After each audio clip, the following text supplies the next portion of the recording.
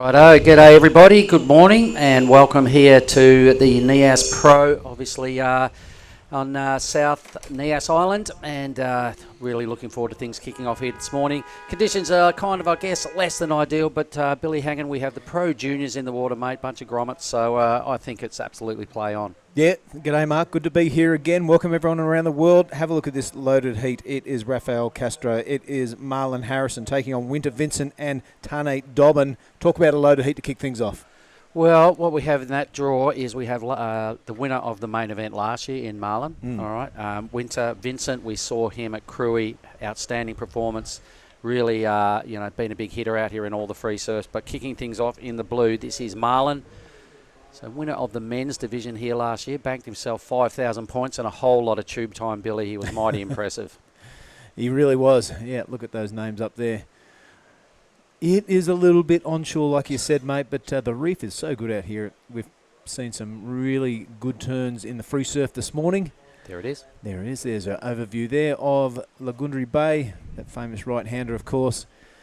We had some great action last year. There is a swell forecast for the end of the contest, mate. So as most QSs go, you've got to get through this tricky little part at the beginning of the contest, and then you're in for the chockies at the end. That's it. That's the carrot that's being dangled. Get through some of this kind of mushy onshore stuff, and there's going to be some big barrels going down. Our waiting period is obviously 7 days, so we'll wrap up, I think, by next Sunday.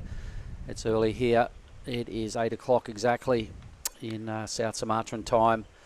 Pro Junior Men's, the format is we have 4 heats of this round 1 of the men's, Pro Junior Men's, and then we're going to do men's again, round 2, which is heats 1 to 8, and then rolling into the women's round of the Pro Juniors. 1 to 4 there is on the format. 25-minute heats. My name is Mark Cliff. This is Billy Hangen sitting next to me. We'll also be hearing from Giada Lagardi a little bit later on, and Oni Anwar. Yeah, the team's back together. It's so good to be back in this part of the world, Mark. Check it out.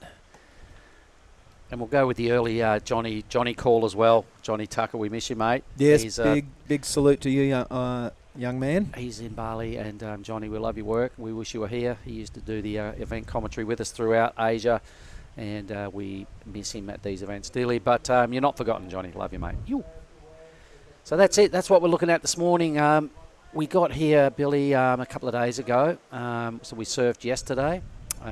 It was kind of like this, but maybe a little bigger. The day before, they said it was just rolling through barrels. Yep. Last Wednesday, they said it was like 5 to 6 foot rolling through with barrels. Everybody that got here early were well treated. And we're going to finish up with that sort of stuff at the end of the waiting period. Rafael now, our surfer in red, just looking to get anything on the board. It's going to be really tricky, and it's one of those days, Mark, where you're not waiting for the set, you're kind of waiting for any wave you can stand up on and garnish a few points. Yeah, you wouldn't want to be too fussy. If something looks good and you reckon you can get a couple of turns in, go. Here we go, Ryan Williams with the drone work early in the piece. He's an absolute master. Yeah, we got some good feedback last year about the drone work from Ryan. Just about can fly into the barrel, he's that good. I think that's what he's working on for this year.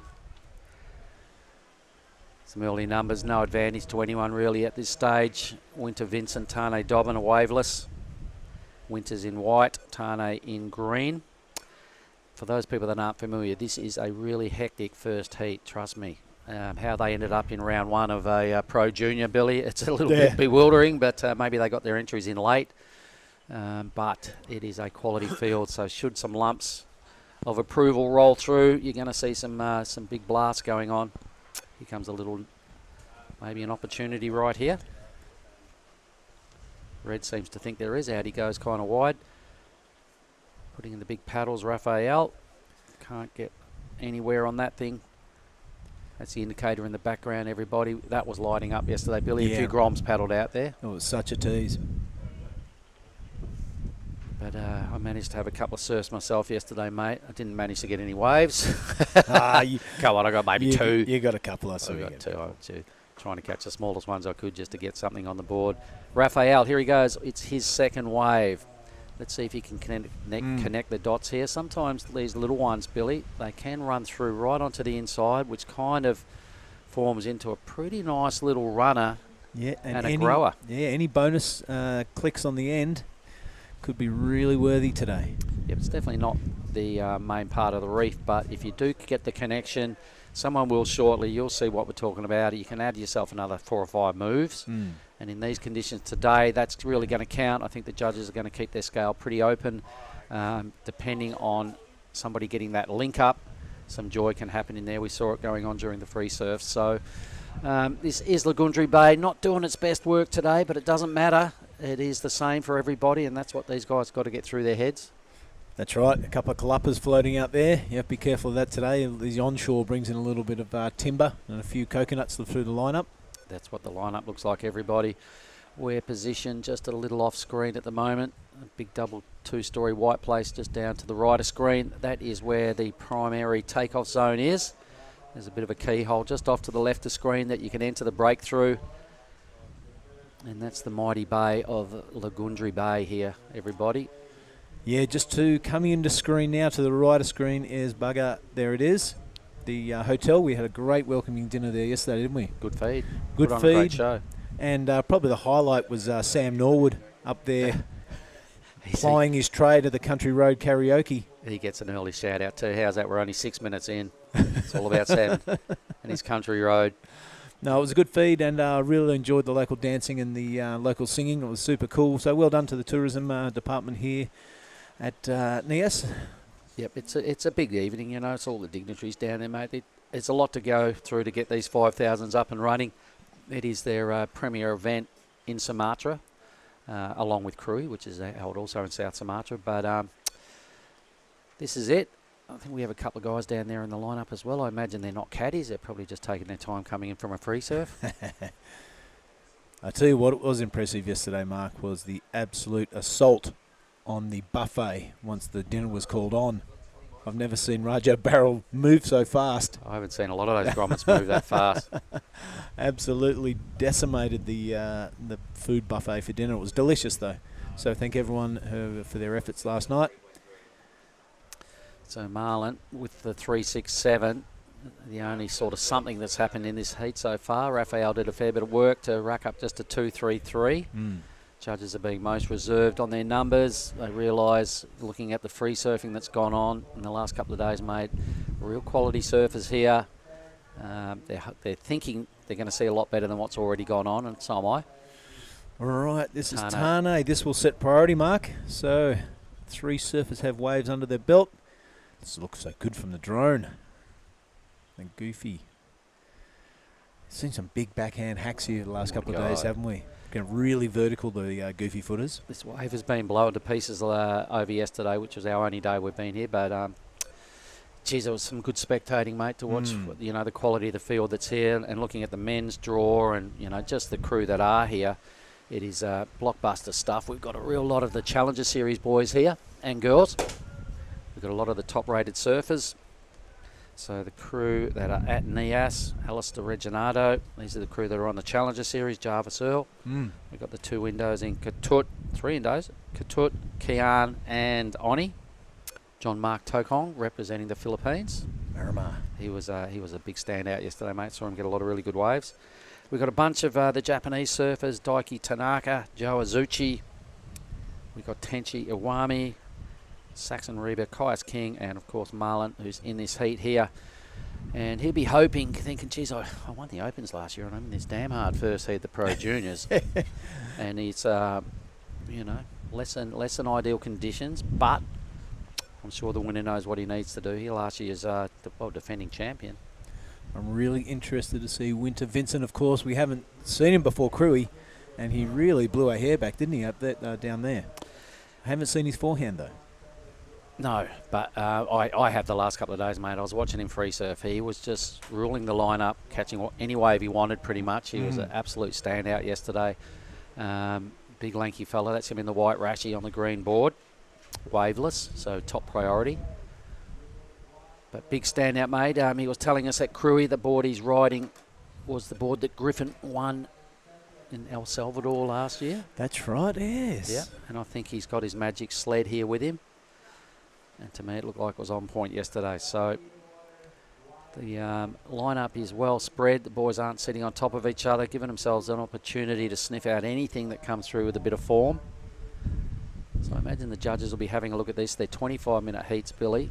There's 10 off the clock now for about 4 rides, with the 367 as the best of them. That's looking handy, isn't it? could end up being a number today.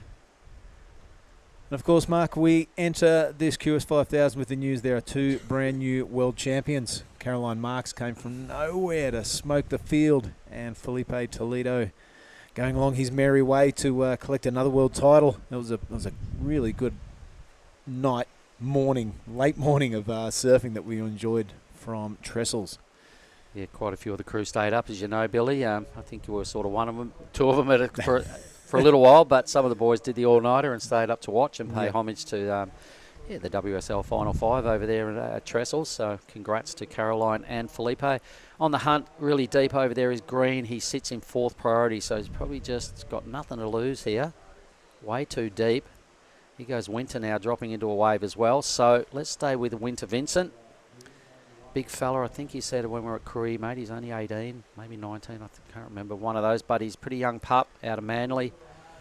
That wave not offering a whole lot either, so they're down to a 14-minute heat. They'd all be feeling a little bit nervous. Haven't seen any real big hits go on yet, Billy. No. One good turn could really, turn this leaderboard upside down. A wave in the good range is going to be very, very handy. There it is, the majestic backdrop, Lagundri Bay. What a setup it is. Bit of onshore sort of stayed with us all last night, mate. Every time I got up, I was like, oh no, it's still blowing. So it was a little bit of a pity. But we got, a week to sort out. Quite a big lineup, quite a big draw. I think we have the round of 90 to kick off the men's. I think we have about 40 in the women's QS.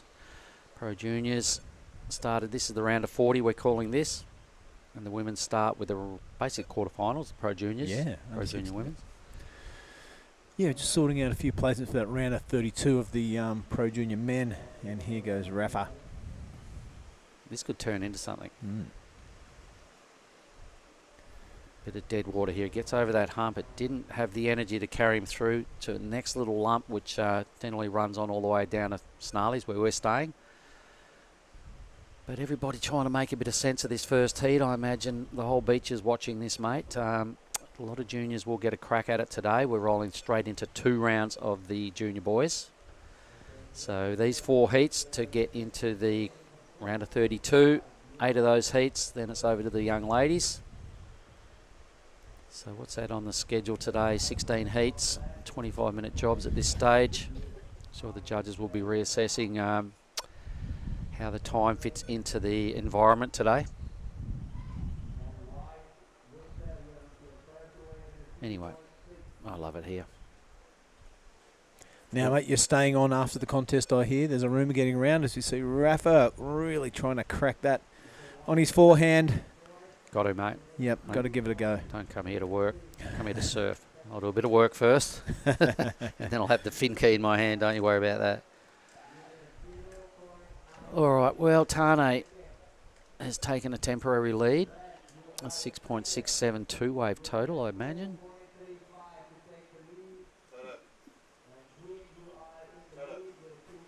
Priority sitting with a man there in blue, Marlon Harrison. Tube rode his way to victory last year, stole it off Geordie Murray, who did really well. I think Geordie's here in the draw. Seen his name? Yeah. Saw him kicking around at the hash house. All right. So 11 minutes, a dodgy, shaky first heat. I imagine all 4 of these guys at the heart rates would just be racing right now. It's a hectic heat, Billy, as we've confirmed. It's a long way to come. It's a long way. Well, they were all still in the big draw as well in the men's. So this is a free hit out basically for these guys. But they want to be going as far through this draw as they can to just build some momentum into the men's QS 5000 is a big deal. It's only the second of the Asian Oceania region this year, rankings and events. We've only run Cruy and now this one. So it's got a big bearing on the people that can potentially qualify for next year's Challenger Series.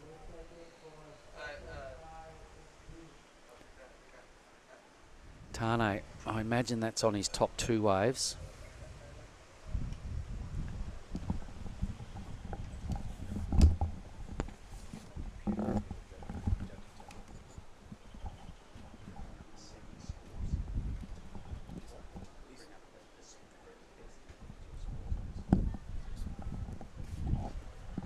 10 minutes. Nervous times. Dobbin in the lead. Castro there is in the red. So, wow, his 2 waves are only adding up to 4.63. Marlin probably, if you could say this, is well positioned with the 3.67. Yeah, wow, look at that. See Rafa asking for the time there. Look at it, it's 9 minutes and 30 seconds. Boy, scratching into anything down deep. Looks like who's that? Tane, Dobbin, yep, and Winter on the outside. Ditches the fins a little bit, and yeah, that's a complete manoeuvre, so something different we haven't seen so far. Yep, I'm not sure how the back end of that wave ended up. Maybe we'll start to get some replays before long. Being day 1, morning 1. Things will get sorted out sooner rather than later. Now, here goes Marlin. So let's stay with this. Wave number 2. Oh, Boom. yeah. He throws the fins as well. Tidy air reverse. Been really patient as Mark Cliff chokes on his bang bang first thing in the morning. But that was a good second wave from Marlon Harrison. He's been super patient, and it looks like he's paid off. He's going to build on top of that 3.67. I'm back. You're back. You okay, mate? The air rev just blew my throat out. Nah, good work, Marlon. So he found himself a little ramp and really threw the fins out. So for sure we'll go into the lead. I think Winter's little finner as well will take some note from the judges. 6.03 total now for Winter. Marlon will get off the bottom of the pack now. Here we go. So catching the back end of Marlon's tidy air reverse. It had enough height to get away. Another scoring manoeuvre before it really loses its energy right there. Over and out for Marlon. That will take him to the lead. Trust me. There it is. So he's sitting on an 8.67 2-wave total. So that was a flat 5 for his air reverse. Raphael. Yeah, Rafa now. He's stayed busy the whole heat. That's probably one of his better waves. Hoping for that link-up section through the inside in front of the hotel. And that's running out of energy. No, he's got Sticks this. with it, bounces. It's going to form some white water. He's going left. For me, that's an extra 4 points straight away. But you look at them making the most of this thing is Rafa onto the inside. He's going to get a little ramp here for sure. Yeah, I'll show the fins to the crowd. That's a handy-looking wave. He likes it. Gives himself a round of applause, and why not? Look, I liked it too. Some really good rail work to stay with that wave and to keep the energy through that little dead section. Winter now coming into play, so everybody's starting to get their groove on a little bit more now. Like that wave of Raphael's. First person to find that link up. Strong grovelling technique. Good use of the rails to get there, mate. He didn't pump. He didn't sort of hop. He kind of used his rails. I liked it. Yeah, that's a good point. So with just under 7 minutes remaining, that exchange has really brought the field close together. You can put a sarong over him. Pretty much. Here we go. Some replays going on. Yeah, that was a good turn. It was. A couple of quality turns out the back. Then this bit of work through here, like you were going, the little wave dying out, but he just found that hump. He did so well to get through that little wake. Stayed right on that little bit of energy. Do see a lot of people go left and then swing back that way onto the right again. Sometimes there's actually a quality left off this hit. Some guys are riding lefts off this bit here and can actually get an air in coming back towards us when we're sitting at the hash house there. Well, that's the risk you take. You come to that inside section. It's probably worth a couple of points, a 2.5 points or something like that. But it's quite a hefty paddler back out, So Rafa will be probably lucky to get another. I'll probably squeeze in another wave with 6 minutes to go. But that's the roll of the dice you do, and for that time, it paid off for Rafa. All right, Marlon in the lead. Winter Vincent having a sniff. Raphael will get himself out of 4th, up to 3rd. So that number, I'm not sure what it was, but it was probably just under 5 points for Raphael. So I'm thinking Marlon still has the best score with a 5 and a 3.67. Tane, the lone goofy footer in this heat, holding down 2nd. 2 quality surfers in Winter. Here we go. So you can see the 5-pointer is the big number, the only solid number here, Marlon Harrison. Everyone else living in the 3s and the 4s. So the judges holding on to the big numbers. They really want to see the boys. The waves will come today, mate. It changes hourly out here. It does. With the tide and the push of the ocean. So the judges are keeping their scale well open. And have a look at that. Winter Vincent only requires that 4.48. Here's the bottom of the table. So anyone's ball game, Mark. Under 5 minutes. Yep. So Tane is also well positioned. Just needs to burn off a 3-4. 4-8 takes him into the lead. Everyone on the beach watching this going, whoa. Put these 4 guys out there and, you know, to set the scale and to set the standard, and the waves have just kind of denied them opportunity to do their best work. I really like what Marlon did on that wave that he found. He was really patient between his first and second wave. He's only ridden 2 waves and made that second one count with the big air rev. So a heat well surfed to this point, down to 4 minutes. He's well positioned with second priority. Here goes Winter now. He's got a bit of work to do to win. Tane's dropped into second, so we've just had another number come through. Winter into second spot. That's a throwaway score. Staying busy. Marlon. Yeah, here is Marlon. He's on his 3rd wave, but they look quality every time he's got to his feet. This one getting really full. Not liking the look of that. So Marlon Harrison surfed a pretty smart heat. 3 minutes and 40 to go. He's still got the lead. I'm not sure that's going to make any difference, that last wave of his. No. But Winter Vincent knocking on the door. Rafa staying busy always.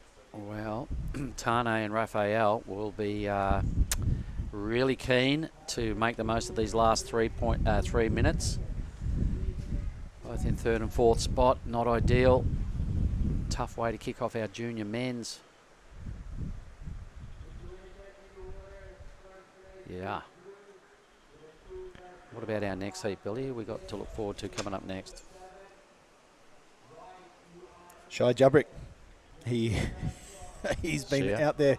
She has been absolutely having a great time since he's been here, hasn't he? He's such a full of energy grommet. That's our athlete area, mate. Look at this. So that's a nice little segue. Marlon again. Back to that heat. Let's have a little look at the second surfer in the next heat is Rafin Wow. So one of the local surfers, Rayan Fadul and Spencer Kay coming up, heat 2 of the Groms.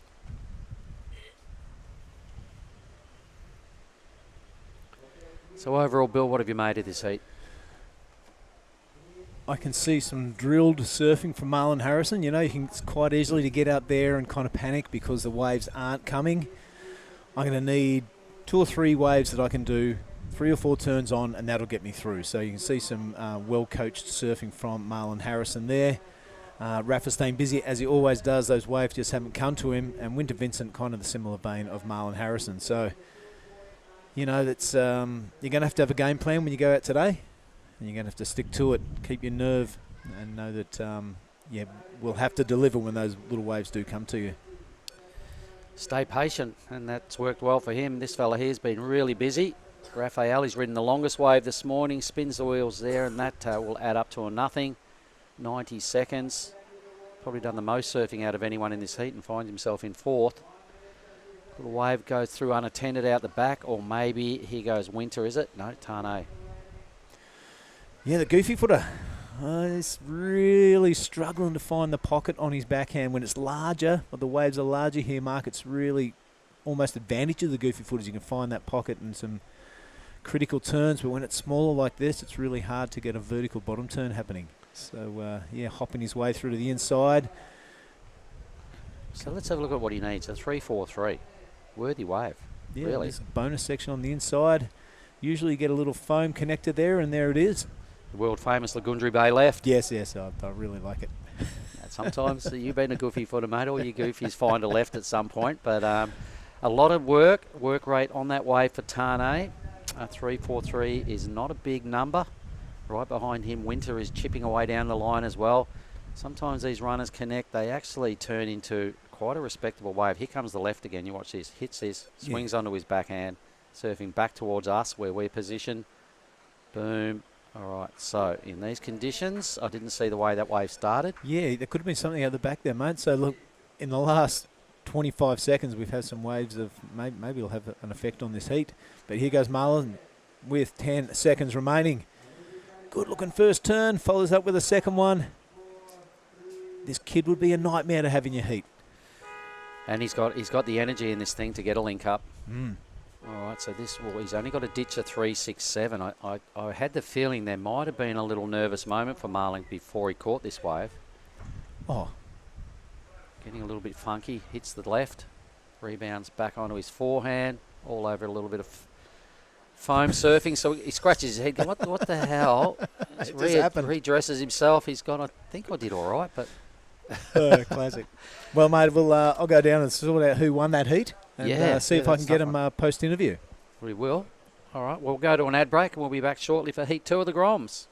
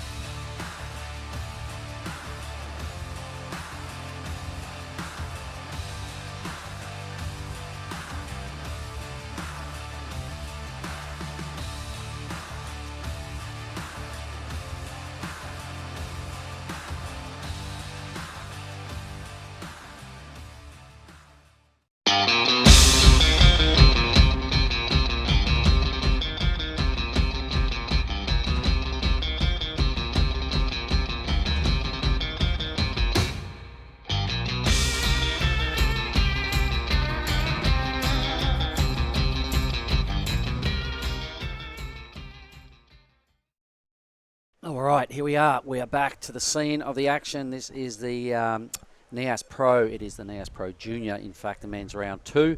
Sitting in the booth with me is Giada Lagundri. Good morning, G. Good morning, Mark. And super stoked to be back. This is definitely one of my favorite events of the entire year, even though I'm a goofy. Well, you did good here last year. Yeah. Well, yeah. Tell us what your position was last year. Last year quarter or semi? Quarters. Quarters. Yeah. Nice. Last year I did quarters here in the Nias Pro, the QS, but today the QS is off. We are only going to be running the Pro Juniors. Yep, men's and women's are both on the forecast. So, not sure how that last heat ended up. Perhaps we can get an official result there. There was 3 waves right towards the back end of that heat that are going to have a big bearing on the result. I'd say Marlin was probably safe. I'm not sure who Billy's going to be having a post-heat interview with, but it may be Marlin. No, okay, so we're not doing the post-heats just yet. I'd still like to know the outcome of that heat eventually. So, you were here, you got here with us, actually, didn't you? You surfed a lot yesterday. How'd you go? Did you get a few waves?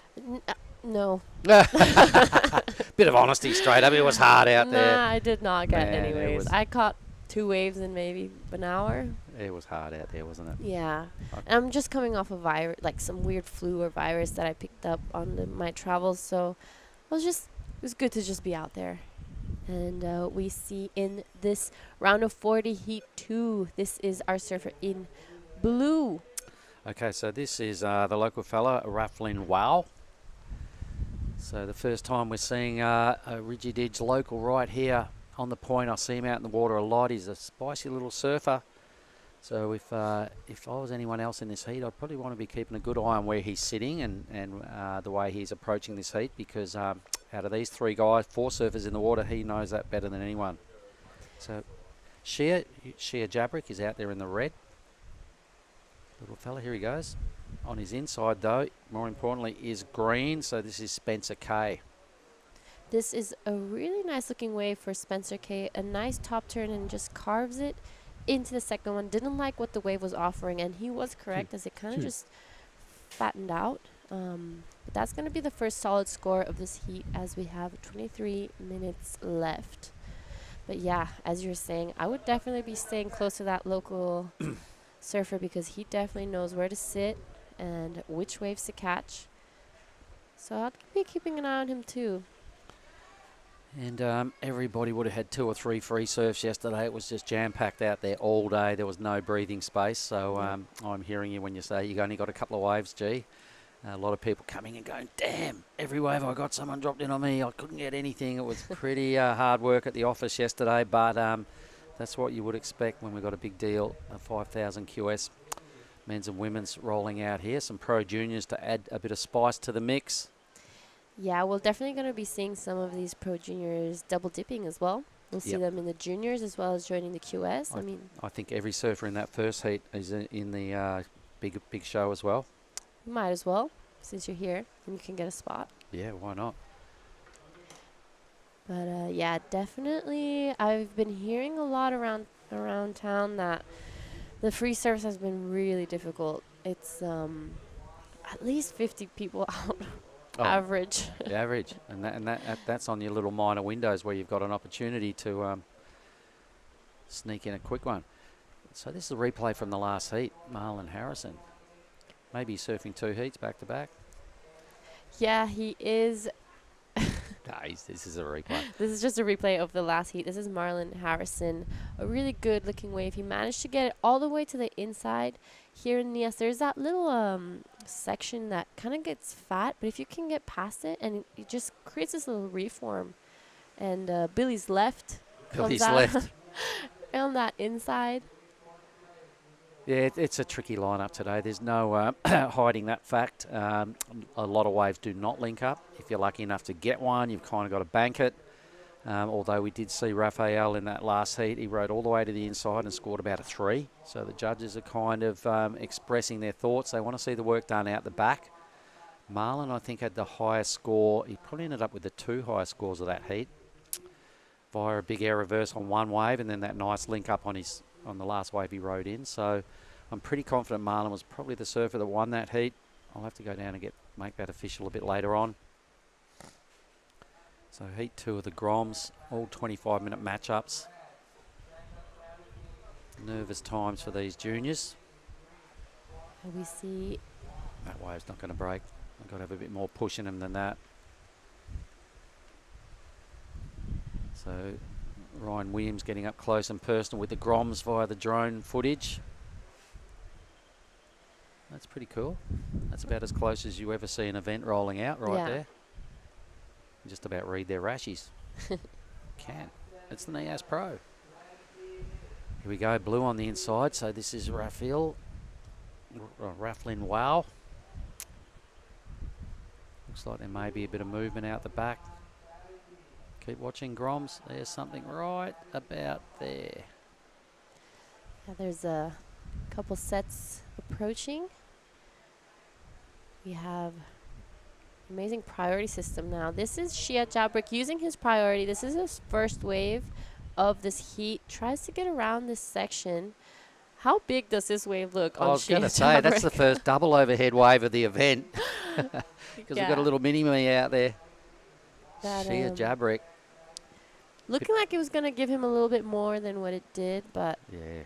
His eyes would have lit up when he saw that and went, oh my God, look at this thing. And effectively no scoring moves, really. Just a bit of a ride on the biggest wave caught this morning. Didn't add up to much, so a bit of a bummer there for Shia. Yeah, sometimes the biggest one isn't always the best, so just needs that wall to come up. Just need the right energy in a little swell lump, and you can connect the dots. So just a 0.8, and that's fair enough. Nothing going on there for himself or Rafflin on his first wave. So they're currently in 3rd and 4th, red and white. Not a whole lot better there for green and blue. Pretty low scoring exchange. That first heat though, geez, there were some quality surfers in that. 2 of them will be on the sidelines as far as the juniors go, but all of those 4 surfers representing in the men's 5,000 as well. I mean, that could have been a final or a semis. That was the sickest heat. Like, seriously, the waves didn't allow the quality of the field to really show their stuff. But for round one heat of a Pro Junior. Are you kidding me? Yeah, I remember you mentioned to me like the surfers in the first heat this morning. I was pretty shocked. I was like, whoa, Yeah. I would not want to be in that heat in round one of a Pro Junior. All right, little lump. Is it going to connect for somebody? No, they're a little far out. Blue puts in a huge paddle and it amounts to nothing. So rough Lynn. Yeah, none of the surfers really gotten any solid score just yet. So this is still early days in this heat, but it could go any way still. Everyone just waiting to get that wave. So for the crew online that are viewing in this morning, Giada, would you like to tell them what it takes to get here to Nias? I mean, we got here from Bali. We had to get 3 flights.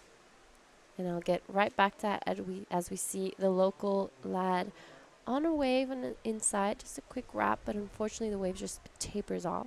It looked like a little bit of a wind swell right behind him. Spencer Kay. Couple of nice hits. Surfs right in front of the drone. A slashing right in front of the camera. Good work, Ryan. Spencer Kay there finishes up. I reckon that's the best wave of the heat. For sure, that's definitely going to be the best wave of the heat for now, but we do see a set out the back.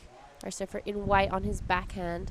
Nice first opening turn and sets it up to go vertical the second one. Man, bummer. Unfortunately, just comes unstuck. Rayan Fadul.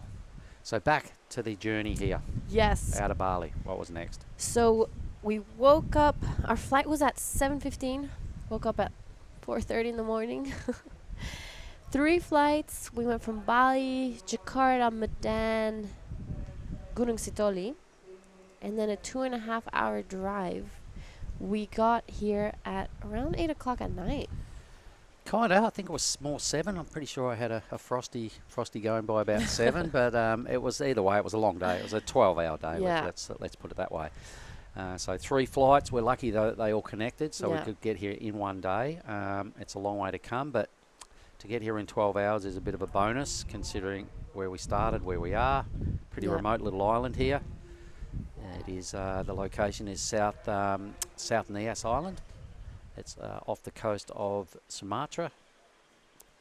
Yeah, unfortunately, all our luggage got here, all our surfboards and suitcases and bags, everything made it safely. It's really common for surfboards not to arrive. Well, we'd like to thank the officials for that and the the authorities that came to the party and made sure that competitors' stuff arrived. So thanks there. Yeah, they lent a massive hand in making sure. And this is our surfer in green. Nice. That's a replay of Spencer's. Oh yeah, this is a replay of Spencer's. Nice 2 top turns. I think that was definitely the money turn in that wave. Just 3 turns, but definitely the best wave of the heat for now. Yep, and Ray Arm will be spewing. He didn't finish that big backhand, that blast he put together because he could have gone to the lead. But either way, Spencer has done a pretty handy job right there. Really surfed that wave well. He goes Rufflin. There's Gromit out here. He gets a lot of waves, most free surfs. He's on the inside. He knows the waves that run. He might have found one here, but no, that thing's going to die out. 14 minutes, heat 2 of our Pro Junior men's. We'll get some individual scores up shortly so we can see exactly where Spencer's number went. Pretty sure it was about a 5. Might have been a bit higher, his best wave. Well, you mentioned about a 2.5-hour car ride from the Gunung Sitoli airport.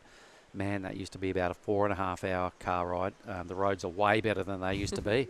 They're still a bit dodgy, but it was a lot of hard work a long time ago to get to Nias. You used to have to, come by a boat from Sabolga. Oh, there's no flights. Well, first time I came was by boat a long time ago. I don't know which one I prefer, actually. It took us about, I know which one I'd prefer. Yeah, I'd prefer what we did on Saturday because it took us a couple of days, more than a couple of days. Oh. A night in Medan, I think it was even a night in Sabolga. we drove from Medan to Sabolga to get the boat the next day. Yeah, no, I That was definitely hectic. prefer the flight. Anyway, it's achievable in a day. 12 hours, Bali to Lagundri Bay for a sunset. It was quite nice. Saw some good old free surfing going on late. Here we are. This is effectively for us our third day in Nias. First day of the contest window. He goes white now, so Rayan. First turn. There's a little bit of whitewash on the face, so it's going to make it difficult for him, but he manages it really nicely and just finishes it off that way. Still going. Yeah, he's going to see if he can take this wave all the way to the inside, and it's looking like it's going to pick up for him. Being a goofy footer, he's going to find the left. Here he goes now. Oh, this is Billy's left. Nice carve and straight back into the whitewash and decides to pull off. Pretty handy. Pretty handy. That will take Rayan to first, I reckon. I think so too. I'm not sure if it's going to be the best wave of the heat, but it's definitely going to help him to solidify his second or first place. Blue got a wave as well. So here is the action replay of Rufflin. Oh, that was a good turn as that section just stood up for him. Oh, he needed to get a little link up there, but he doesn't get the push he needs to get onto the inside double up. Sheer now. Whoops, there he goes. Looks like a fall on his first manoeuvre. Good work from Rayan and Spencer. They will distance themselves from the other two, blue and red. Yeah, in the heat, especially in these tough conditions, it's just about like chipping away at scores and trying to create a little bit more distance and making it a little bit more difficult for the other surfers in the heat to reach you, I guess. Yeah, well, you're always trying to improve on your two-wave total. Yeah. Your immediate goal is to drop your second score, add to that one, and always putting a bit of heat scoreboard pressure on the other two. Blue's got himself a nice little wrap. This thing looks like it will link up. Here he goes now, starting to drop into this inside track. Gives it another hit here. He would love this inside reform. He would have done a lot of surfing here over the years, as all the local groms do. Decides it's not worth staying with that thing, flattens off. Had a little bit of a left on the other side, but some pretty decent work. His best wave, I reckon, for Rafflin. Yeah, we're waiting for some scores to come through. We're just about to reach a 10-minute mark in this heat. So this is where things start getting a little harder and a little spicier. So we're going to have to see what happens now. And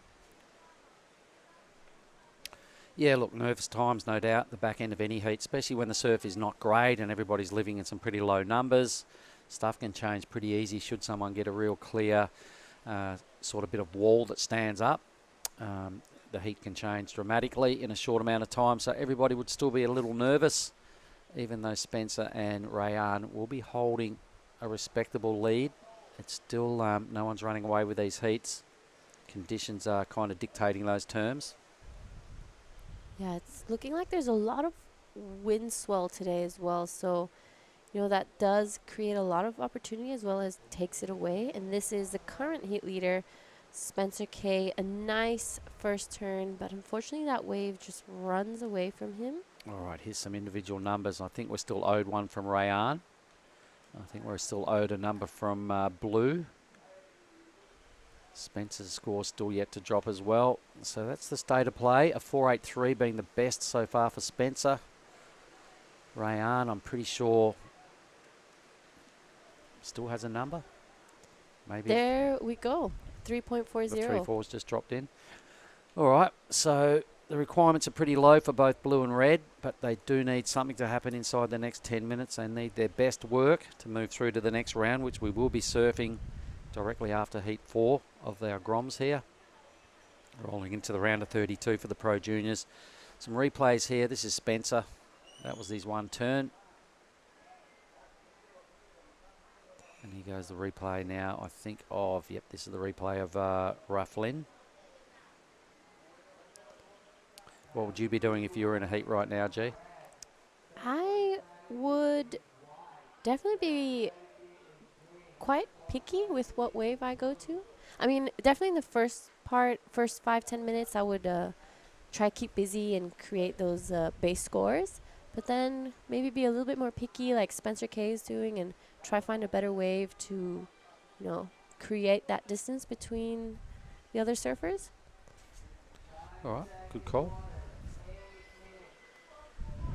Nervous times now. Rafflin, Shea. Now, did Shea go in the Opens as well? Do you know? I'm not sure. I'm gonna May have not to have check got a start on on that. So, he'd be hoping a 4.83 comes his way, stay in the event. Rayan's up. Let's just watch this. A nice vertical hit to kick things off by the goofy footer. Boom, crunch, the best wave, I think, of the morning. Boom, if he land. Oh, nails it. Surely, yes. A little flex out, a well-deserved flex out by Rayan Fadul. That's the best ride I've seen today, I'm pretty sure. So we'll confirm that number in a moment, but well done, young man. I reckon the replay, here it comes. Watch this. Boom, that was pretty vertical. That's all about this hit here as well, though. Crunch. I think he gets a fourth manoeuvre. Boom. Wow. What did you make of that, G? Was a really good wave. Like 3 out of 4 of those were straight vertical, off the top, in the pocket. That's definitely going to be the best wave of this heat. We're waiting to see. That was sick. That was sick. I reckon he'll go to the first for sure. 404 is what he needs. That was a really, really good wave by Fadul. I think for sure best wave of the morning. He goes blue now. So Rafflin in third spot, chasing a 3.17. He will need more than that actually because Rayan will go into first. Yeah, that was a great wave by Rayan Fadul. For sure. It was 4 big backhand blasts and for me 2 of them got really vertical. Yeah. And had some, really bowly sections. So I reckon for sure the judges have got to throw something more substantial than the best number we've seen so far, which is sitting at a 5 out of that last heat. So I reckon it's got to go further than that. I'm pretty sure he even got that under priority, if I'm not wrong. Okay. Can't remember, but... That was really well surfed by Rayan Fadul. That was good heat tactics. Yep. Caught that wave. 6, there we go. There we go. Best wave of the morning for now. Yep. That was a great wave. Exciting from start to finish. He wasted no time in between any of his turns. Good point. And just got the job done. He did. 4 big blasts. So, a handy lead. The others now playing catch-up. Rafflin's better score, I think, has just dropped, but now he needs a 4.37. Spencer needs 4.5 or thereabouts to go into first. Needs to improve on a 2.6 to fend off blue and red. Shea now needs a 6.03. Looks like there's some lumps coming. Priority sits with Shea in the red. Decision time, young Grom. This thing's looking like it's pushing pretty wide. It's a closeout. Damn. Oh. One of the bigger waves of the morning. Yeah, we're definitely going to be seeing an increase in the swell in this week. So it's going to be exciting. I reckon throughout the day, like it changes sort of every hour or 2 out here for me. It sometimes it has more of a push than other times. You think, quick, let's get out there, and you do, and you go, oh, damn, it's not pushing anymore. or vice versa, So be hoping you're in one of those heats that you get a little bit of a push. This heat has had bigger sets than the last heat, but they just haven't connected with the reef properly. Yeah, it just feels like maybe there's a little bit of morning sickness. Hopefully it's a bit of morning sickness and it'll start to calm down and clean up throughout the day. Yep. 4 Groms, all ears over to the beach announcer trying to get their head around exactly the situation. Yep, there we go. White wants it again. He's in the lead, Rayan. Yep, I can see you, mate. I can't do anything about it, but you are in the lead. I mean, that actually could be a good heat tactic. If you're in the lead and you have a big score, making your opponents hear it over and over again, that would create some pressure. I see that happen a lot in the bigger, like in the CT and that. I mean, that's a definitely... they've heard the score, but they've got a 9. Can you tell us again? You got a 9. Did you hear that, mate? Make sure the opponents hear it as well, because... Yeah, that's what it's all about. Just a little bit of mind games. So, Fadul, learning quick already at a young age. Pro Junior already using that Tell me what I got. Yeah, well, you got to know, right? That's what the current system is all about, and why we Yeah. have the digital scoring and the beach announcers and all that sort of stuff is purely to make it more spectacular for everyone else watching, for the guys in the water, to not just be surfing in the dark. You know exactly where you're coming and what you need to do. Mm-hmm. Here we go. Rayan's got another wave. No, he don't. Shia. This is Shia using his priority over the current heat leader. A nice first carve and tries to get into second, but unfortunately doesn't get it there. Shows a little bit of frustration. You know, he's looking for a pretty big score. Only 2 minutes, 40 seconds remaining in this heat. So that's definitely going to be building a little bit of pressure, especially after using his priority on that wave. He's not going to be super stoked. Right on. Well, served heat from Rayan. That's 6, an absolute standout. That'll probably stack up most of the morning in the highlight reel. Yeah. I really liked it. 4 big backhand blasts. Really cool. She is struggling to get out of 4th spot here. Can't get anything out of the 1 point range. He's a little mini Grom. I'm not sure how old he is, but he's got himself probably another 8 or 9 years in the juniors. He's pretty junior. He's got plenty of time. These are just the first few heats of his career. Especially now that the juniors are up to 20 years 20, old? I'm pretty sure it's 20 and under. Here we go. So, Rough Lynn, he needs his best local knowledge work to happen right now. In 3rd, not ideal, little bog. Judges don't like that stuff and loses a lot of his momentum. This is Spencer K. Doesn't get around that section. We've seen that happen like once or twice in this heat for him. So definitely maybe wants to start to sit differently. And here is the current heat leader on his backhand. Exactly why he's in first place, using these beautiful vertical hits. Yep. And his knowledge of this wave is great. He has not made a mistake already in picking these waves. Seeing if it's going to stand up for him on the inside. Maybe a little bit of Billy's left. He stays on the right. Here we go. Uses his goofy strength and finishes this wave off really strongly. Sick. Look at him. In the background, Shia now drops in. He'll be hoping for an inside track with 40 seconds to go. Rayan, hands down, best job of the morning for the surfer in white. But look at little Shia go, surfing his guts out, trying to get out of this round. Staying in the draw, hopefully. Lots of little mini schwacks going on the inside. Surf's off the screen. That's how far he rode that wave. But that is the hash house right there, ladies and gentlemen. That is the scene of officialdom. That's where most of the judges are staying. That's where all our meals go down. It's pretty cool. It's got a really super good view of the takeoff point. Coming into screen on the right now is the athlete zone. Right there, that makeshift hut. That heat is over. Rayan Fadul, hands down, best effort on the morning. Gee, that was really cool. Thank you. We're going to bounce out of Heat 2, throw it on ad break, and be back shortly with Heat 3.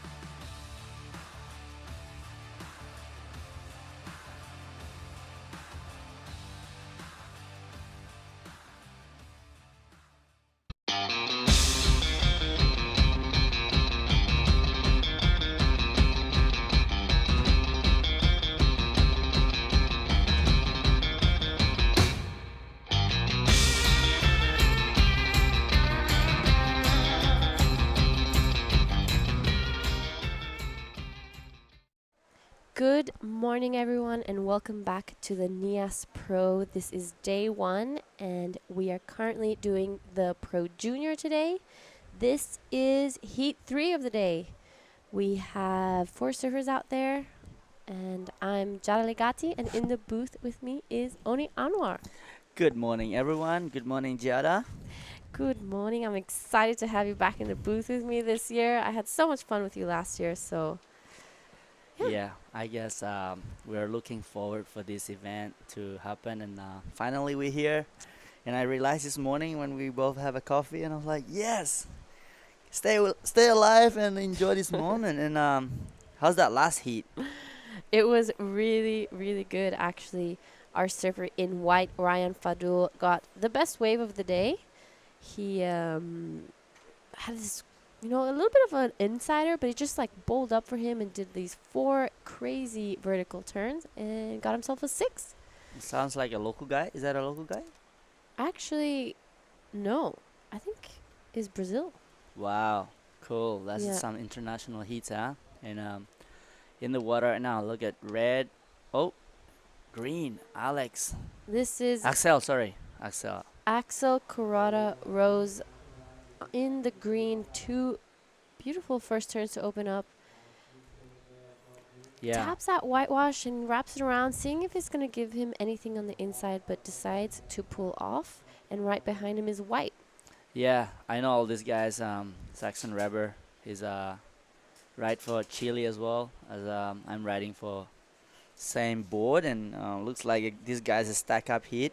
And Axel also, I know him been spending time in Bali, surfing in Uluwatu, been going left. I'm surprised he's not practicing on the right at Karamas or Canggu, but that first wave of him, pretty good start, and hopefully some more action coming up for all these guys. Yeah, so in this heat, we have in the red, Rotes Wow, local surfer. In the blue, we have Chris Manuel, another local surfer. In white, Saxon Reber. And in green, Axel Kurata. I think they're brothers, huh? Yeah, You could see be, the yeah. wow. The Wow family is really big, so we saw in the previous heat, Ralph and Wow in the blue. And talking about blue and the Wow family, here is our surfer in the current heat. This is Chris Manuel. Really great wave. One of the sets, so using his local knowledge to pick his waves. And this thing is going to stand up on the inside and finishes that wave beautifully.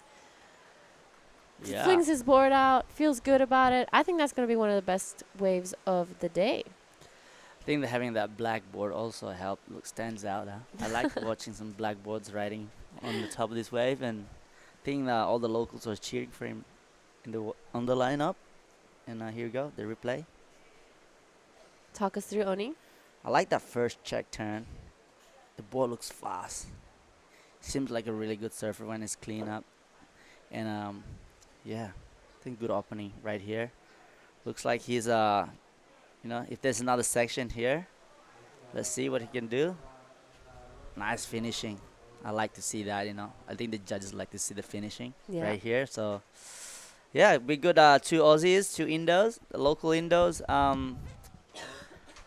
I think it'll be we have to wait for the first wave of Red. Yeah, Red haven't got a wave yet. I don't know, either his brother or his older brother right here. I used to surf with my brother back in the days, and kind of like gave me the motivation to beat him. And he's probably waiting for the set. And here you go. That's the lineup. That's where you pile out at the back. If you see those boats, the houses on the back. It's not many like accommodation around here, but there's all like a little pack of families, hey. Mm-hmm. And Yeah, as Oni mentioned, where the boats are is the keyhole, and that is where everyone paddles out to get to the point. It's a very comfortable little area because there's no waves. You can just walk across the reef. There's little steps made for you, and you just hop off, and there you are at the point. yeah, it's probably like one of my favorite plays to. How you say, like the lineup, how I pal out. it's so easy, you know. So the water is so calm. It's like a meditation before you paddle out. Yeah, I've definitely seen people just float there before their heat or before paddling out, and it's you're right. It's a little meditation area to collect your thoughts and get ready to battle the the lineup. Yeah, it's got to learn how to hop onto those rocks, jump and straight into the lineup. Pretty much, you just paddle across. If you just like watching guys like in Australia or anywhere else, you have to paddle duck dive 100 waves, big sets, and by the time you're in the lineup, you'll be puffed. Here, you just like, yeah, anyone can paddle the lineup. Anyone, it could be dangerous. You see, definitely gonna start seeing some kooks out there. I've seen that in Ulus and Bingen, where all the places are Yeah. easy to paddle out from, and people who don't really know what they're doing just somehow Mm. make it to the lineup, and it can get pretty gnarly out there. But Here goes the score, yeah, actually. Axel Karada's first wave comes in at a 5.5, is it? Yep. First wave. We're still waiting for some scores to come in before we give you the updated situation. So 18 minutes left. We've seen some waves ridden, and we're seeing some sets come through. Unfortunately, none of the guys are in position for it. Oni, I know you've had a few free surfs out here already, so what's the lineup looking like most of the day, most days? It's been pumping. So, you know, every time the contest is on, the waves always showing like I'm not gonna show off at the start of the event. Like this one, I think it's gonna be pumping the next couple of days. And he's red up and riding. This is our surfer in red, Rotes Wow. A nice first turn. Wraps it around his second one, gets back to the power of the wave, but it's looking like it's going to actually give him that extra section on the inside. Actually, never mind. It just flattened out. This is the drone angle as we see behind our surfer in green, Axel Karada, the current heat leader. Nice first turn. Into the second one. And as we finish Green's wave off, we have Mark Clift with the winner of the last heat. Sure do, down here in the athlete zone. Outstanding performance. Tell us a little bit about yourself, Rayan. Yeah, so difficult wave today, more long time no waves. Oh no, okay, stand by. You coming here one good wave? Oh, yeah, it's good wave. Yes, nice. You had a really good heat. Tell us, you picked the best waves. You must be happy with how you surfed. Yeah, I'm stay very happy. I'm from Brazil, difficult life. I don't have a sponsor. Next time, can we go next race? He's very happy. Man, you did some good surfing, I've got to say that. Tell me, how old are you, Rayan? I have 17. Have you been here before? Yes. And did you come back purely because you wanted to surf Nias with only 3 other surfers? yes. What's the goal? Win the juniors? Yeah, junior in Cass. And you're in the opens as well? Yes. Unreal. Listen, you've done the best surfing today so far. I'm going to shake your hand. Keep it going and good luck. Thank you, very thanks. Cheers. Back to you guys. Wow. All He right. looks so excited and really happy. I guess a really good start for the Brazilian. Can't wait for the waves to get better, and he's gonna show off more. Yeah, we're going to see him later on today as we go straight into the round 2 of the junior men's. That was the last heat winner, but we are back in heat 3 of today. 15 minutes left. Some scores came through. We have Axel Karada in first, Saxon Reber holding that second spot. Our surfer in blue, Chris Manuel, his wave came in at a 4.83. And our surfer in red with a 2.77. Still early days, anything can happen. We've seen the conditions, change a lot. So, yeah. Yeah. What do you think of that last heat interview? That was a fun little... Yeah, it's cool to have all these different nationalities coming here, and I guess this dual, what's it called, the ranking? They come from Australia. There's Brazilian too here. So what's going on here? Oh, here's red first. Let's talk about this second wave of red. The local boy Unfortunately, didn't finish that. Here we go, white. Saxon Reber. Such a nice backside. Straight into the pocket. Wow, that's nice finishing by Saxon. That could be a backup score for him. Yeah, so this is going to be like good for all the Australian, Japanese, Filipino, Indonesian, and Thailand. It's really good region to compete because this good for all other Asian people to compete against Australian there because they're high level and they're all chasing for the points to qualify for the Challenger Series. And for myself, last year I made second, and it's really good experience surfing Snapper Rock. And I think this is what all these guys are dreaming to go. And yeah, what do you think of this region? Yeah, as Oni was saying, this is a co-sanctioned event, which means that both the Asian region and the Australasian and Oceania region are combined. Both these, regions get to take their points home. So the Asians take their points, as well as the Australasian and Oceania region take their points back to their region. Unfortunately for our Brazilian surfer, Ryan Fadul, he does not take any points home, but he does get to take the experience, and I guess if Some he cash. some cash if he passes a few rounds. Yeah, like that guy. Oh, here you go. What his name? The Jesse Mendez won the Curry last time and took home some cash. Yeah. He won the event, right? He did win Krui last year. That was Saxon Reber in the current heat. That was his third wave. Looking to find a backup or not. And his not that last one, the one before, came in at a 6.50. That is definitely the best wave ridden this morning. That was a short ride, just 2 turns, but really well surfed. His backup a 3.33, so he's looking to throw that away to keep his first place and create a little bit of distance with the other surfers. That was our local surfer in blue. Axel Carrata with a 5.67 and a 3.93. Only looking for a 4.17 to go to first. Our surfers, blue and red, currently in third and fourth. Red looking for a pretty big score. So he's going to be looking for a possible 2-wave heat total to get into an advancing position. Mm-hmm. Yeah, I mean, the two Aussies got the lineup pretty much controlled and good wave selection. That last wave of Saxon Reber 6.5 must be like a insider who's just bully one, like a medium sized range waves that has a good 2 section to hit. And but there's only 11 minutes remaining. There's plenty of time for all these surfers. Axel got the priority. Second priority is red.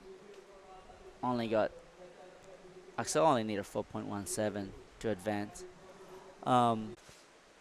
He's looking to replace a 3.93. So we'll see what the judges think of that last one. Oni, you've been to Nias a few times.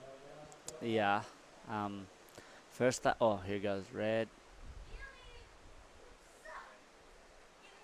There's literally just goes fat through here. So sometimes it's no point to. Oh, it looks local knowledge still going. Nope. So yeah, come here a couple of times, and first time I came here was like 2013 with Garut, and it's pretty big. Did like a surf trip, did some photo shoot. I was like probably 20 foot or something, and I was like bringing my 6'6", and I remember one time the photographer said like, "Hey, we're waking up at 5 o'clock, going surfing early." Here go Axel's.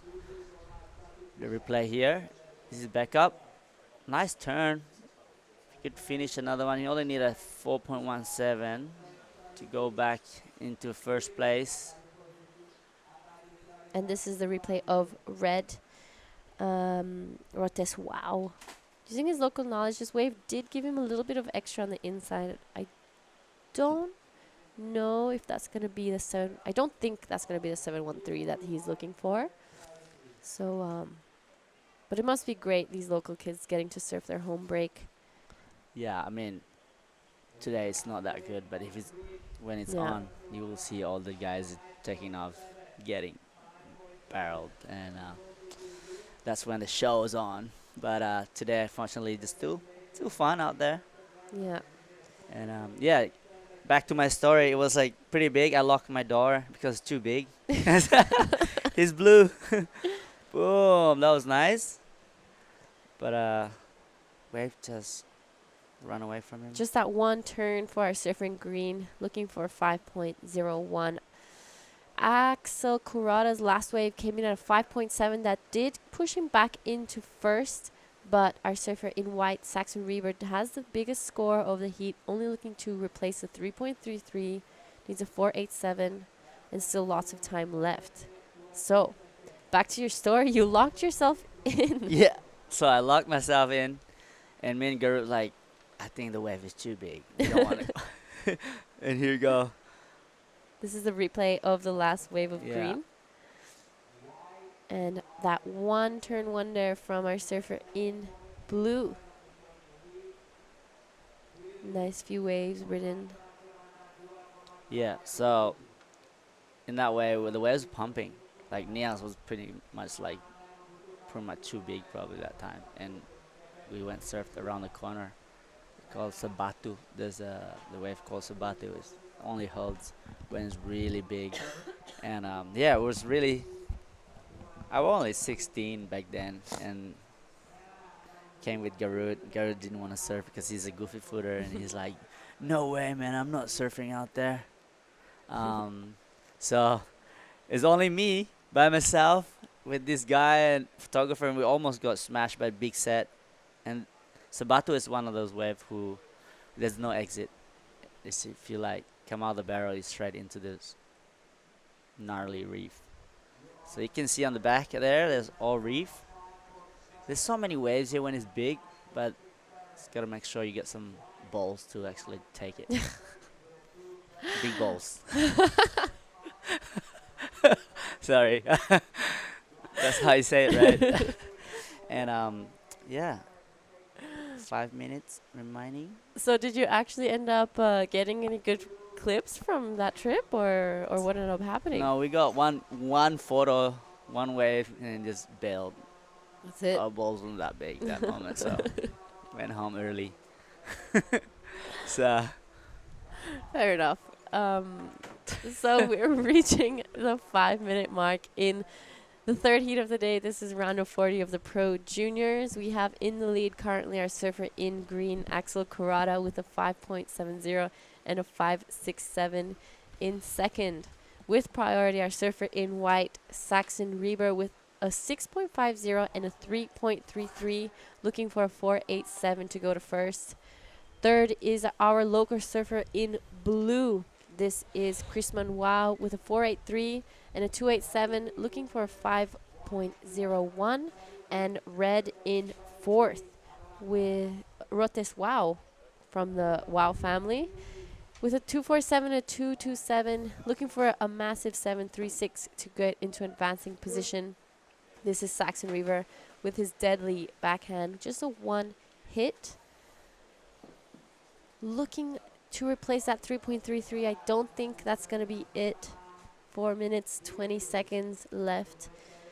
This is day one of the Nias Pro. We're only going to be running the Pro Juniors today. Going to go straight into the round two, where we have some seated surfers already. that's when the show's on, right? Show's on, but But I don't know if you saw the Heat 1 today. I know that was a gnarly. That was a gnarly heat to be a round one. Defending champion, right? He won that. Is it Harrison? Marlon Harrison He did win, but the QS 5000 he won last year here in Nias. So he's definitely coming here with a lot of confidence. I'm sure he's excited to be back. This must be one of his favorite, if not his favorite, event of the year. Here we go. Wow. Nice turn for Mr. Wow right here. curve. You need a 7.3. That's a pretty nice wave. Well, we need some Wow brothers to get some waves here. Huh? We need the Wow brothers to use their local knowledge, and here Yeah. it is. This wave picking up for Oh. him. A nice turn on the inside. That was a really good finishing for a good wave. He's definitely going to be throwing away that 2.27. So a little bit closer to, like chipping away at that score. Gonna need a little bit less now to get into an advancing position, but unfortunately, the time is against him. Yep. I think I would paddle really fast too. Yeah. No indoor time paddling. Talk us through this replay, Oni. Yeah, like this, like the third turn right here. Not this one, but I think he did like really nice finishing here. I'm surprised this wave just walled up. Would you have paddled for that wave if you were out there? For sure. I'm the guy who just takes everything. A little bit of a warrior. Yeah. And paddle back out, I would just kick my legs, like, trying to get back. Because last wave, maybe, is it out yet? Yeah, it did, 2.8. 2.8 for that last one. Does decrease his requirement a little bit. Now looking for a 7.03. Under 2 minutes left. You know, Axel Kurata and Saxon River must be feeling pretty comfortable out there. Is it a caddy right here, or was it he's going free surfing? What's going on here? I think that's a Like Saxon. caddy. Could be a caddy. Oh, that Oh. was sick. Wow. Saxon is having fun out there. He knows that he will get another score, maybe like another 4 there. I'm not sure. I'm not a judge, but I like that reverse. Looking for 4.87. What do you think? Maybe not. I don't think so. Ooh. Let's see what his first start. Boom. Only did the reverse, so I don't think he'll be getting the score. Yeah, so 2 Aussie guys are out in the front. That here we go. This is the local boys. Say, come here, come here. This is Yoza. Yoza's surfing again today. Oh no, he's in the QS round. What does that mean? It's a heart. Oh, cute. Love, lots of love, Nias. Everyone loves Nias. That's where I'm staying behind that. I'm your neighbor. Yeah, a neighbor. Not only do we work together, but we're neighbors too, Oni. Yep. That is the setup here in Nias. All the homestays and hotels, restaurants, all close together, all facing the all-famous Nias right-hander. This is Sorake. Welcome to the Nias Pro 2023. As we see our surfer in white, just a quick in and out as we finish this heat off. This was heat 3 of the round of 40. And we're gonna be going on to an ad break as we go into the heat 4 of today's round of 40.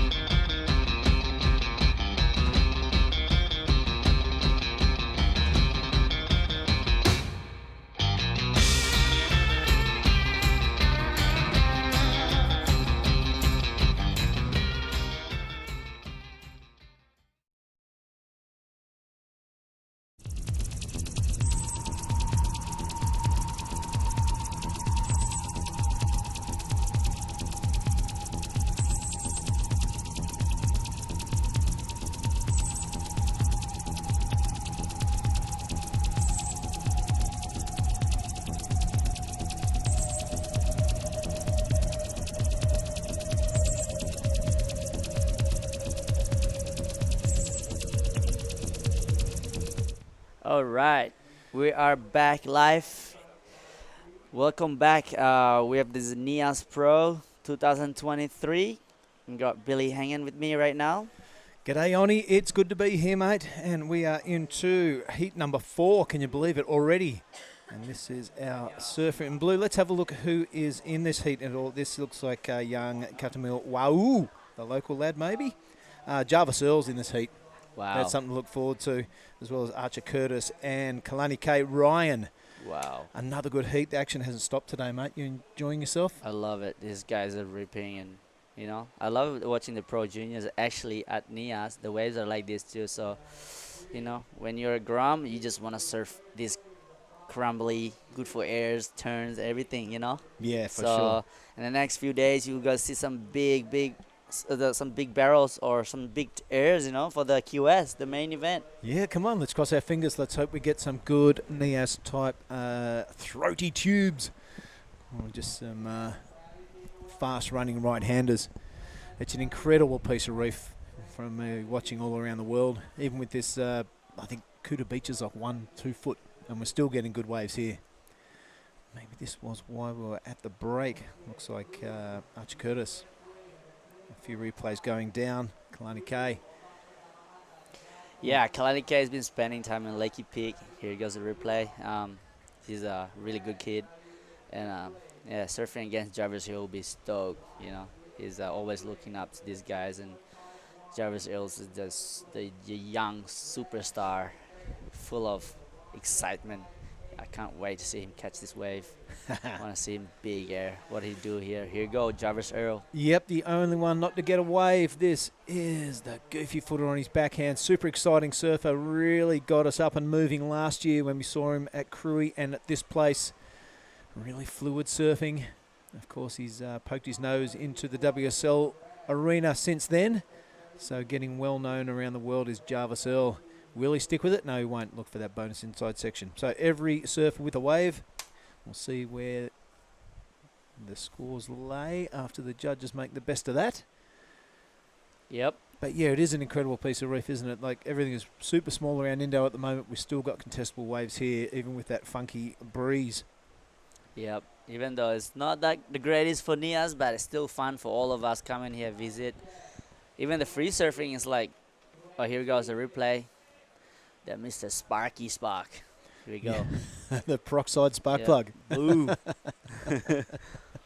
I don't know how many volt this guy have. There's so much power going through.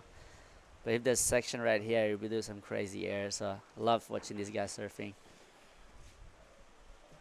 Yeah, speaking of airs, did you see Marimar yesterday? Oh, When that breeze came in, he couldn't stay on the face of the wave. no, I didn't actually see it, but I see a couple of airs before that. That guy is a freak too. It's look like he thinks he's in cloud 9 or something out here. So that will be our next event, no? Like cloud 9. He's go KK in red. He doesn't really surf this kind of wave when he's probably surfs good wave, but still ripping. And he got a lot of supporter on the beach. Yeah, you can hear them. Yeah. KK's fan. Go KK.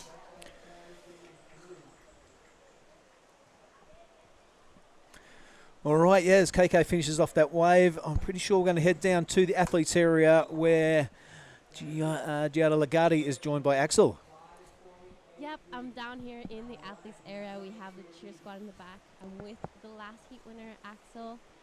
I know you came here last year, so what are your feelings on being back here in Nias? Yeah, last year conditions were a lot different to this, but yeah, it's good to be back. Fun waves always, and yeah, it's good. Are you going to be joining the QS event as well? Yeah, I'm in the QS. I'm probably run later this week, so I'm excited for that. Good to get a few heats beforehand and yeah, get a feel for the wave again. So you're going to be coming up in the next round straight away. What are some of the things that you're going to be doing to get ready? Probably the same as last time. I'll probably just listen to music, stretch a bit, and watch the waves for like 20 minutes beforehand and go from there. The conditions did change a lot from, the past few days to today. Is there any change in equipment, or are you just riding what you've been riding the rest of the days? Yeah, it's pretty much the same board I've been riding on. It's a squash tail from Stacey, and it's been going really fun. Even though like the last few days have been waves, it's been flat as well. so it's been going good in all conditions.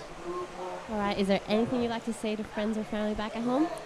Yeah, I'd like to shout out my mum, dad, grandma, uncle, sister. I don't know if they'll be watching, but shout out anyways, and all the bench boys back at home. So we have a tradition that the heat winner gets a bang bang, and he's yours. Congratulations and good luck in the next heat. Thanks, Tips. See ya. Back to you guys up in the booth. Yeah, right, on Giada. The whole family got a mention there. I like that. Yeah, well, that's what it's all about, right? It Our is. whole family's support. And KK straight up again, staying busy. 4th place. You know, just rewinding to something you said a little while ago, Oni, that KK really wouldn't ride waves like this onshore sloppy. You'd probably stay in until it gets really good. That could be setting yourself up for a bit of a disadvantage when the waves do get like this in a contest. Yeah, I mean, living in Indo, you're spoiled sometimes. Yeah, you are, as we see Archer Curtis there on the inside. Yep, just have a look at this one. He keeps that speed going through that sloppy section, so still sticks it up there. But, you know, you look at surfers like the Hobgoods and Slater, and they're from Florida, where it's super small and sloppy. Exactly. But they charge at places like Cloudbreak and stuff like that, you know. So it's a really interesting dynamic that people from areas where the waves aren't so fantastic excel when it comes to competition surfing. Yeah, that's it. It's because for us to surf choppy waves, it's pretty hard to go out there and put our wax on and get our board short on, right? But then that's part if you want to compete in a competition. Sometimes the waves are like this, and you gotta have to say, all right, I can do this too. Yeah, of course, yeah. So Yeah, and it really comes to the fore when you see those guys on the tour or, you know, on the Challenger Series, and the waves do get small and they get tricky, how well they can surf those things. Even the bigger guys, you know, they get into generate their own speed and still do big turns in knee-high to shin-high waves. yeah, correct. So when I was growing up in Australia, I was so lucky to surf, like growing up in front of the beach break, Palm Beach there. So for me, I was a frother and a grommet who is just want to go surf anything. Of course, when you're young. And you had access to some great coaches. I want to hear about this straight after we watch Jarvis Earl stroke into his second wave. Wow, this wave's 5.83 for his first. Look at that. Sticks it high. Finds a little pocket, which is super hard to do with his onshore conditions. He does it 3 times in a row. A very well-drilled young surfer is Jarvis Earl. He's going to stick with it this time, Oni, and look for that inside bonus section. It goes right, turns into a left. It's all over the joint, but you can get bonus points just like that.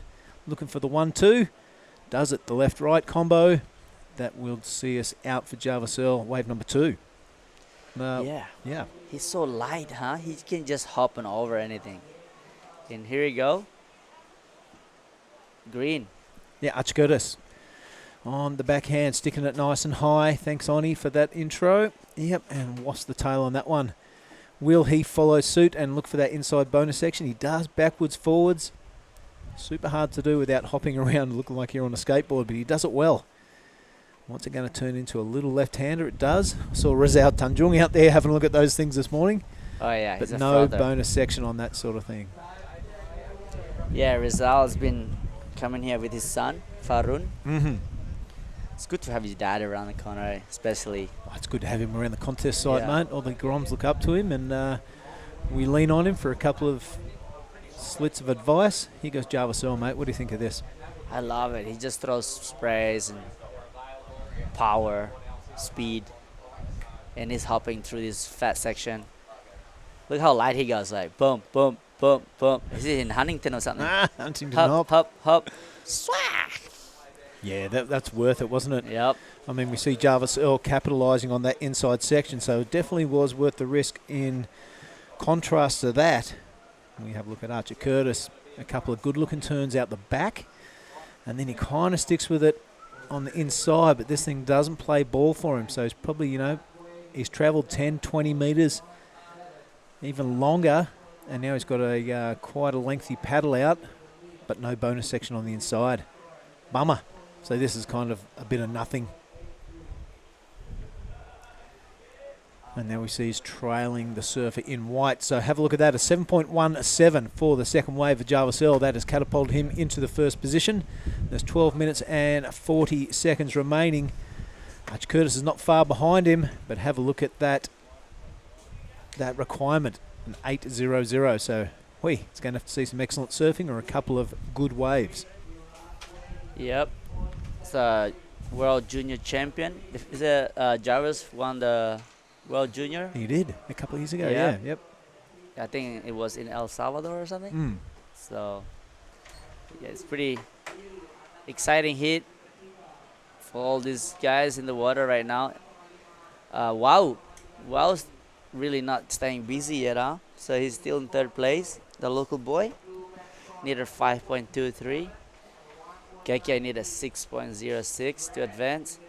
A bit more about KK. Where's he from? Tell the people at home. Well, I think he's from Lakey Peak. Yeah. But where's he living nowadays? He lives with Pete in Bukit. Yep. So he's he just goes to Lakey, spend most of the time in Lakey, surf with the Lakey Peak with Rajo. Yep. Rajo's here right now. Time check. Each other there, KK.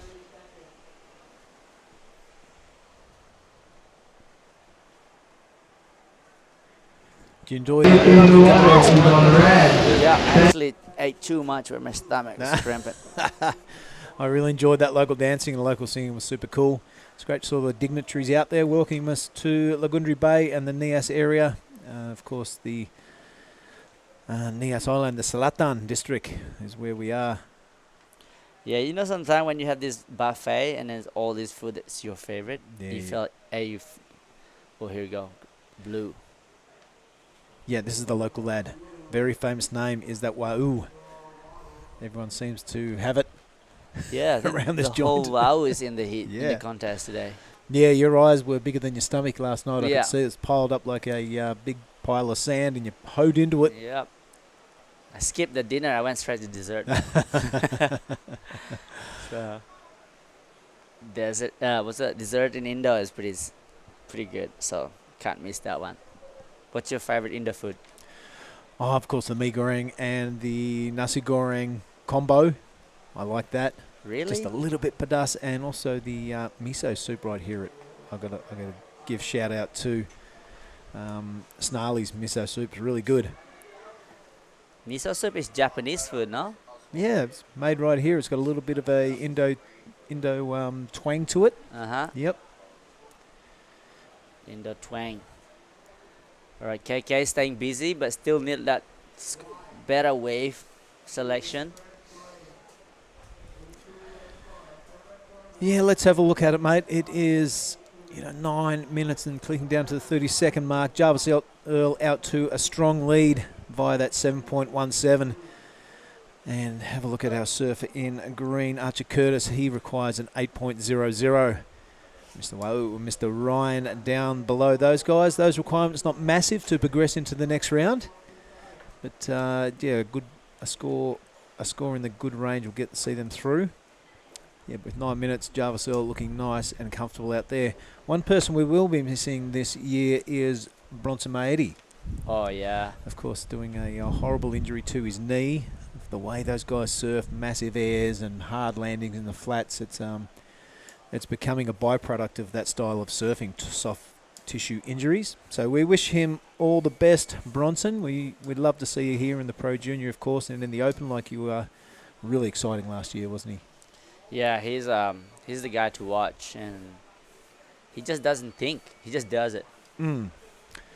So sitting down having a coffee with Rizal this morning, he tells us that he's on the way to America to get a major knee surgery. That's right.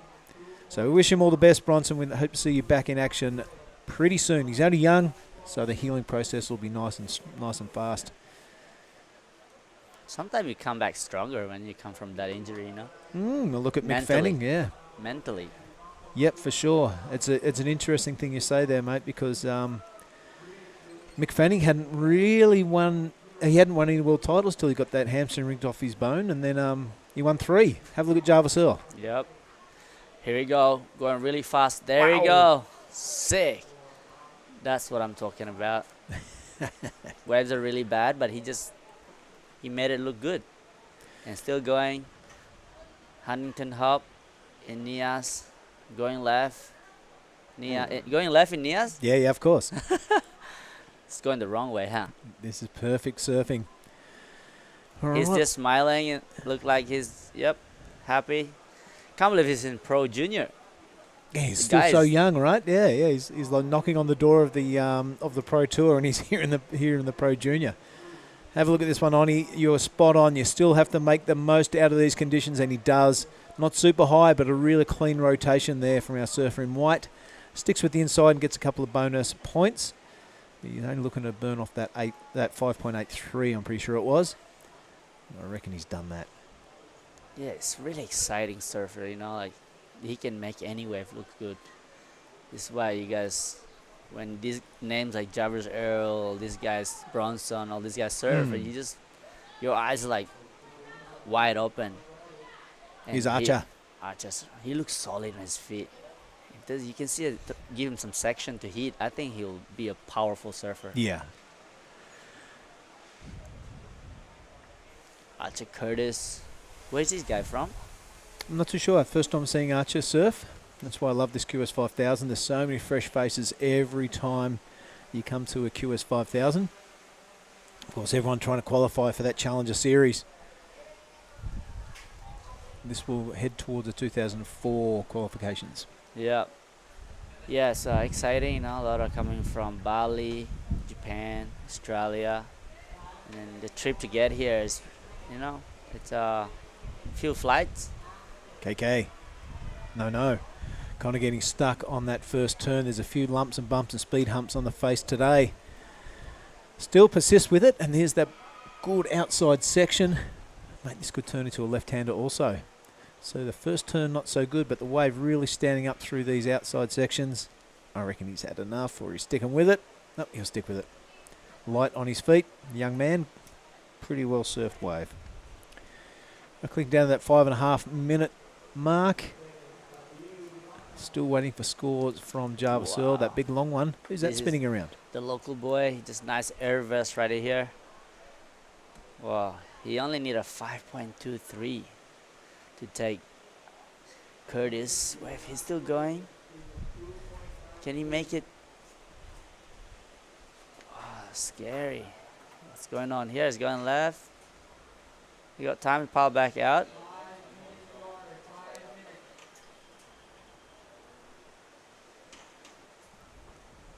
I like that surfing, but waves are pretty small, so let's see what the judges are thinking.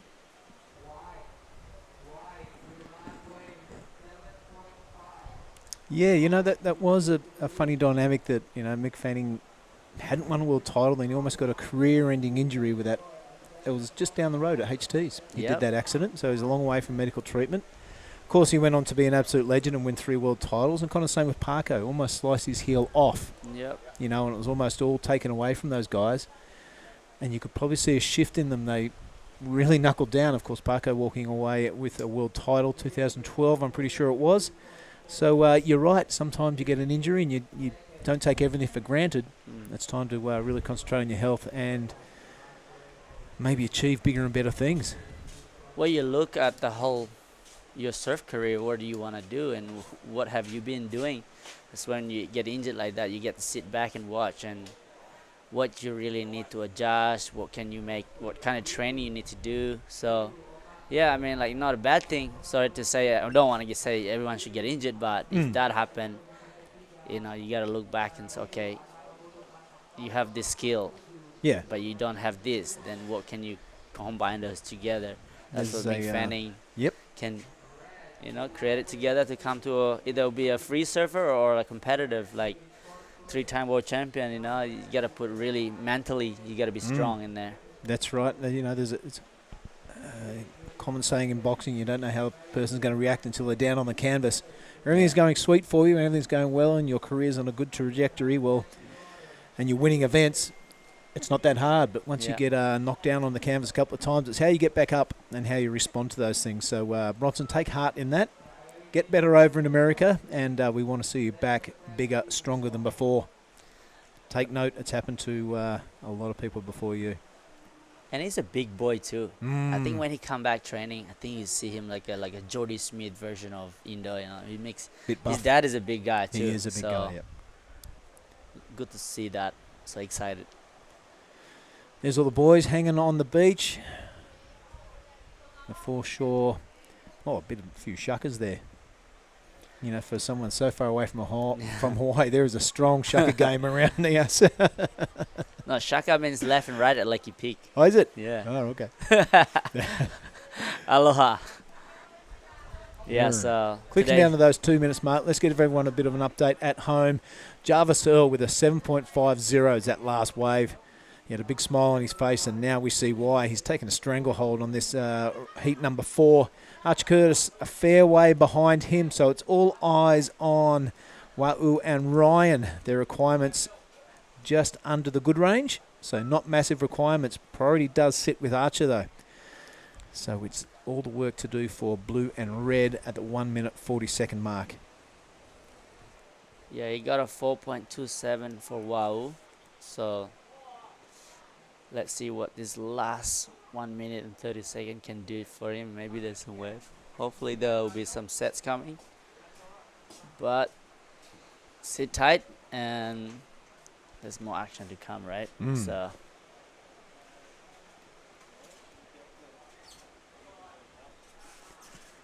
the weather today is a bit. I hope the sun is coming up. The wind will slow down a bit. It's Gia.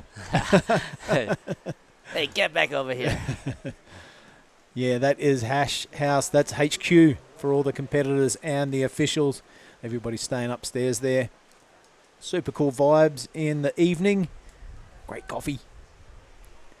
Clicking down to the 40-second mark. I reckon this could be all she wrote. Oni. Yep. Jarvis and Archer progressing through to the next round. Tricky conditions, but this is what QS surfing is all about. Pro Junior is stoked to be out there anyway for just 4 guys in the water. 20 seconds to go. Java Hills and have a warm-up surf in the water, so yeah, we all eyes on surfers of the ilk of Java Searle in the QS 5000 proper. This, of course, the Pro Junior. And we're going to finish that in about 5 seconds' time, this heat. So a little bit of a warm-up for these guys, you're right. That was pretty cool. And we'll be kicking on into heat number 5. And I'm pretty sure that in a little while, Oni, you're going to go down and speak to Java Searle, the winner of that last heat. And we'll keep kicking on and rolling on through this round of 40. That is actually the end of round 40. We're into the round of 32 now. So let's cross to an ad break, and you head down and speak to Jarvis Earl. Wherever you're watching around the world, stick with us. This is the Nias Pro 2023.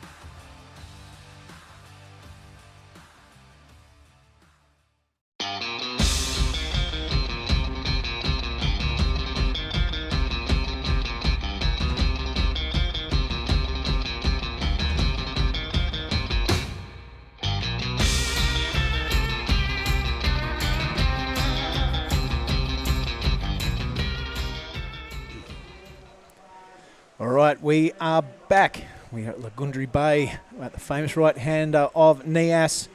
Working back to the commentary booth, Mark Clift. Hey mate, here we go. So this is the round 2 now of our junior men's, everybody, and we were talking about action-packed heats to kick off round 1, mate. Have a go at this. We have Manojo Yahagi, who was a huge standout at Krui. We'll get to some stats on him in a minute. He's going to surf in red. He's up against Iko Watanabe, who blew the back out of the last event I saw him at, which was in the Maldives. Really strong Japanese surfer. Dylan Wilcoxon, all day Dylan. Yep. And I think he's up against the winner of that first heat, which I'm pretty sure was Marlon Harrison. So we'll confirm that once we see the names drop on the screen, on the monitor. So either way, for your viewing pleasure, we have 4 shredders in the lineup. Billy, what a morning. Yeah, it's going all right, mate. Tricky conditions, but as I was talking with Oni, this is the true reflection of a QS surfer. Got to make the most out of these conditions, as Jarvis Earl did in that last heat. Did you catch any of it? Oh, I saw his waves. Okay, so who have we... Okay, that's the last heat. So, of course, Jarvis winning, Archer into second. Here we go. Kick things off. Marlon straight into it. So this is him in the green. Boom. Big hit. The waves look like they've gotten better, Billy. Yeah, mate, there's a bit more bowl in it, and there's a few more sections to hit. So that is an outrageously hard heat, really. When you you put Marlon into that factor, we just saw him, so that's confirmed that position. My goodness, the cream rises to the top, as they say, to use a well-used cliche, and Jarvis Earl proved that the waves are out there. You've just got to do the turns that the judges want to see, and boom, into the 7 range twice. Yeah, easily the best surfing we've seen so far, all being that it's only 5 heats old, the whole contest. But straight into it, really. Well, you would have thought, round 1, first 4 heats, juniors, oh yeah, ho-hum. Hello. Jarvis, we got Marlon, the winner of the event last year. We've got all sorts of blasting going on in some marginal Lagundri Bay conditions. But you stack these waves up against a lot of events that we've ever been to, Billy. It's still pretty reasonable. Yeah, you can still crank out a few turns, There's the walkway, mate. Walkway to heaven. Yep, the stairway to heaven. The yellow brick road. Here we go. So the judging tower is right in front of these 2 gentlemen as they strut their stuff shortly past all the lounge jockeys sitting in that surf house. The judging tower there. We're right in that big 2-storey white building right there, as you can see, just over the head of the boys right now. That's where we're located, Sonali's place. There's some safety tents going on there. Use the term lightly, but there is officially some safety tents there. We can see a little broadcast hut where Ropic does most of his work from just to the left of the judges' tower. It is kind of the walk of fame, that one, mate. Imagine how many famous dudes have walked along that track over the years. Yeah, my goodness me. None famous than the late, great MJ. You still got a few boards lying around here. I was talking about that with Luke Studer yesterday. We're going to hunt them down. Michaela Jones, of course, left us tragically not so long ago, but this was one of his favourite hunting grounds through here. And he was a hunter, so if he liked it, yes, it's game on. There goes Marzi's number, a 6. Yahagi's open with a 5, a throwaway number right there for Iko, and All Day Dylan yet to get on the scoreboard. Just under 20 minutes. Next round is pretty blockbuster. There's some big names coming up and a lot of quality surfers just looking through the draw. We have 8 of these heats to round out this round 2 of the juniors, Groms, and then will be the junior girls. Finishing off today is what the format says. There'll be 4 heats of those, effectively quarterfinals. So the ocean, when you look out like that, doesn't look that promising on the horizon, but the opportunities are there. 25 minutes for these little frothers, and I think it's still a fair playing field. So you just got to get your head around it and do it. Yeah, of course you do, mate. Now look at this. All Day Dylan has priority. No waves ridden yet. Famous for his tube riding. Here he goes. We'll have a look at this. There's no tubes on offer today. He doesn't care. Sticks it high. Releases those fins. I've never seen him surf in marginal waves before. I can't help but be impressed. Great drone work from Ryan, of course. Dylan sticking with this one to the inside. He's only a slight lad, so the chances of getting through to the bonus section are quite good. He's hopping, he's bopping, he's working his way through. Eyeing off the left-hander. Usually get the bonus section here, Mark. There's one. Looks like this one is going to pay off on the inside for Dylan Wilcoxon. All right, what's he got? Usually a little bonus foamy section here. There it is. So rattling off a few bonus points there. What do you think of that? That was such good footage. Thank you, Ryan. A good work rate from Dylan. And Red, I was watching his wave as well behind. He's done plenty of good work on this wave. Yeah, a little throwaway finishing manoeuvre there for Yahagi, but that was so cool the way he stayed that close to him the whole wave. The work rate from Dylan there just to eke out, I don't know, 5 or 6 manoeuvres. Yeah. Was really, to his credit. He goes Marzi. Yep, Marlon Harrison straight into the round of 32 with his win this morning. Bang, how's that? The big tail high release at the end there. I'd love Stacked to see heat. the beginning of that wave, mate. I can't wait to see it. Watanabe now. First time seeing him. I've heard a lot about his efforts at the Maldives from you, Mark. So looking forward to seeing the action from this kid. Japan are just producing surfers that go really good in contests. Non-stop. They're just churning them out. This guy is a true example of that. He is a machine. Dangerous, bro. Like he was one of the big hitters up there in the Maldives. The Maldives. Maldives? Maldives officially. You don't say it the way it's spelt. It is the Maldives, and it was a great place. Meanwhile, it's all about Nias, Nias Sulatan, the very southern tip of the island of Nias. This bay, it's the perfect horseshoe. It catches all the swell coming up out of the south after it's done with the tallows and the ments. He goes replays now. This is the front view that the judges would be copying of that last wave for Dylan.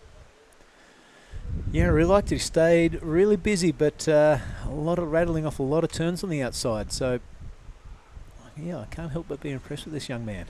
That was a really tricky section to get through too, Mark, when you see it from the side on view there. You miss one of those chops and you're out of action. Or a mini rail bog and you stop. You're done, yep. Look at that. Fine-tuned grovelling skills. I don't know how he learnt to grovel like this. He lives on Kandui Island, which is all about, quality waves, mean waves, and he's a big talent. Meanwhile, so this is Watanabe. So a lot of waves just got caught. It's going to have a huge bearing on the leaderboard, though. A lot of good surfing that just went on. Some great contest skills out of all these 4 gentlemen. It's a tough heat, Billy. My goodness. First round, straight into it. Yeah, we haven't even seen a real shot in anger from Yahagi yet. One of my favourites. Well, I think he had a 5, so there's something he can hang his hat on. 25 minutes gives you plenty of time. The paddle out, I've got to tell you, everyone online, the water is steaming hot. That's so good. It doesn't look like it's a brilliantly hot day given the conditions, but trust me, that water is boiling. You got to paddle out after a wave and you get a long ride, you are puffing and sweating by the time you go and sit back up on your board. Add to that a contest rashy. I can't believe this guy's even got maybe a wetty top or something underneath. He does. Marzi does. He's got a wetsuit top. I talked about it to him before. Well, I'm going to ask him if that was a good idea when he comes in, because there's no way you would be thinking wetsuit. I don't know what he was on about there, but he's coached well and truly by a good mate of mine, Mark Richardson. There you go, Richo. Shout outs, bro. A mean competitor in his day, a good coach, and he's Marzi's in his stable. Nice one. So we're owed a lot of numbers. We'll get up those second scores shortly so we can confirm those individual numbers when they do drop. Speaking of drop, that's the backdrop of the famous Lagundri Bay. The keyhole's just up there in the corner, just near that boat. Pretty easy to get into the lineup. You backdoor it from the little keyhole. It's possible, Mark, if I had hair, but it's possible to jump off that keyhole, come over, get barreled, go back on the shore without getting your hair wet. Well, one of the only places in the world. Stretching the imagination with the barrel call there as well, Billy Haggett. The hair call, the barrel call, I'm not sure. No, I mean anybody could. It's not. You're misinterpreting things. It's the only place in the world, one of the only places you can jump off, get a barrel, get on the beach without getting your hair wet. I get you. I know what you mean, mate. I was having a dig. So we're owed some numbers. Here we go. Some individual scores starting to drop. Eco's got a number. Dylan's got a 4.43. Lots of work done there for Dylan. For not a lot of impression on the judges. A 4.43. Good work rate, but eking out a number that is probably don't want to be a backup score in a heat like this, or maybe a throwaway. Yeah. 13 minutes to go. Eco with a score to come. I think Marzi, I don't know. I can't remember what happened at the start. Anyway. Yeah, I've just been onto it to we'll get a good scoring tablet into the commentary booth probably tomorrow. But a big shout out to the production team because it was really hectic this morning. We had a few power outages and a few technical issues. So super work from our production team here, headed up by Sam Norwood. Yep. Well done, lads. Fresh air, We're boys. taking the action to the world. And the drone work from Ryan, we've been hounding about it before, but it is that good. And he's right next to us here. Yahagi now. Yahagi is a quality surfer, folks. Trust me. He really impressed me at Krui. I've got some stats here on where he's ranked at the moment, but only being the second event on this year's Australasian Oceania Tour, it's got a huge bearing on placings and outcomes, and effectively people potentially qualifying for next year's Challenger Series build. That's a big deal. Here goes the replay. Yeah, a little above the lip line there, but still rotated around. That second turn, kind of a check. It gets lumpy out here as we head towards that open channel. All right, all day Dylan. He's looking light in his feet, and his wave choice has been looking on point. Look at that. Oh, just as I pump him up, down he goes. All right, so... All right, so while there's a little break in the action, we're going to throw down to Oni Anwar with the winner of the last heat. Oni, over to you, bro. All right, we got the winner of last heat, Javers Earl. Hey, everyone. Hey. Yeah, good. I got a couple out there. The conditions are pretty tricky, but stoked to get the ball rolling and get a few fun ones and move on to the next round. Yeah, it was exciting, watching you, and we are this former world junior champion right here. So, what do you do out there? The waves are pretty average, right? So, what do you do for this kind of condition? I just try to stay calm and not stress out and go a bunch of little ones and just wait for a decent section and. Yeah, then under priority, try to bring out a few tricks and stuff. Yeah, but it was fun. So everyone was so surprised to see you surf like the juniors because normally you just beat guys in the CT and you're here with us and I'm very excited. So what's your plan for the rest of the day? Yeah, I think I have another heat coming up in an hour or so. So keen to get back out there and hopefully move on to the next round. But yeah, it's fun being in Nias and getting to surf with 3 other guys. So yeah, I'm just stoked.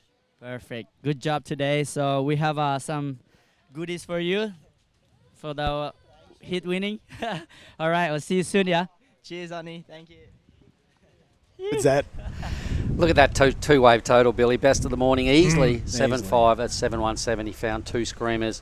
And the way he went about it was he said, try not to catch too many crappy waves because those chances will come. So some wise words. As you touched on before, mate, with Richo, well-drilled surfers seem to capitalise when it's dodgy conditions like this. And the thing everyone's got to remember, it's the same for everybody. So you've just got to get your head around it, as Marzi Harrison is doing, 6.57 and a 5.5 already with about roughly 10 minutes to go. So making the most of all his opportunities in Heat 1, in this heat. Well drilled is a good word because I can see he is out of the school of Richo, Australian Surfing Services there, so good on you. But a tough heat. Anybody can still get through this heat, I reckon. Iko Watanabe, I know how good he is, a 5.93. That could easily happen.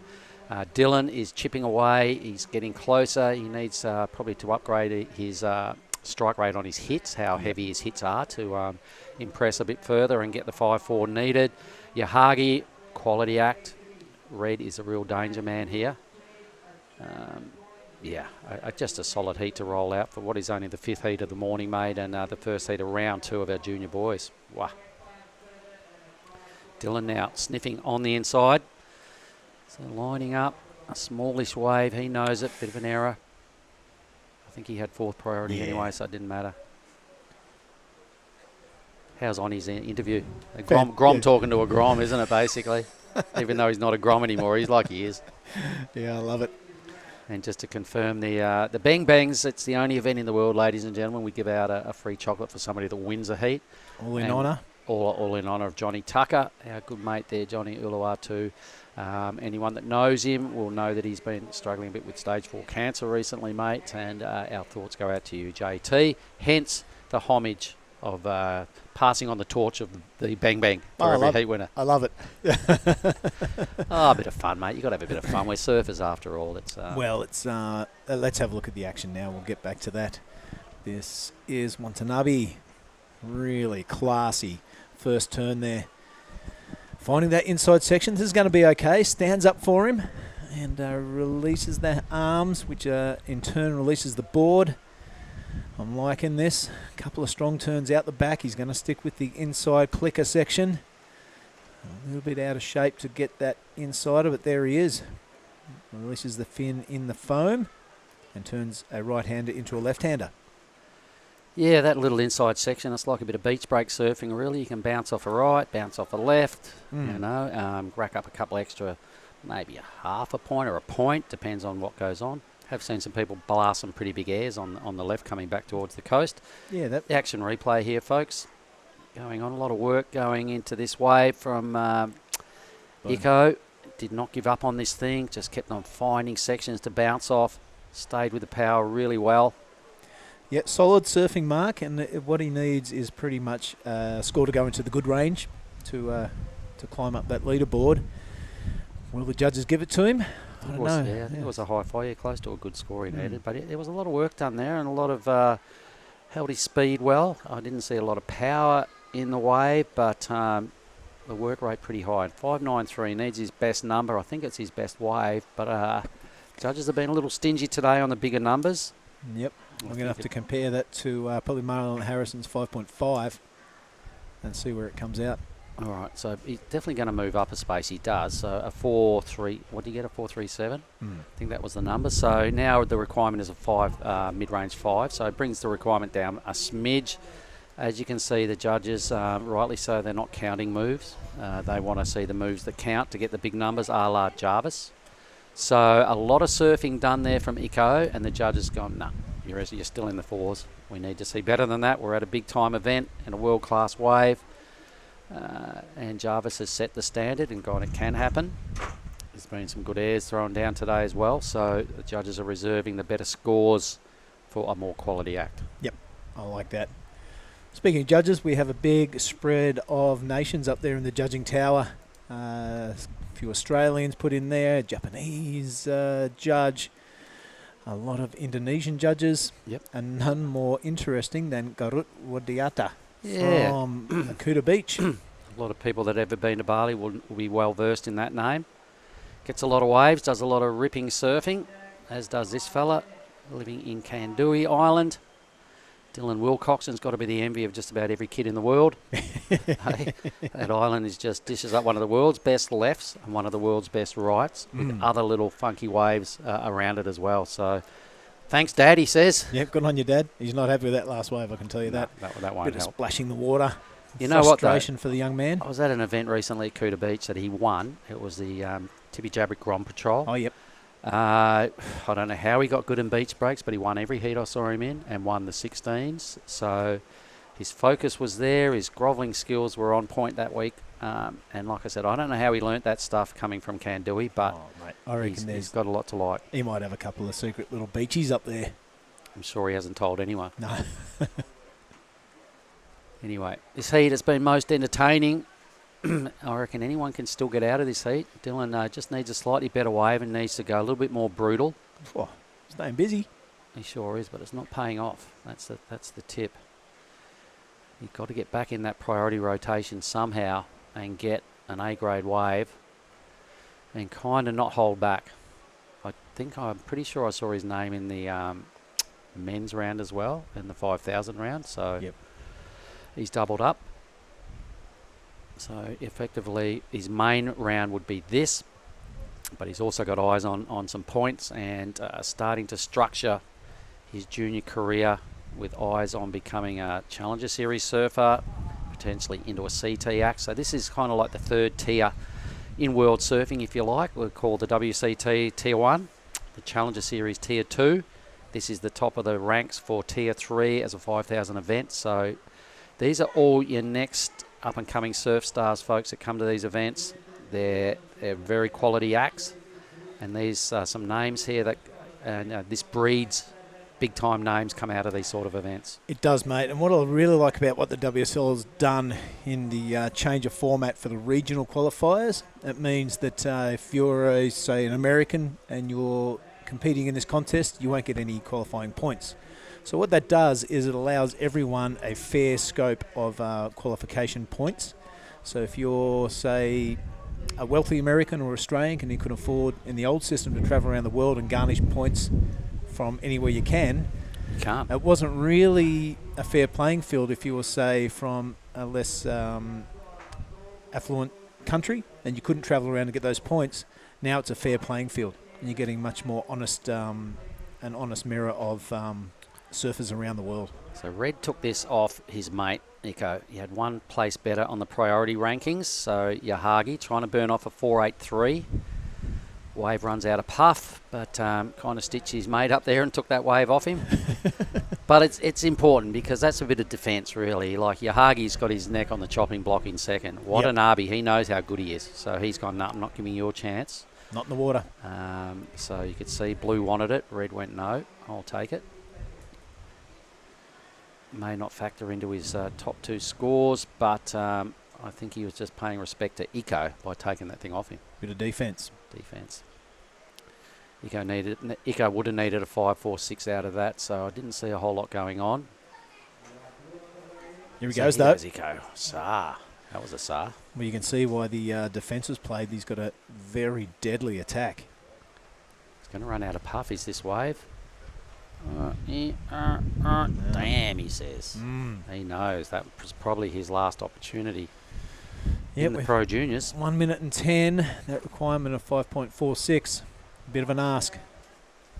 1 minute. Marzi's done it again. He's made the most of his chances, mate. You know, we know he's got more in the tank. The 6.57 and a 5.5 is just a standard day's outing for someone like Marzi, but he's capitalised in both his heats this morning. It's only heat 5. He surfed twice. He'll have the rest of the day off to regroup and recharge, and that was a really job well done. Unless something happens crazy from Yahagi. Well, Marlon has priority out there, mate. It's only 35 seconds to go. Dylan, last chance. Dylan on the inside. 5.40 his requirement. This thing's standing up all the way into the channel. But when you go wide like that, it's a bit of an ask to get to the bonus section. He's going to stick with it, though. 22 seconds remaining. The right-hander turns into a left-hander. Gets a couple of schwacks, S-turns. Nothing really critical so far. There's no lip on offer. There's one there. 10 seconds to go. He's definitely not given up. No, he's done a lot of great work on this wave, but the wave had no steep sections. Meanwhile, Marzi. Boom, see? Dylan's wave lacked lip like that and a pocket. So Marzi's found another screamer. Just mixing it up there at the end. A good day at the office for Marlon Harrison. So the next heat will be on hold. We've got some scores to drop, so we'll confirm placings shortly, but that's the back end of the very first heat, round 2 of the junior men's. Marzi making his way into the beach. Stern face, the face of Eye of the Tiger right there.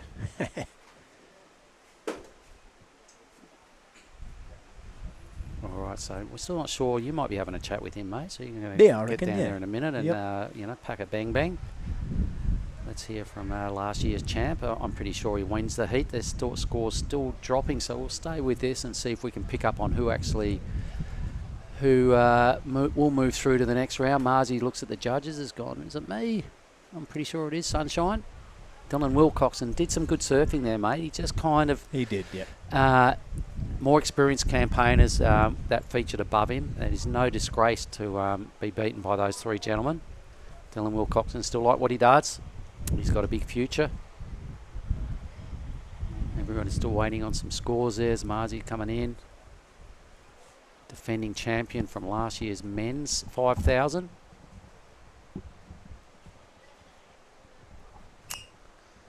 So we are on hold. Hope you're enjoying the broadcast, everybody that's online. We'll come back with the results. Yep, all right, we'll come back shortly with the results. We'll throw it on out and we'll get back to Heat 2 in a moment.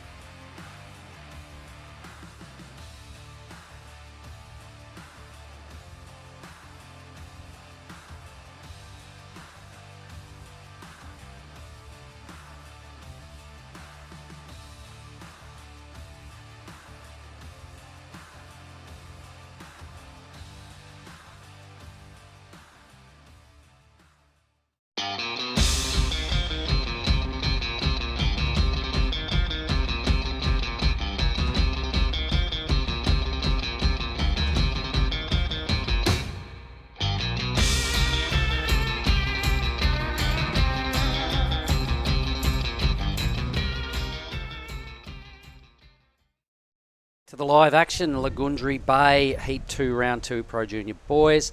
Officially, Marlon Harrison won that last heat, folks. Yahagi into second. There we go, some pretty good totals for out of Marlon.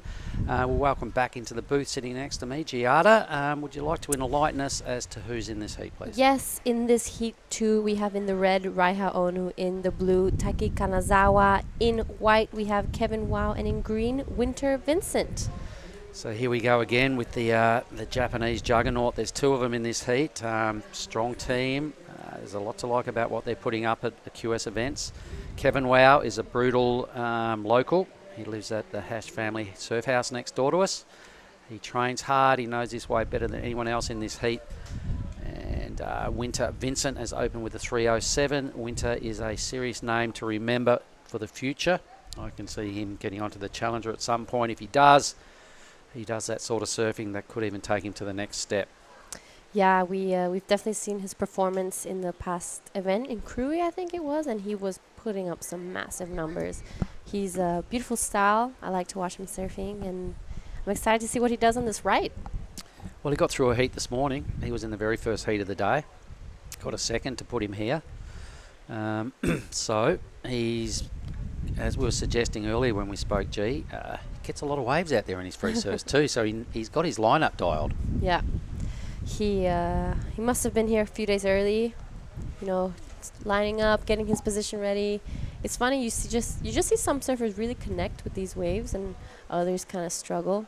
I'm definitely on the other side. I struggle a lot connecting with waves for a few days until I finally get the hang of it. Come on, you got a 5th here last year. Don't undersell yourself, Giada. You were ripping out here last year, so you know this lineup now.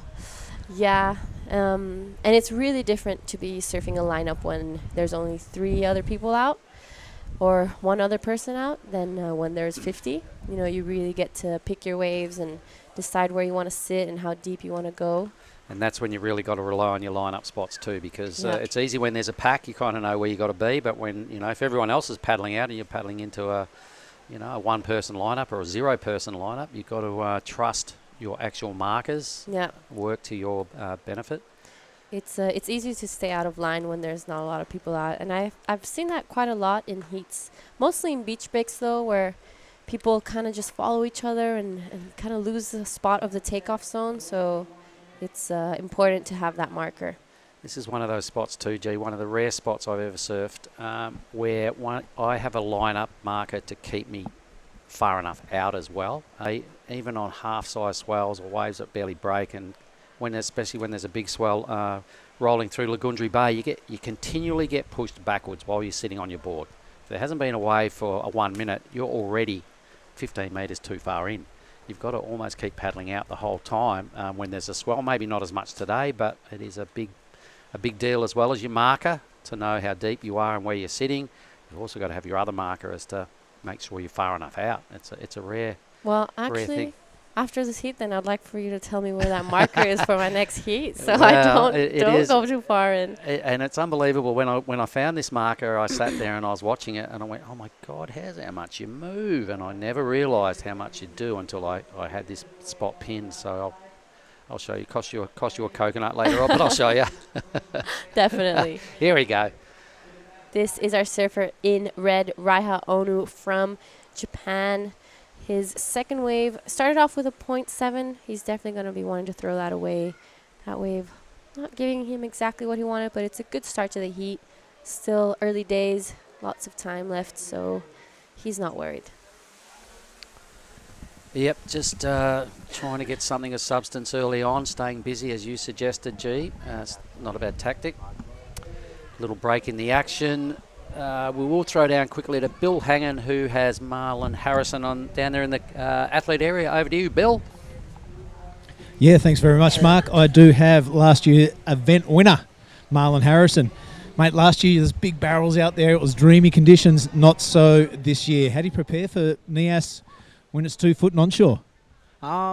Yeah, definitely it's not the perfect waves that we were hoping for, but it's still super fun. And woke up this morning, it was really windy, and when we got out there, it was actually pretty cleaner than we thought. And yeah, I was first heat in the morning, and then it was back to back pretty much. So it was just nice to kind of get my rhythm out there and just feel my mojo. Definitely, yeah. It's just the same as last year vibes, just being at the back and just kind of looking out and seeing everyone on the land. Just it's pretty cool the vibe, and I'm just excited to be back. Mate, did you get here early for a couple of days warm up, or did you just jump straight off the plane straight in the water? I came here like 3 days before, but I missed out on the swell before. I kind of got it when I was on shore, but super fun. Can't complain. I was just been enjoying hanging with my friends and just really enjoying my time here, and can't complain. We're in warm water and really fun waves. So, Well, mate, I've got some devastating news. I forgot your bang bang. It's up there in the commentary. So I owe you a chocolate, but I'll get you next one. So you've got to win another heat to get one. Mate, last year your sister was your caddy. Now you got yourself a new caddy. What's going on? yeah, my sister's not here at the moment, but I've got my girlfriend caddying for me, which is good. She brings the positive vibes as well. So, yeah, thank you for caddying for me, Char. And, yeah, it's just been really good. And, yeah, don't even stress about the bang bang. I already brought a box of bang bangs before this, so been grinding on them every day. Right on, brother. Well, you're surfing great. I can't wait to see you in the rest of the event. Put it, buddy. Keep going, and let's do this again. Back to you guys in the booth. Thanks, Bill. Great to hear from Marlon, winner of last year's event. Won his first 2 heats here at this year's campaign. So 100% strike rate so far this year. Yeah, I'm definitely going to be keeping an eye on Marzi. I think he's going to be really, he's going to be a standout in this event. He looks confident. He looks secure out there. Surfing both the juniors and the QS is going to give him so much time out there. So he's definitely going to be having some really good markers. Maybe it's not a bad idea to go talk to Marzi as well. He might not charge you a coconut. No, he is a really measured performer, time and time again. He knows how to get the job done pretty much every time he heads out with the Rash Fest. So, yep, a deadly person to have in any heat. A la Winter Vincent, who is already in the lead here. Yep, our surfer Winter Vincent with a total of 5.24. We've seen him perform in the past, and we know that he's not going to be happy with that. But here we have our surfer in blue, Taiki Kanazawa. Nice, smooth style. This wave's going to stand up for him. He's going to hit that section and just makes it out of it. We'll see. He's definitely going to be improving on his score, but he's going to be looking for something a little stronger than that. Well, meanwhile, he's already gone to the lead. So while he was riding that wave, another score's dropped. No, it hasn't. What was I saying? No, that was... Raiha Onu Oh, okay. came in with a 4.33, which pushed him straight into first. There's the walk to fame. There's a little brick road out to the keyhole. This is your sort of secondary way out to the keyhole. It's probably the longer way out. It's right in front of the Hash family house. That's the shortcut that some of the locals take to get across the rocks, but that can be quite a slippery deal, some of those steps. It's not the most well-trodden path out to the keyhole. There's another little one which I think we're going to get on the monitor a bit later on to show everybody how easy it is to get out the back here. There is a little pathway to get you out to that spot. That's where a lot of locals jump off. So here's Ryan taking us through the drone view of the little backdoor attack that some of the locals use. They go along that step well, the stairs we saw there before the steps, onto the reef and jump off there. It's kind of tricky when there's a swell, but they still get away with it. Most regular humans that aren't from this area have to go up and take the more standard approach out into the keyhole. Power in this wave because of that deepness, I think. So it's super special out here. I mean, look, don't get me wrong, 8 foot, you fall off on the takeoff, you're probably going to get bounced. But when it's like this or up to about that size, rarely do you hit the bottom. You know, most in comparison, most waves in Indo, when you fall off, first thing you do is feet up. Here, it's kind of not like that. I'm more of a starfish. So, like, when I fall, I just starfish it out and, like, half swim and try to float back up. Here goes Kevin Wow having a little sniff. He's opened with a 3. He lives probably about 100 metres from where he's sitting right now. He looks at this wave all day long, or he surfs it all day. He's right there on the spot. He's super pumped. I know Luke Stewart has just made him his a new board there that he's rocking at the moment. This heat right now starting to take shape. A couple of low numbers to get the Japanese surfers in contention, but with time ticking away, Winter would be trying now to make sure he uses his priority wisely. That's him in the white. He's only put up a 3 and a 2. Yeah, he's definitely going to be looking for maybe a bigger set that won't run off on him. He's out there. He has a lot of time. He's quite He's a in big dude second. too, isn't Yeah. he? He's quite tall. He's really tall. So he needs that little extra power and strength in those waves to push him through. But yeah, back to the keyhole. I think this is one of my favorite paddle outs because it's just so easy. You just have to walk across the reef. Be really careful though, because it looks all nice and shiny, but that thing is really slippery. Yeah, then there's some holes in the reef too. When it's high tide and a bit of swell, it can be a bit dodgy. I don't mind saying that there's times when it's like that, I'll paddle off the beach and paddle all the way around. I don't mind doing that. Normally do it in the dark to get out there nice and early. Here we go. Let's have a look at red. So Reha trying to burn off a 2-3-3. Oh. Doesn't do it. Hits a bit of chop. Maybe the second wave of the set's a little smoother. Let's have a look at it. Winter thinks it is. Yep, Winter cashing in his priority. A beautiful reverse to start that wave off. He's hoping this thing's going to give him a little bit more to work with on the inside, but decides to pull off. Getting rid of a 217, and I easily can say that. He's definitely done that. Yeah, for sure. 288 needed for second. I think he'll get that as well. It was a pretty impressive air reverse. So wise use of the priority. Kevin Wow's going to have to use his priority right now. His requirement will probably change. Look at this thing. Boom, really throwing the tail towards the beach. It was pretty huge in these conditions.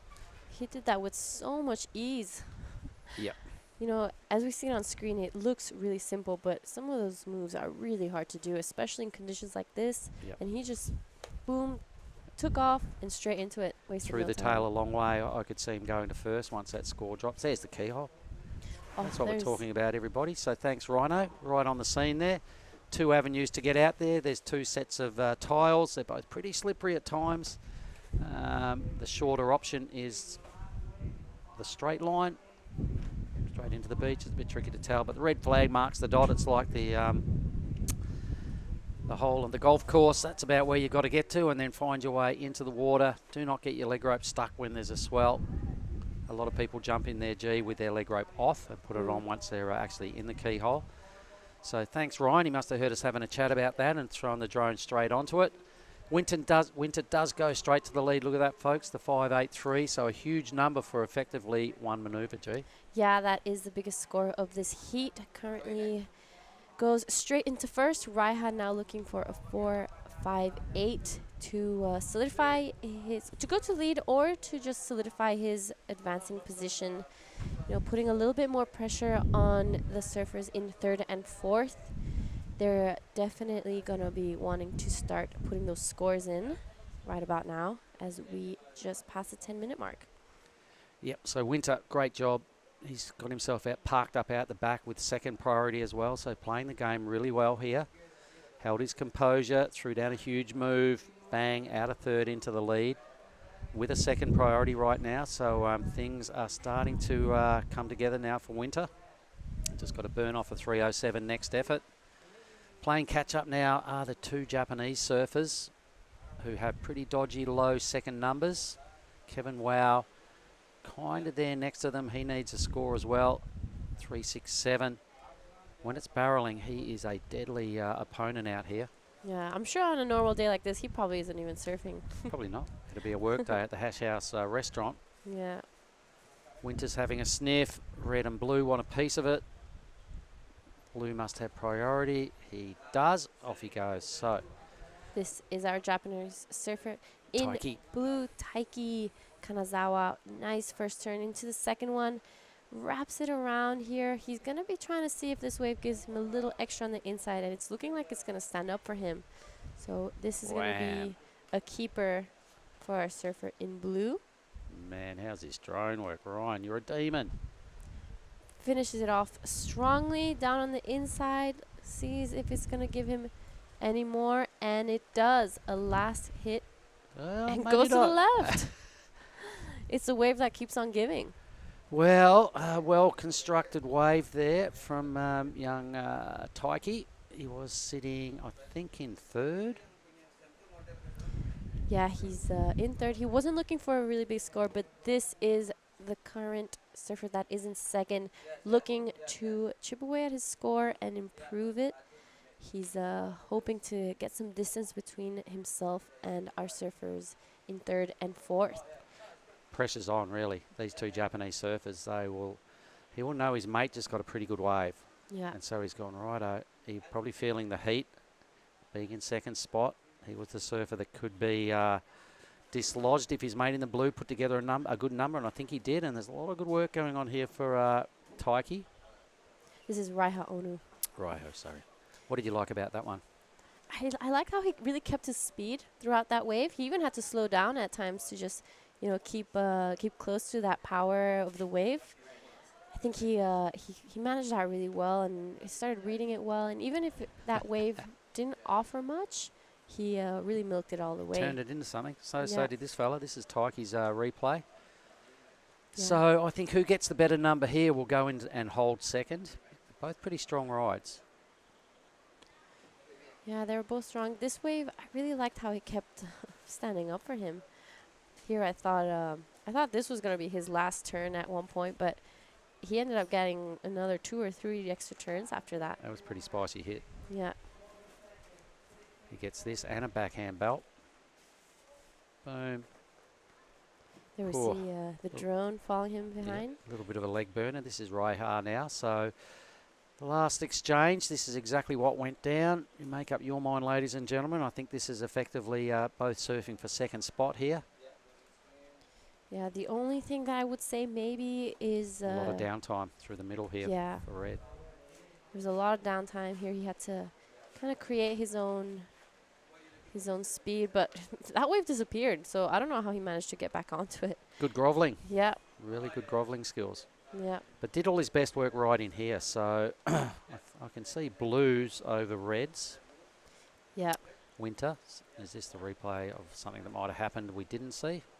That's a beautiful opening turn for Winter, straight to a similar second one.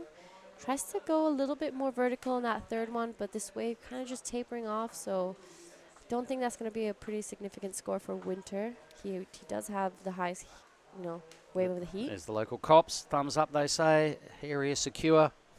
On you boys. How's their outfits? We're safe. Looking like ninjas on a inflatable boat.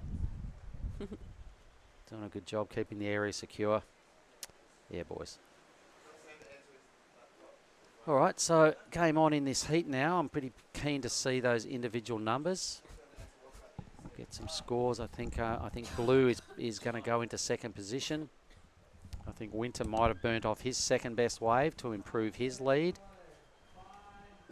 Down to the yellow flag time of the scene, 5 minutes. Yep, 5 minutes left in this heat. This is day 1 of the Nias Pro. We are with the Pro Juniors today. We see White now taking a look at this one. It's looking like it's going to be a pretty good wave. Nice wrap, and here it stands up for him. Unfortunately, seems a little out of timing with it, but Kevin, yeah. Here he is using that local knowledge. This wave is going to stand up for him. Oh, a nice, different maneuver there. It's a nice slide of the tail. But he's looking for a pretty big score now, so looking to replace a .87. I think he's done that, but I don't think it's going to be the 5.54 he's looking for. So I can see Winter's still owed a score, still holding on to the lead. Blue did go into second spot, Taiki, with 4 minutes remaining. Yep, so Winter still trying to burn off the 3.07. I think that may happen once this score that we're owed drops. So he's probably right now there is no priority. Blue gets first priority. So this is important between red and green. We've got to get out there a little bit further. The priority judge is claiming they are not out far enough or something, maybe not deep enough. Here we go. Red's going, what the hell are you doing? He sits up. Green paddles out a little further, probably aware of the fact that there is no second priority just yet. Yeah, it's replays. Kevin. This is the replay of White's last wave. Just a little bit. Yep, he's owed this score as well. He's Yeah. sitting in 4th. It's got to be a mid-range 5. I'm not sure it is. We're reaching the 3-minute mark on this heat 2 of round of 32. Here comes some priority numbers now. Red scoots into 2nd priority. Winter takes a 3rd pick. Kevin Wow still waiting on that number. Needs a 5.53. Real crunch time now in the back end of this heat. Just over 2.5 minutes. Okay, so the boys were pretty keen to get their numbers. Blue will probably realise now he's into 2nd with top priority, so that last exchange was pretty handy. Yeah, he's definitely going to be shadowing and sitting next to Raiha Onu. He's not going to want to give him any type of space or opportunity to catch the next set that comes in. Yep. So he's going to be sticking pretty close to him. He has priority, so he gets first pick of any wave he wants. Yeah, that's fair enough. My teammate would do it to him. You got to play ball, right? Don't hate the play, I hate the game. Ah. All right, so here we go now. Does Blue... No, I don't think this wave is much here. He's still unclear about the situation. He's looking for some sort of input. The next heat starting to paddle out. We can see that just got out through the keyhole. Getting onto the peak. Pretty interesting heat here. Not high scoring, but entertaining. There's just about 1/4 of a point separating 2nd and 3rd. Winter has to flick off. Blue takes it. This is Blue cashing in his priority. I don't know if that must have been a mistake, you know, that he should have probably just sat there next to Raiha Onu at this point. When with only a minute 20, you don't want to be improving your score. You want to be making sure that Raiha doesn't catch anything. Yeah, that was a pretty ordinary wave, so I'm not sure about his use of priority there. It was probably a little error. That 1 minute time will tell how crucial that little mistake was. If Red gets up and beats him, his coach will probably give him a bit of a slap and go, dude, hold on. Yeah. The wave turned into a nothing. Yeah, and he hands priority to Red. He's got 50 seconds. He's on the hunt. Red with priority. They're both piling. It looks like there's something out there. And here goes Red looking for a 4.22. This is a crucial wave for him. Nice first opening turn. Straight into the 2nd foam climb. And just gets unstuck. That was a close call for Blue. Unfortunate for Red. Yep. I think Red had a chance there. He only needed a 4.22. Yeah. Unfortunately, that is not going to be the score. Winter surfed a great heat. He's out the back solo. 19 seconds to get rid of a 4.17. And look at this wave coming for Winter. And, well, it might not be the end for Red. Yeah, it is. Yeah, it is. 8 seconds, 7 seconds. So a well-served heat from Winter Vincent. Well, let's pencil him into the lead. And also Taiki there holding on. So it is Red first, Blue second officially. That's the end of Heat 2. Heat 3 coming up shortly. They are making their way into the lineup. I like the job that Winter did right there.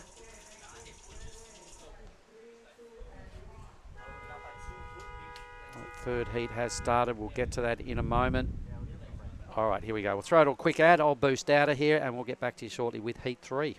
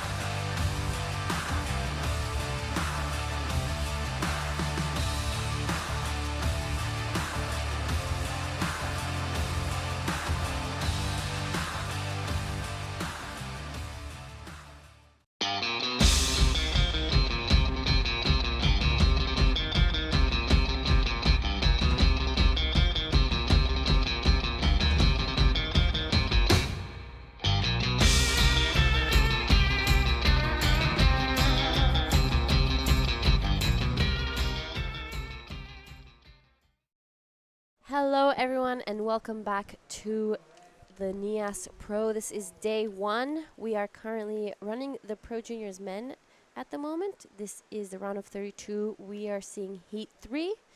In the red, we have Shohei Kato. In blue, we have Billy Billy. In white, we have Sinar Tanjung. And in green, we have Ryan Fadul. This is our surfer in blue, Teddy Bile, on a nice looking first wave. In the booth with me is Oni Anwar. Hello, everyone. Oh, wow. So this is Teddy doing nice reverse first wave for Teddy. And there's Sinar Tanjung, son of Rizal Tanjung. And Shehoi Kato and Raya Fadul. Well, here you go. Red, up and riding. The This Japanese. is our Japanese surfer in red, Shohei Kato. Short ride to start with. He's going to try and get around this section, and it's looking he is going to make it. This wave is going to stand up for him beautifully here today in the Nias Pro. Here, he's going to start working with this section and a beautiful turn to finish that wave off. That's looking like a good score. And he's going to be feeling pretty comfortable to start this heat off. Yeah, I really like that surfing. Really solid on his feet, looking sharp, and just there's no downtime. He just next for the turn. For this kind of condition, that was the good surfing by Shohei Kato. And I was sitting with him yesterday with his mom, and such a happy family from Japan. And yeah, he's a good friend of my friend Jeff, and I'm sure Jeff is watching in Japan, Tokyo right now, for his friend. Let's can't wait to see the replay of that. Definitely a good score. Yeah, and already in the first 4 minutes of this heat, our surfer in green, Ryan Fadul, comes in with a 6.33. That is pushing him straight into the lead. Sinar Tanjung, 2 minus scores, a 1.73 and a 0.50. So he's going to be looking to improve on that. But Ryan, a little bit of a standout this morning. Yeah, look at this replay. Here's a replay of the wave you like. Talk us through. Oh, look at how solid that first time. Throw a lot of spray. And there's a little bit downtime here because the waves are pretty fat. But then he reconnects here. How's his finishing right here? He's just waiting. And into the next one. Look this turn. Boosh. That's what the judge like. Yeah, I really enjoyed that wave. This is the replay of our surfer in blue, Teddy Billy. Nice second turn into the pocket. Wraps it around to get back into that power. And here this wave giving him a nice finishing and a little reverse as he takes it on to the left. And unfortunately, it does taper off, so he pulls off. Lots of action in the first 5 minutes of this heat. Yeah, that's fun, Only there's 20 minutes left, and and we have Mark Clift, who's going to be talking with our last heat winner, Raiha Onu. I think it was Winter. Sorry, Winter Vincent. Well, that's who I've got here anyway. I hope it is. All right, Winter, you said it's a little bit grindy out there, but you got the job done, yeah? Yeah, it was really, really fun, but, the conditions aren't what we expected, but you got to make do. And look, the last couple of days have been a little onshore and not Lagundri specials, so you've done your homework out here and stuff like this, yeah? Yeah, well, I come from Queenscliff, and the last board riders I had was exactly the same conditions as this, so I got a bit of practice before I headed over here. You're saying you've never been here before?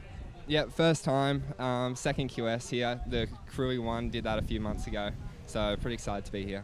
So far your QS campaign is kind of looking pretty good. Yeah, it's going all right, but I don't know. I just want to do my best and just have fun, I guess. Well, the carrot they're dangling is you get through a few heats and you're probably going to be competing in some Lagundri Bay barrels in a few days' time, yeah? Yeah, that's why me and a bunch of the Aussie boys wanted to do the Pro Junior, because we're like, as many heats as we can get out here, the better it is. So I can't wait for the conditions to get better. I've got some other good news. This is the only contest in the world, Winter, where you earn a bang bang for winning a heat. All right, so enjoy that tasty morsel and good luck for the rest of the event. Sweet, thanks so much. Cheers, everybody. Back up to you, G.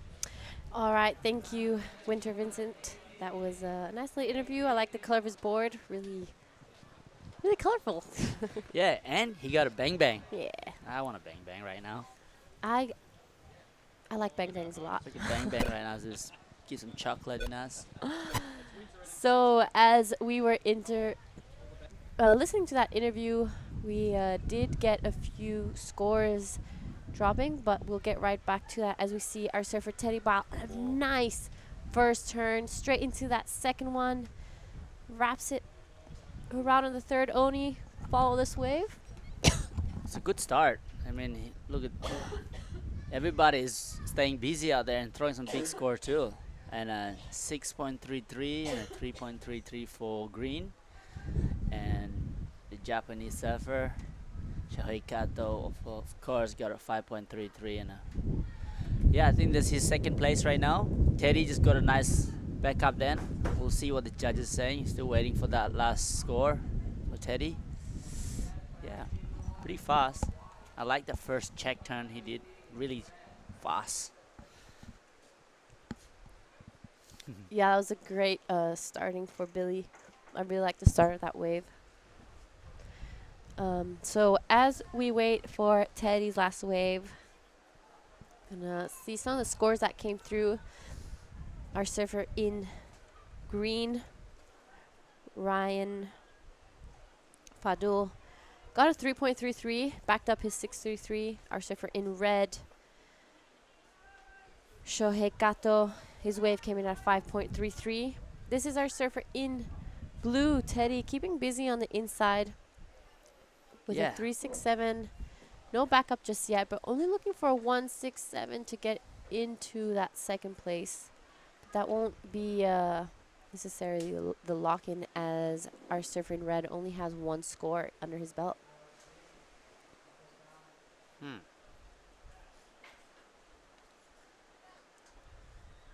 So Oni, we talked about the first time you came here. What about your favorite time coming here? Last year was my favorite time. Was it last year that we had the event here? Wow, that wave was so fun. Yeah, I think that was like made me come back surfing in a contest again. You know, doing that event made me like, okay, QS is not only just a crappy crappy wave, but but actually you can get barreled and get really, come in here to Nias, you know, just to get it driving here is really nice. Yeah, the drive, the journey.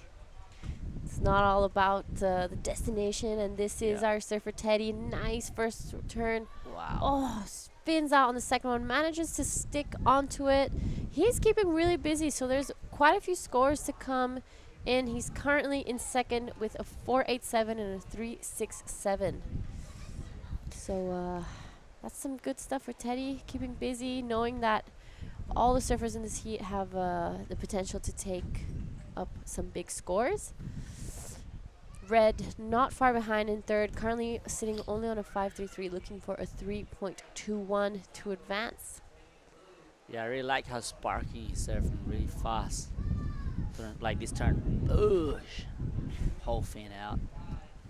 You know, I've known Teddy a long time, and I know that he serves. He's from Bingin. He surfs Bingin all the time, and that's a really good barreling left.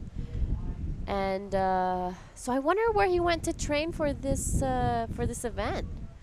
Here he is again, Teddy. Nice turn, and wraps it around to get back to this power section. Does a little reverse. Oh, he's keeping things interesting. My new favorite surfer right now.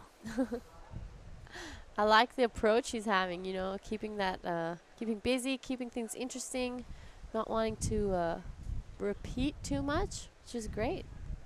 It's the ground flow. Yeah. Catch everything and do anything. He's just stoked to be out there. Exactly. And it's not easy because the guy in red, he looks sharp too. If you see his first wave, 5.33, if you get another wave, it's fun, you know, like kind of like a heartbeat. Yep. It's gonna be an interesting interesting heat as both surfers with really different approaches. We see Teddy, catching wave after wave and creating opportunity for himself, whereas our surfer in red, a little bit more quiet. He's waiting, more patient, waiting for the opportunity for the good wave to come. Shohei Kato. Oh, Sinar's doing the runaround? Yeah. Is that the results tactic? Maybe. I did see Rizal was here, so I wonder what advice he gave his son before paddling out. Yeah, I guess it's a pretty long paddle back out, so I would do the same, do a run around. But I'm so scared. It's just kind of sketchy running on top of that reef, eh? Yeah. If you get caught, then you're out for pretty much. You don't want to get infection on your feet. But let's talk about this red guy. Here we go. This is your friend, Shohei Kato. Oh. Our reverse. That's nice. Looking for a 4.31 to go back into second. What are your thoughts, Oni? Yeah, it's a scary heat, because everybody catches a wave and the man in green is in the first place. So that's the Brazilian guy who did the interview this morning, right? Yep, the Brazilian. Wow, man, this heat is gnarly. I mean, if you can see the surfer in red only got that first wave that you can wait for the last wave, that air reverse. He need like a 4.31, but I think he can do better. Only one. And there we have it. Our surfer in red, his last reverse came in at a 5.17, pushes him straight into first place. Our Brazilian surfer in second with a 6.33, looking to get rid of a 3.33.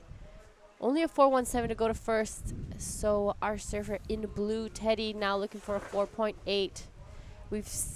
Looking at his scores, he can do it. It's anyone's heat. So I'm hoping to see a little bit more of Sinar's action in this heat. I wonder Sinar just having fun, he's just a first pro junior of his life maybe right now.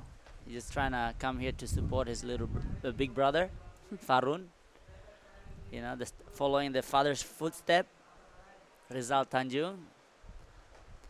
And here we go, green. This is our Brazilian surfer. Wow. Really nice surfing on his backhand here for our surfer in green, Ryan Fadul. Gonna taking a look on the inside, but not really convinced with what that wave had to give. Looking to replace a 3.33. 4.17. We're gonna see if the replay, if he did anything else on the outside of that. I really like that finishing though, through a lot of water. Yeah, he's Here a we good go. surfer. Look at that first turn. We'll put him in first place again after this. I think so as well. This was a really great wave. Wow, vertical. 12 o'clock. Tricky turn. Tricky wave, I mean. Yeah. The wind did look like it picked up quite a bit now, so the conditions are really tricky out there. It's not easy. We'll see this wave start to crumble a little bit more, and Yeah, like for my point of view, like it's really hard to just either play like the tactic staying busy or get an early start. Then if you get an early start, then the next set's coming. You have like fourth priority, and the guy who's been waiting, like guy in red, he get open up 5.33, and he just would love waiting. Where Teddy is now staying busy and realize that staying busy doesn't really.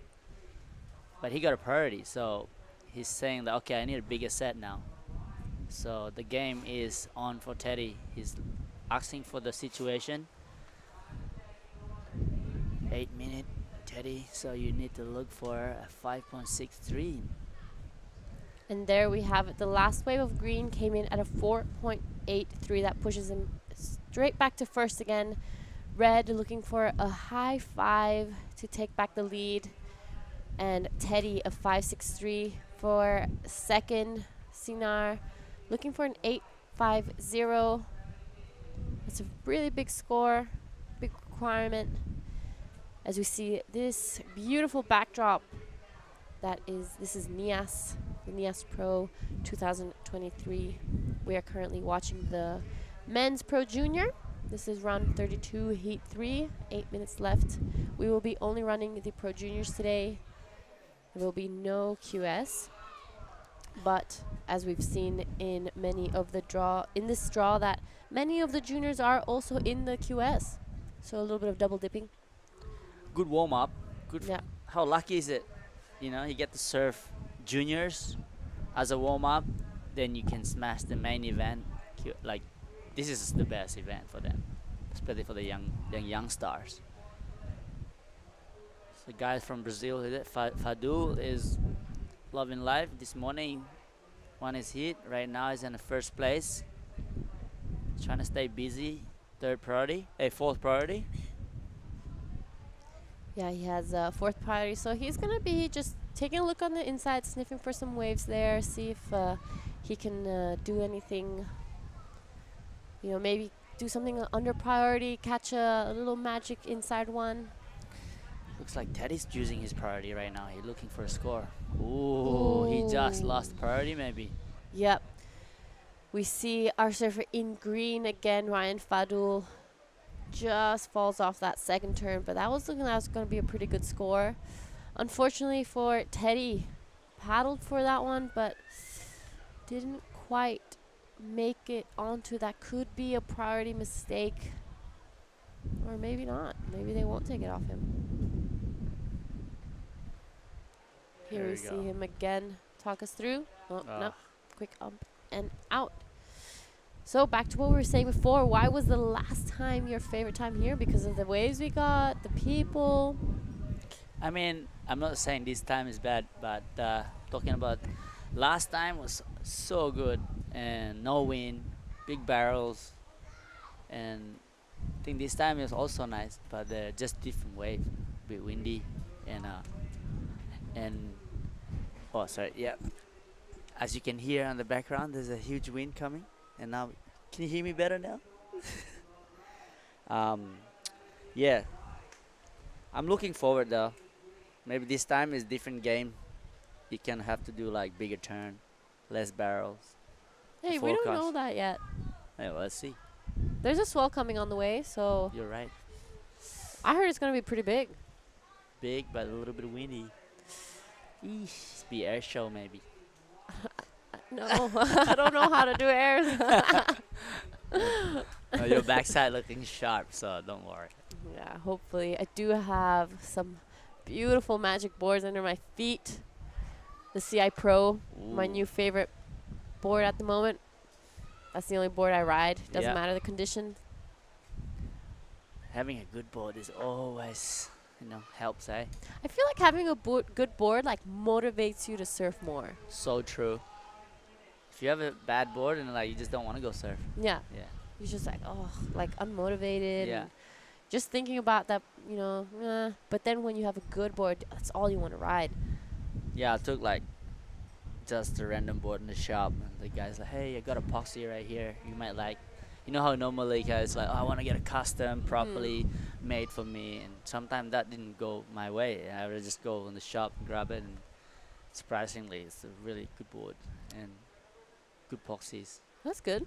Yeah, but now I'm riding this PU. It's amazing. Also a bit heavier, but just holds the rail a bit more. And yeah. I don't actually have an epoxy at all. Really? Yeah. I've traded in the epoxy for a twin fin. Yeah, I think the twin fin is the best. That's my favorite. I don't travel without it. I brought it here too. Oh yeah? Yeah. Oh, Jill shaped me a board, twin fin, before I came. It was really nice, but I didn't bring it because I know like, I just want to get barrel. That pepper twin. Yeah, I have a CI twin pin actually. How fun is it? In my homestay, the Sirius homestay. Yeah. And maybe not today, but I'm definitely going to be taking it out soon. And I know that after this, I'm heading straight to Kandui Resort. Ooh. So I'm going to be doing a bit of a surf trip down there. I'm excited. It's my favorite place in the world. So big shout out to everyone out at Kandui. Everybody follow Giada on Instagram. Follow her lifestyle. Big shout out. Shout out. There we have people taking a dip at the keyhole. That's my favorite part right there. That is definitely one of the nicest parts out here. The water's so calm. You can see some boats parked there just because they know that for some reason no waves come and disturb anyone there. Some of the athletes, there's not many waves around close by, so unless you're surfing out front, there's not many options. So better go for a swim or hang out at a hash. Have some coconut, Yeah. some coffee, go for a dip, swim around. What a life. So Not a bad good. life. I mean, the waves are not the greatest, but still, you're watching some good, talented surfers from around the world, from Brazil, Australia, Japan. You guys have said that the waves are not that great, but I just came back from Europe, and this would be an amazing day out in Europe. And this is currently our surfer in red. This is Shohei Kato. Nice reverse to start off the wave. Just keeping busy, staying close to the whitewash, looking for a high five to make this heat. So I don't think that's going to be what he needs, but maybe improves his score a little bit. Yeah, it's really hard decision what to do, like when the guy in third underneath you and trying to take you down, and red choose that wisely. There's like a minute left, so red be thinking like, I hope there's no wave coming on the back. Yeah, he's going to be hoping that Teddy doesn't get the opportunity to catch another wave as we get to the last minute of this heat. Sinar with priority. Yep, green is on the blue. And here he goes, Sinar, catching his priority. A nice looking wave. This is a good turn. Keeps with it, tries to take it down on the inside. This is Go, Sinar. Sinar Tanjung. Come on, buddy. He's doing a nice job to keeping with this wave. That's probably going to be the best wave of Z. Yeah. Oh, here we go. Here we go. This is the last chance for Teddy. Looking for a 5.63. This wave, nice hit. And it's looking like this wave is going to open up. And the left, this is what I call Billy's left. He's hoping to milk this one all the way. He needs every point to count. Oh, and just falls off. I don't know if that's going to be the score. He's looking for a 5.63. His body, posture is not looking very confident. Let's see what he did out the back, if he did anything else. Nice opening carve. I don't think this is going to be the score, unfortunately, for Teddy. But he still has the QS, so early days. Good warm-up. This is the last wave of Teddy. See what the judges think. He did fall in that last one as well, so judges think a lot of this. So we're just going to throw to an ad break as I'm going to go get ready to talk to Ryan Fadul.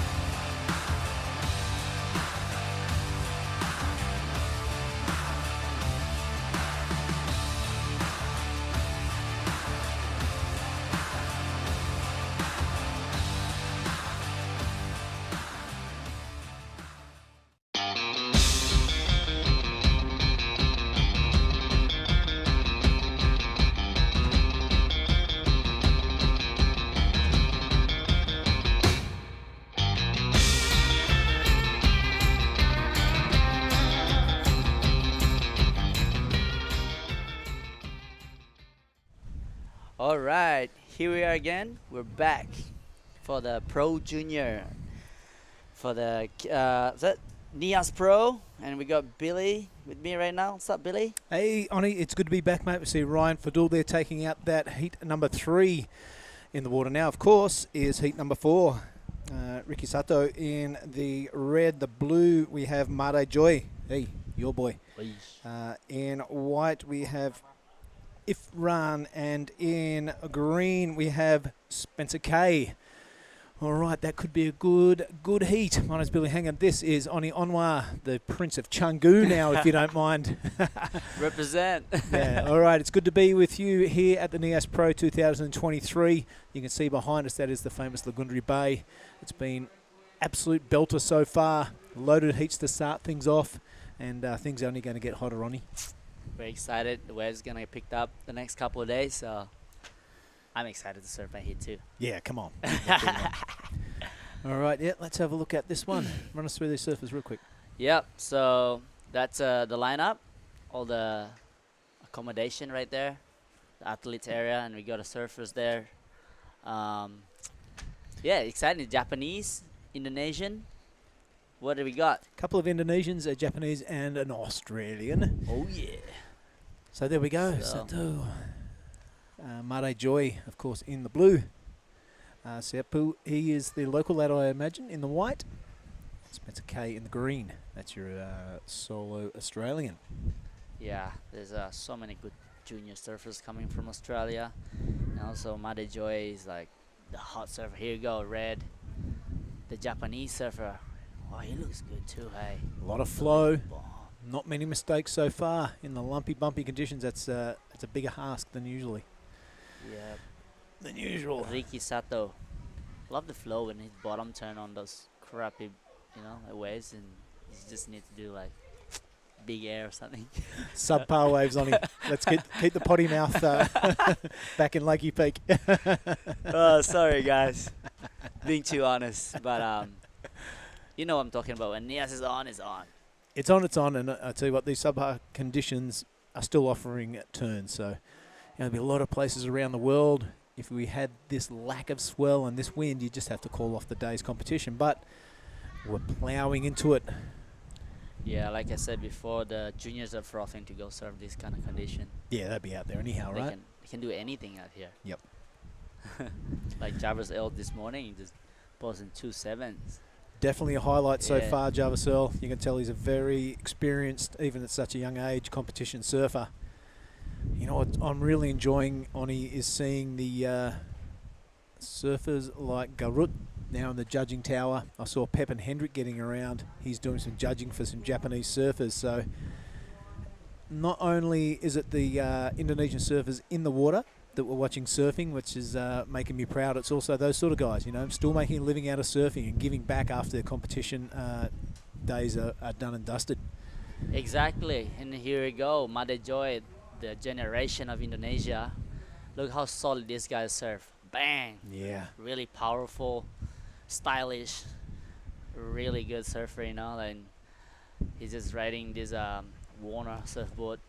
Yep. Well, he's been giving it to the left-hander at Padmar so far. The bank there right now is all-time, mate. You forget about the sandbar and the photo opportunities up there. Down at Legion and halfway away, the banks are cranking, and it's very similar to this style of wave. Here he goes now, a surfer in blues. This is the replay of his first wave. Finds the lip there. Nice extension of the arms. I love how stylish he is, and he throws so much spray too, and really calm. When he stand up on the wave, he knows there's gonna be a big turn coming from Made Joy. Yeah, gotcha. So we're waiting for the score for Made Joy. Here we go. 20 minutes. It's a lot of time. Yeah, 20-minute heat. Let's start again. That's what you got to. That's what the surfer in white and surfer in green will be thinking. 3.83 the opening score for Sato. Yeah. So you can see the difference between the first wave of red and to the 6.5 for the first wave of Made Joy right now. The solidness. There we go. Yeah, very well done. And that's what the judges would reward, the solid turn. Yep. And yeah, I think these guys can do all of them too, you know. So they're capable of doing all this turn, but yes.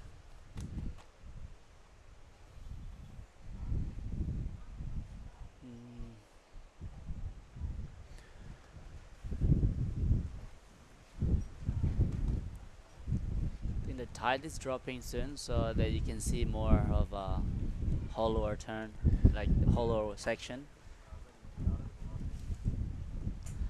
So we're gonna go down to the last heat winner with Giada. Yep. I am currently down here at the athletes area with the last heat winner, Ryan from Brazil. Is this your first time in Nias? Yeah, it's my first time in Nias, my first time in Indonesia. I'm very happy. This is paradise. So we know in Brazil the waves are really different. What do you like about Indonesia? Indonesia is the best waves in the world. Very good waves every day. Brazil is difficult waves. I'm training every day in Brazil and staying good waves. I'm very happy. So being your first time in Indonesia, where else have you been here besides Nias? Yes. Nias, big battles. My dream is surfing in Nias. Então, eu não sou brasileira, mas posso falar pouquinho português. O que você quer falar com a família ou amigos em Brasil? Pô, primeiramente queria agradecer a Deus, pô, é uma oportunidade única estar aqui em Nias, na Indonésia. Estou muito feliz, quero agradecer muito a minha família por me proporcionar isso. Mandar um abraço para todo mundo que está torcendo. E é isso, estamos preparados, com fé em Deus. Se Deus quiser, vai dar tudo certo. Estamos com o surf no pé e com as pranchas foguete, vamos para cima. Então, a gente aqui tem a tradição de quem ganha na bateria pode pegar bang-bang. Então, boa sorte e nos vemos na próxima. Back to you guys. All right, Giada, well done. How was that? That's the first time we've ever presented a bang bang in Portuguese. Yep. Giada Lagundri absolutely killing that post-heat interview. It's handy to have someone that speaks 3 languages on the commentary team. So well done, Giada, and well done to Ryan Fadul. Super happy to be in Indo, isn't he? Yeah. See how fast he's speaking Portuguese compared to English? Yeah, he loves it. He just like, can I speak longer? Can I talk longer, you know? How's your Portuguese? Muito bom. Oi. Muito bom. Beleza, moleque. All right, back to the surfing. Let's have a look at it. It is Marto Joy out to the lead. That's 6.50. I'm pretty sure that is his solitary score at the moment. Our surfer in white, he sits out there priority too, so that's a nice position to be in as we tick down to the 16.5 minute mark.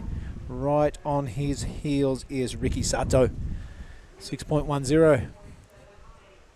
Yeah, it's his only single score for Mate Joy, 6.5. Then this, how many waves does Red got? 2, a 3.83 and a 2.27.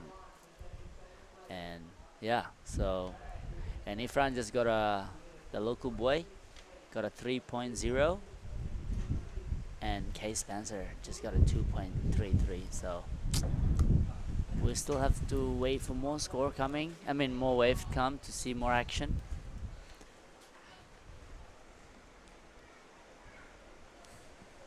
Here we go, Red, current second place. Oh, not much happening there. Yeah, it's a little bit too deep. Sometimes you just need to kind of like widen the shoulder sometimes. Look at this one. Here you go, Mate Joy. I love this guy. Wow. Yeah, he's been patient and a good first turn. The second one on, he's not too bad either. A little bit of a nose dig on the downward trajectory, but that's fine. A lumpy, bumpy day like today, you've got to take risks, and he has taken 2 out the back. So will the inside offer any bonus sections? Yes, I can see he's looking at it, and look what he can do. Nice. He throws a lot of spray, and he stays calm. Still going. Wow, that's great surfing by Mate Joy. Second wave for our surfer from Bali.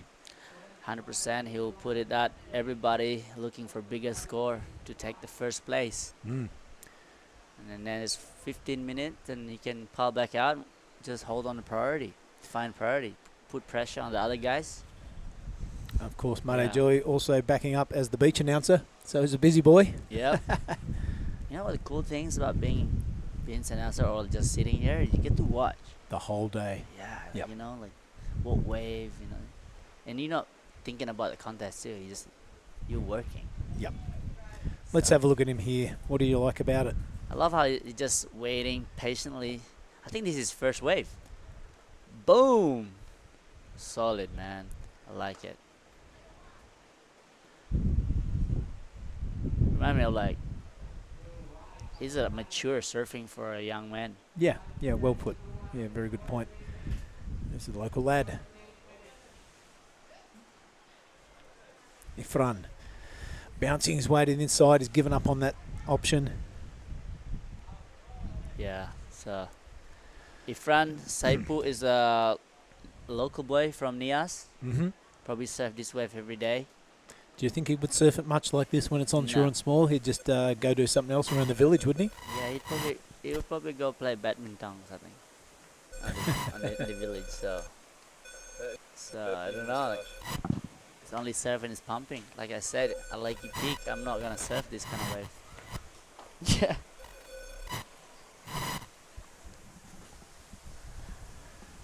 he? All right, have a look at it at the 13-minute mark. Clicking down towards it, it is Mado Joy with a score to come. Out in the lead still. The rest of the field, man, not getting over a 4. It's nowhere near a 4. Check out Ricky Sato, his best wave, a 3.83. So it is the boy from Bali stepping out into the lead. Still a tick under 13 minutes remaining, and the requirements aren't massive, and this is Spencer. Yeah, that's a handy, pretty lateral turn, though, the first one. That one he wraps around a bit more and releases the fins on the third. Can he ride down the face? He does. So things coming together for Spencer on his second wave. His best so far at 2.33. You think he would have burnt that off in the first manoeuvre. He gets that bonus inside section. Nah, it's not going to stand up for him, so he bails. And this is the local lad. Yep. Yeah, he's staying busy. Probably this one gonna, if he can make it through, or No, he's not happy. frustrated. Yeah, frustrated. We'll see what Spencer K has to work with after the judges drop that score. But here he goes. This first one a little bit lateral, but he did get it up there through the lip line. I like this turn coming up. Boom. Yeah, his timing is on point. Yeah, there's those multiple stage cutbacks. The judges really don't like it, but conditions like today, you kind of got no option. It's hard to hold a rail with all those little divots and bumps over the face of the wave. So a well surf wave by Spencer. And this is Ifran. The look of frustration after this wave, Ronnie. Puts his hands in the air. I do. Yeah, so Mali Joy, his score just came in at 6 points, so now he's way in the lead. Yeah. Oh, second wave of 6. Awesome. Yeah, so if you're watching for the next heat, this is what you'll be looking for. This is what the judges want to see. 2 scores in the good range, 6.50 and a 6. This is what they're looking for, and Made not wasting any energy. Every wave he's stood up on so far has garnished him a good score at least. yeah, Made Joy came up to me today before he piled out and was like, "Hey, I'm looking for a caddy. I need to bring 2 boards." And I was like, "Bro, you're complicating yourself.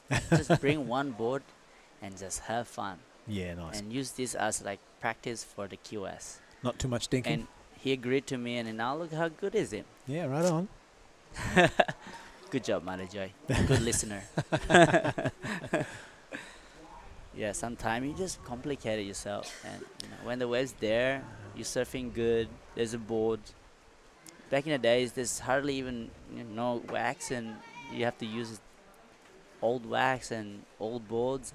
Well, when you're a young grommet, usually you just got 1 surfboard, don't you? Yeah. You take it out when it's 4 foot or half a foot. Yeah. And it didn't worry you when you were young, and now you've got to have, so many leaders and a different tail and that sort of thing. But you're right, you can overcomplicate things. Yeah. However, if the swell prediction comes true for this contest, you're definitely going to need a couple of different boards. Yeah. From this onshore sloppy sort of surf to board breaking barrels. Yeah, so I've been watching him lately and say, "Mate, you're surfing good. Does not need to be complicated. Just bring whatever you need. Keep it simple." Yeah. Yeah. Come in the good wave. When it's big, that's probably when you need like caddy out there. You might break your board or leash. Oh, for sure.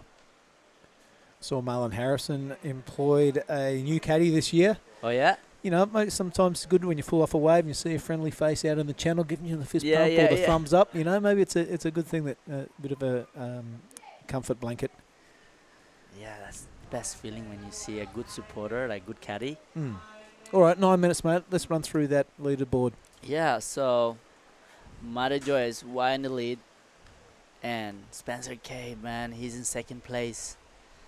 He just got a 3.93 for this wave, so he need to replace that 2.33. He looks for an 8.57 to go in first place.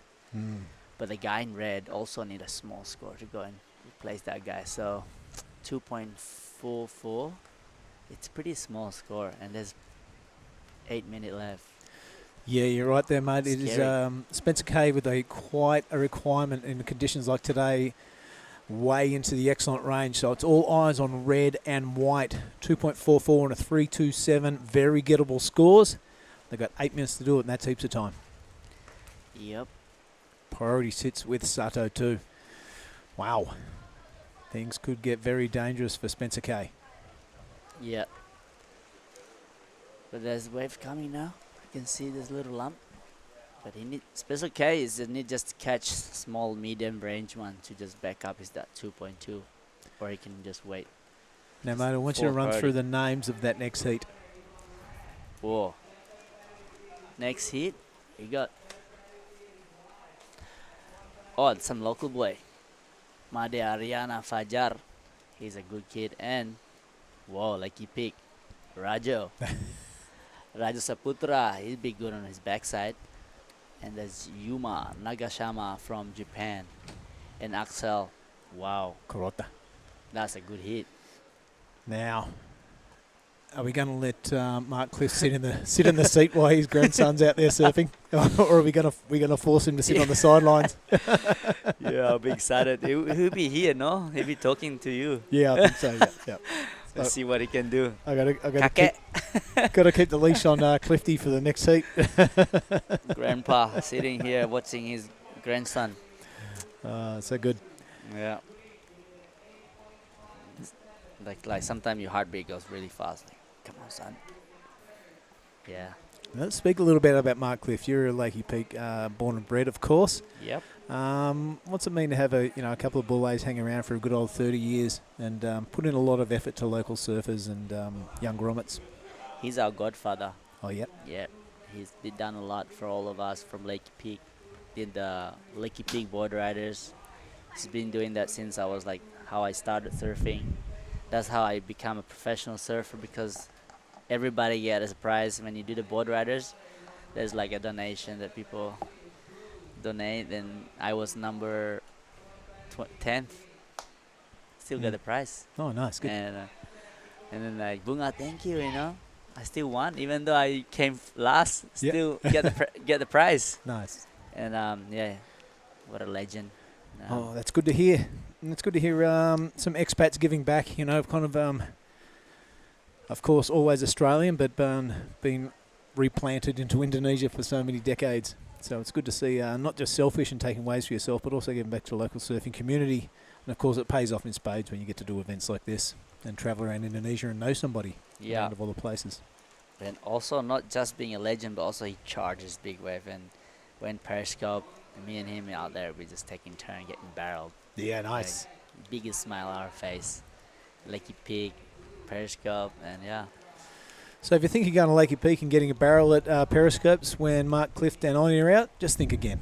Because I've seen you guys absolutely dominate and take all the waves out there. we call ourselves Wa'ura. Wa'ura. Okay, let's get back on task with 5 minutes to go in this one, and it's Marty Joy out to that strong lead just by 2 waves. So really professional and smart surfing, a 6.50 and a 6. Next down the leaderboard is Spencer K with a massive 8.57, the requirement to take out this heat. So all eyes on Ricky Sato and the local lad Ifran. 3.27 is what he requires, and Ricky Sato a 2.44. That's very gettable for those guys. So things are going to get a little bit nervous for Green. He'll be looking to better just a 2.33 also. Priority sits with red, so you would think advantage to red if a wave comes through. Yeah, if I was green, I would just scratch on everything just to build that backup score. Here he goes. Here you go, red. Yeah, Ricky Sato now only needs a small requirement. I'm backing that he's already got that. So it will be pressure over to green. He sits there with third priority. And we'll stick with this wave from red. Looking for a 2.44. You reckon he's got it already, Oni? Yes, but judges doesn't like it when you link up all the way through. Oh, my. Onto the belly. Yeah, I think he's Wow. Yeah, you have to do something special if you do link it. You can't just do the 2 for 1. You know, Or kick jump up. around. We've seen the score reflect that, the judges' thoughts. So we'll see how that goes. Yeah, I mean. There we go. 3.83, I think that way. Yep. So the pressure is onto the Australian. Spencer Kay now requires a 3.13. Sits with third priority, and there is 3 minutes and 20 seconds remaining. So this heat getting exciting for the second position. How's this thing? He hits a bit of a speed bump on the way through, and lucky he didn't get a board to the snozzle. Oi! A bit of a laugh about it too when he got it.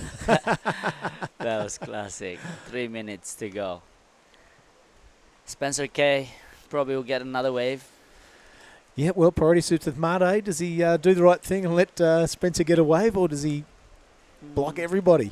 Or is he already on the beach? I think Mate J will let that Spencer K. I mean, yeah, because it's... Oh, what? Spencer K got third priority. And that's right. He's way down the list. Yeah. And here it goes, our young lad from Nias. He needs a 4.06 himself. A couple of those wide shoulder cutbacks aren't going to do it. So Spencer won't be that worried that he didn't get that wave, because there's 2 minutes and 25 seconds remaining, and he now picks up second priority. So everyone watching around the world, check out the surfer in green. He's got the work to do.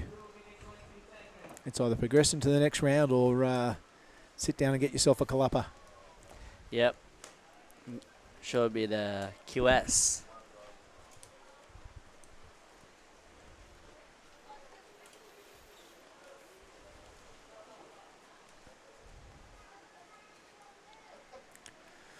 All right, just under 2 minutes remaining.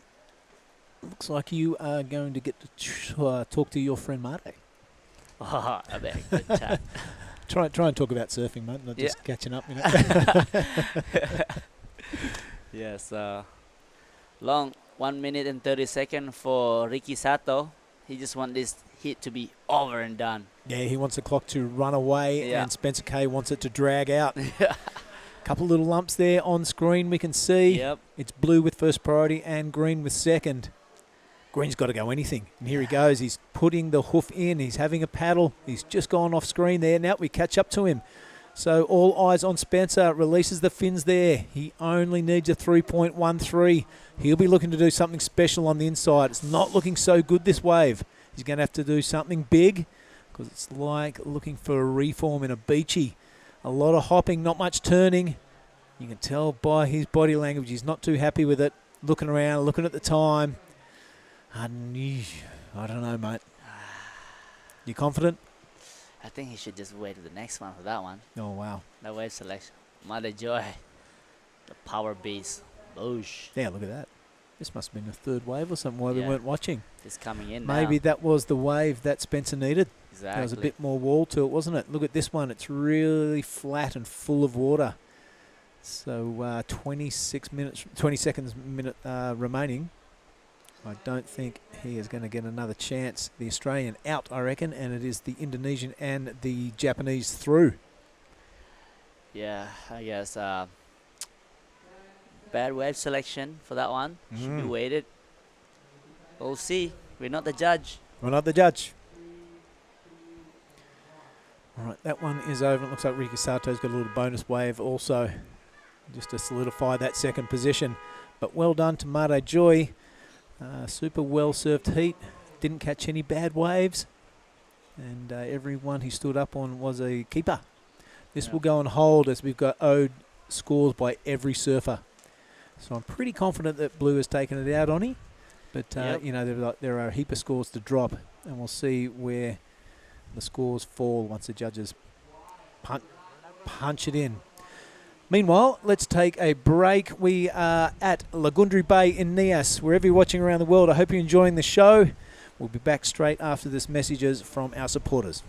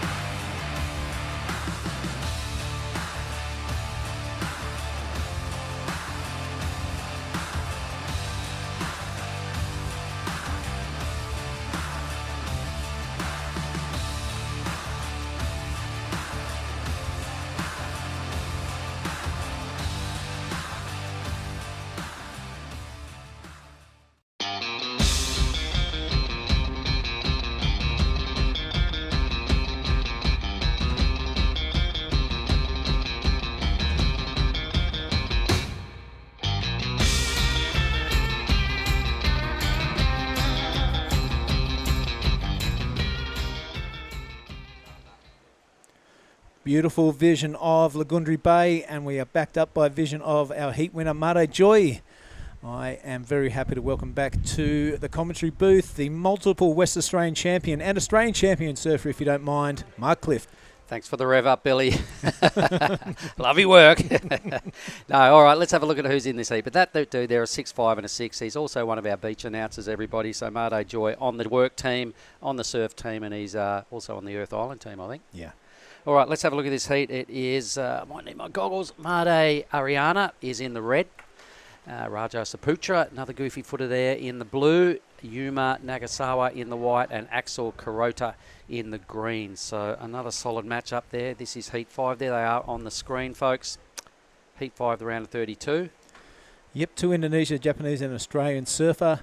I have been briefed by the rest of the ASC team. I am to put a leash on you for this heat. I know.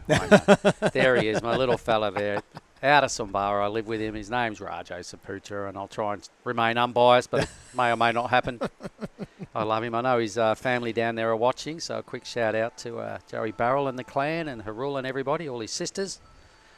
Meanwhile, the live action, it is Alex Kurota who draws first blood. He's got a small wave here, a couple of sections, tags the lip quite nicely. Either way, it's a pretty good start here for Axel. If you're looking for a little link up, doesn't get it. So the rest of today's format, we have 3 more heats to go in this round, everybody, the round of 32, and then we cross to 4 heats of the Pro Junior Women's. Can't confirm anything else for the rest of the day, but 16 heats off on day 1 is a pretty good result. So in fact, I reckon that will probably be about the end of the day after we get another 7 heats done after this one.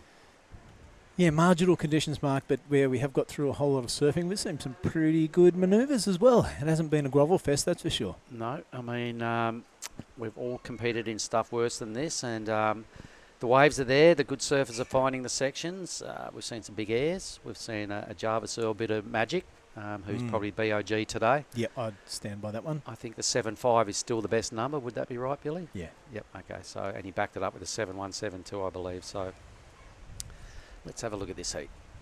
Rajo Saputra, for some reason, has priority, so maybe everyone else has caught a wave. They have. We've still got a score to come for white and green. 3 people, yep. Is Alex staying busy? Axel, my mistake. That wasn't a mistake, that big rotor. We saw all 3 fins as he went above there. Looking to turn this right-hander into his left-hander. It's reforming. It's changing shape on the inside. You have to go do something special to get a good... That was sick. Yeah, that was special. To get a good score on that inside section we've found out so far today, Mark. the people sticking with it are just getting that bonus 1 point or something like that. That wave started off that small. I reckon that finishing turn was worth more than 1 point. That was pretty sick. But that wave started off tiny. You have a look what he paddled onto here, folks. Yeah, there that we is go. small. All right. It's lucky to be 1 foot. Then it grows to that section. Sort of got a little bigger as it went, and he finishes on kind of like a 2-footer. Yeah. So good wave choice. Really well done, Axel. We can see a score in for Yuma in the whites of 4-3-3. Made Ariana started with just a 1. That's a pretty solid belt to just give the judges something to think about before they throw a number down. Yeah, the message has been sent by the judging panel, though. If you are going to milk it to the inside, it's got to be something big. All right, I like it. Yep, and I reckon that's fair enough because Lagundri Bay is that first 8 or 10 seconds out the back. You get to the channel on a regular day when it's doing its thing, and then that's over and out. Today, a little different, so sometimes that milking factor comes into play. Should you get some steep sections and can do something really good, you will add to your total. Great overhead view there from Ryan Williams. Jones, guy right there on the team, does a brilliant job. Lagundri Bay, what a machine, just breaks every day. It's quite incredible. So red now. Ariana Made. Really impressive at Cruy. Yeah, he was. Yep, he had a touch of the mega. Hang on. Yep, Rajo Saputra. Let's have a look at little Goofy. He's light on his feet. He's staying busy. And can he get down the face of this wave? He does. So, you know, he's only a little fella. That could mean advantage to him for this heat in these conditions. Unfortunately, just a little bog at the wrong time to lose that momentum to perhaps drop into the inside track for Ra. But, you know, he does have an air game. He's a tube master. I don't think you're going to see any of that here today. You know, I would love to see. I love seeing that from Made Ariana. Yep. But, yeah, I wonder if that was the first turn or not. But that could have been a healthy wave score for him. I'd love to see a shootout between Dylan Wilcoxon and Rajo. But in the meantime, that was a dream heat that we may see later on. But let's cross down to Oni Onwar in the athletes area. He has the winner of the last heat, Mare Joy. What's up, everyone? So we got the last heat winner. Mare Joy, how are you feeling? I'm feeling great, but it's a bit so tricky out there, you know, just trying to stay calm. And yeah, the wave is not too big enough for me, but just try to make it simple and safety play. Yeah, that's all that I gotta do. Hello? So it looks like you're really relaxed out there, and such a big sprays. Really good. What out? Well, my strategy is before I pedal out, I try to do big turns, as I usually do that in my heat, trying to get a section that I can heat, like with a 2 big score, maybe 5 or 6, and try back up with a couple fun one. And yeah, actually the board feels nice under my feet, thanks to Warner for shape this board, and thanks to all the crew for everything. Yeah, looks like this board is almost snap in half. So there's a big hole over there. Yeah, so is that the secret? Make holes on your board? Well, it's probably not, but I've been here since the day one. I'm trying to adapt with the wave, and I came here with Ryuki and have some fun wave before the comms begin. So I used this board and then I broke it. So I hope this is meaning for the magic one. So I will keep this board.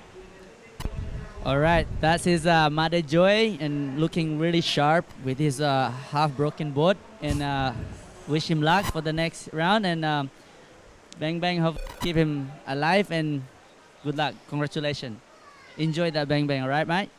See you later. What a couple of cool cats right there, Mark Clift. How classic was that interview? That was pretty funny. From Chungu Jesus talking to Mare Joy. Oni Anwar. That's too funny. There goes some lads going about business at every day as they do. They're fishermen coming in. Probably spent most of the evening out there. 16 and a bit minutes to go in this heat, Billy. There's the scene out there on the point. There's a lot of accommodation. There's a lot of tents that have been set up for this event, and it is a busy place this week. Meanwhile, Axel Carota thrown down a 6.50, Billy. A worthy number for that air rev with a big hit at the end of the wave. So a strong lead right now, trying to burn off just a 3.83. The next best score, Yuma in the white, a 4.33. The other stuff's in the 1 or 2 point range. So red is currently third and blue currently fourth. So come on, Ra. He's in fourth. He's got priority though, Billy. So a little man needs to answer back now. Yep, you see those grommets catch about 5 waves in 10 minutes. So, 15 and a half minutes is plenty of time for the young fella from Lakey Peak. And here he goes. Rakeko. Boom. That's a better hit from Rajo. Boom. Throwing his blade up there again. His CI shooter hits the foam. Goes a little sideways right there. So with one reasonable turn, he's chasing a 5.33 to get out of trouble. But that's not going to be it. So in our training drills, mate, we're like, Ra, you got to paddle out hard after your wave. He's and he's doing it. Yeah. So he's listening. Looks like Medina there. He's got the eye of the tiger. It was a good thing last night. He was sitting with Rio Wider having dinner. Yep. That was a nice hit, Ra. Rio was giving him some tips, and I said, so Rio, what about after your ride away? He goes, you got to paddle back hard. Oh, yeah, Flat out hard. That's just every wave. I said, see, Ra. So thanks, Rio, for helping the little fella. Touching on that, mate, how good is it to have a CT surfer around the comp site and competing later on, Rio Wider. He's such an inspiration, not only to the grommets, but to all of us here. He's the one who's really got it together, laser focused. I asked him what his aspirations were next year on tour. He goes, top 10. And good. And I'm going to extend on that a little bit, mate, in a minute. Rajo's score of 2.63 takes him to third. Better. So I'll extend on that. There was a couple of years ago when we were at Cruy and I had a chat with Rio, and I asked him what his goals were. And he looked at me and he went, get on the CT. Done. Win a world title and win a gold medal. He's got one out of 3 so far, hasn't he? So he was aiming high, but it's starting to the slots are starting to drop for Rio because he knows where he wants to go and he knows how to get there. It's a good thing. Axel. Yeah, Axel Carota digging the rail there, releasing the tail on the second one. So variety in the turns, but only 2. He is out on the lead, looking to get rid of an 3.83. Meanwhile, Ariana working his trade on the inside. Yep, that was a good hit to kick things off. So he decides to stay with it and look for the inside track. He might just get one here. No, he decides not worth hanging in there. So strong belt out the back on his backhand. A 4.86 to get to second. I think he'll move up to at least third once that score drops. Priority rotations are starting to be set now. About halfway through this heat, everybody. I'm sure we're about to see a replay of that wave. Maybe not. Either way, it will definitely drop into his top 2. I think it's his best wave. If it's a 4.86, he'll go into second. We're talking about Made Ariana here. Here's Axel's wave. I'm pretty sure we're still owed this number as well. It needs to be better than a 3.83 to make it worth doing. What do you think? Close. Don't know. 50-50. Yep. Close. He goes red, so he got a really strong hit here. This is his best wave, I reckon. Watch this. Boom. Yeah, right in the pocket, nice and high, wasn't above the lip line. Forward above the lip, even that slash was pretty tidy. So I think Made Ariana, I think I could see him going to second with this. Yeah. If it's a 4.86, he goes to second. I reckon that's right there as well. Yuma sitting out there with priority. Only needs to get rid of a 2.70. So the back end of this heat is going to be tight. No one can relax. A lot of good heats here, mate. When you're seeing some of the quality of the crew that are dropping out. So it was a 4.13, so it was almost the required 4.8. So Made Ariana moves to third. Boom. This is pretty good from White. Boom, again, down he goes. So we've got a few goofy footers in this heat, 3 of them. Yuma, that was him. He goes Rajo now on his backhand. Needs to get up there and attack the lip. He needs a bowl. Little fluffy section presents itself. He's done some work, but the wave, and he'll know it, the wave did not offer the sections needed.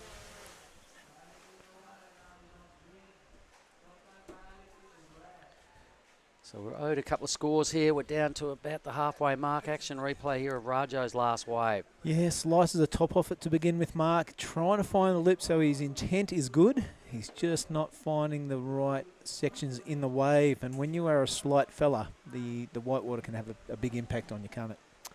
Well, his board's not going above the lip at this stage, a la, you know, the other two goofy footers in the heat. So I think as a learning curve, when I have a debrief with Ra later on, we can address that.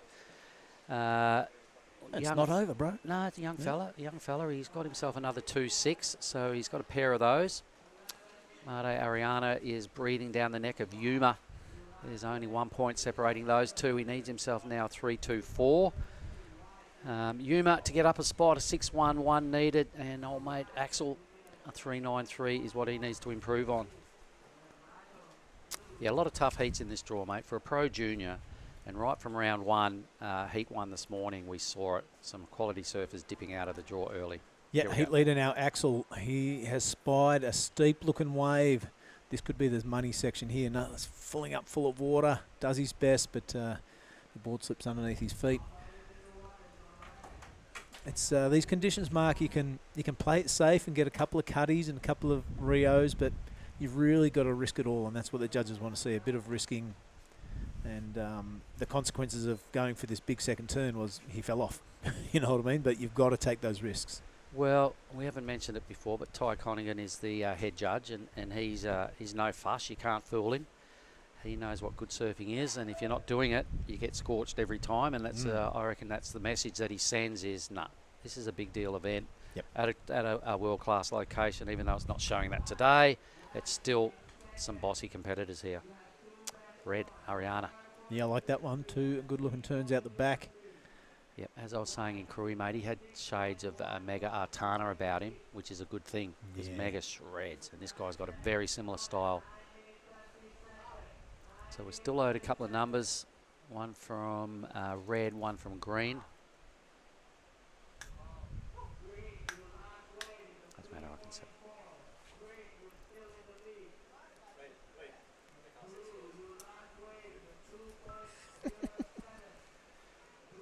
All right, so Axel didn't improve his sitch. That last wave from Made, he's only got to burn off a 2-1-7. That's happened, surely. So we'll just wait for that score of red. What does he need to go to the lead? A 3-2-4 to second? I think he could get there. Yeah, all right. Those playing along at home. Yep, a 3-2. Put a little wager on it. Yep, a 3-2-4 is needed by red to go into second. Yuma will be a little bit nervous. Rajo needs a 4-6-9 to go into second. Time is now at 8.5 minutes. So I reckon it's a three-way race for second spot. Those requirements aren't that big. So there we go. Mate does go into second spot.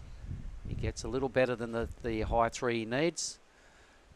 Nailed it into second. So Yuma now is chasing a 4.03. Rakeko in the blue. Rajo Saputra a 5.69 needed. Needs the right sort of wave. It's got second priority. Has to let. Oh, I think he may lose priority here. Yes, he does. There's another little debrief moment. You lose your second priority. You paddle, you miss. He effectively blocked that other surfer from a wave. Yes. I think it was Green. So that's how that works. I think Green was playing a pretty wise move there. Bit of experience. He paddled for it, looked over at Blue, and Blue paddled, and they both missed it. An old veteran is probably 16 years old, 17 years old. You know, being an under-20s division, Billy, there's some men here in this junior division. Big separation. Guys that have been competing for like 8 years or so. So, you know, you get better at anything the more you do it. And some of these guys that are 20 years old have been competing for a long time, and they're hardened at the skill of competing.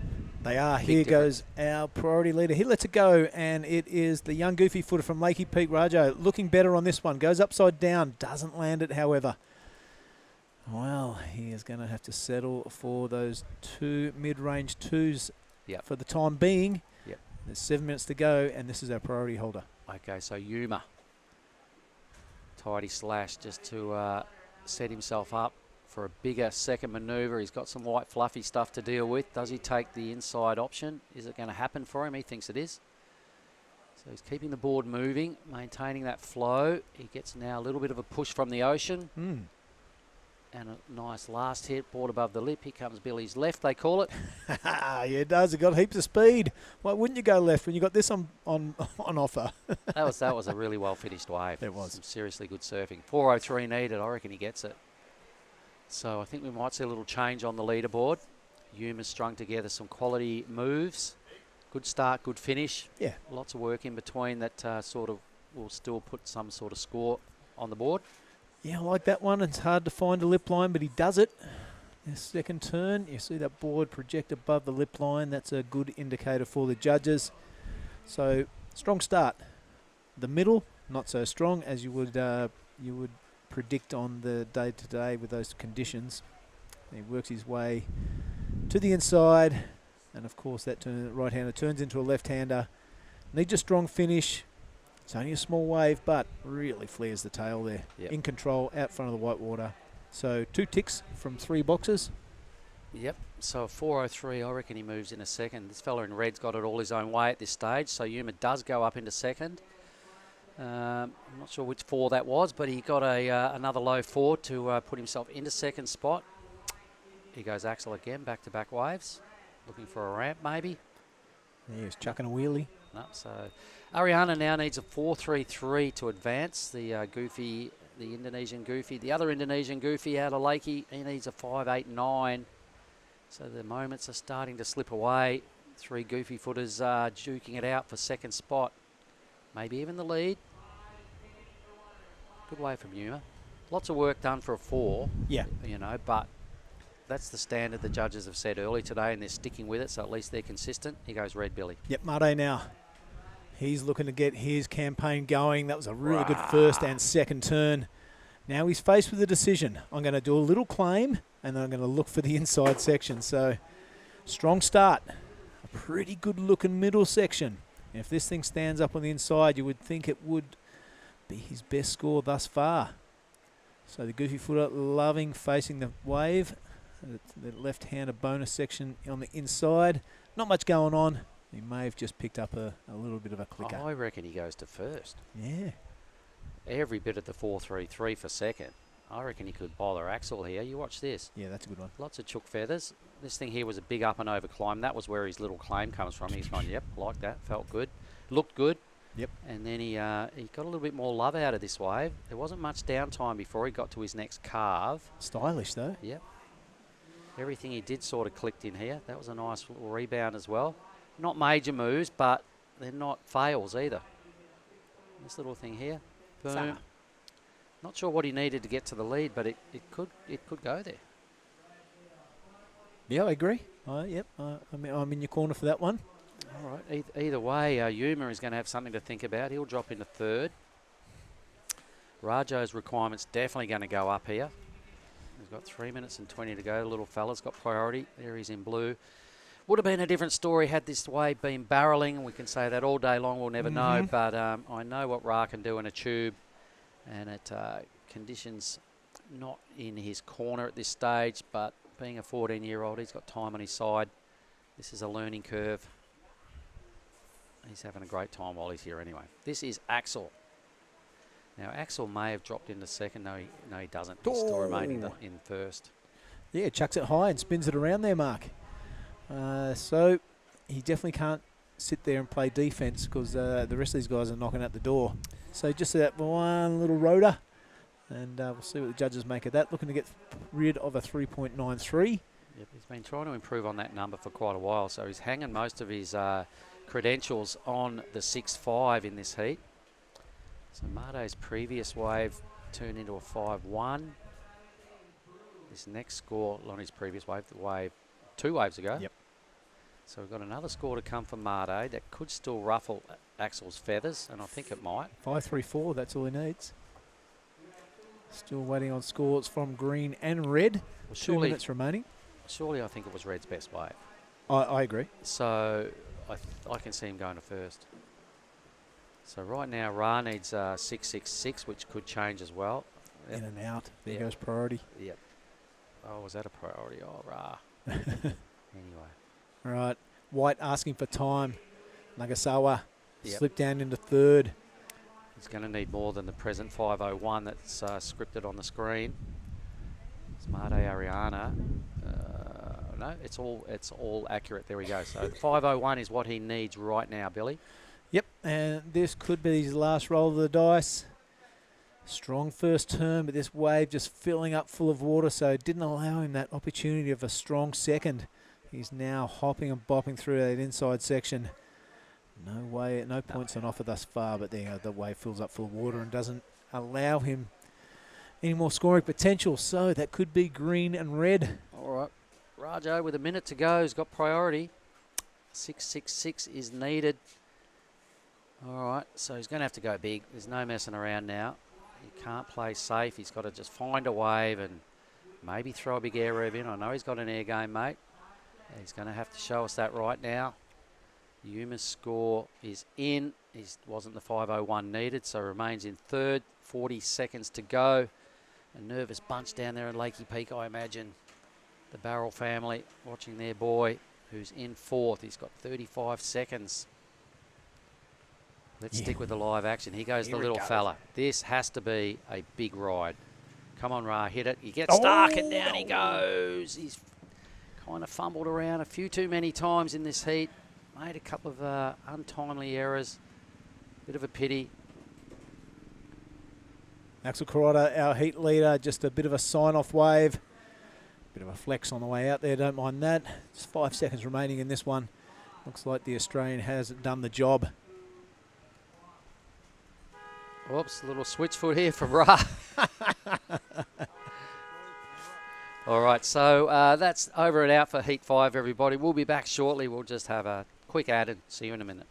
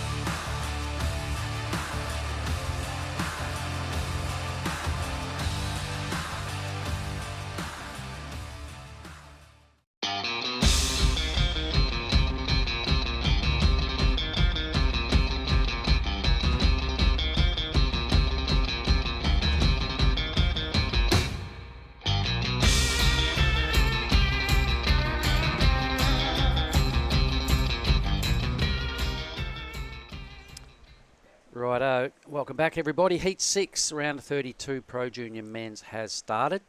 We're a minute and a half in. There's our results from the last heat, the official results. So well done to Axel. We're going to hear from him through with Billy Hangen shortly. But this heat, this is it. It is Westernhurst, another Lakey Peak boy right there in the red. Danny Widianto out of Bali, huge performer. I love what Danny does. Both those guys, I'm in their corner.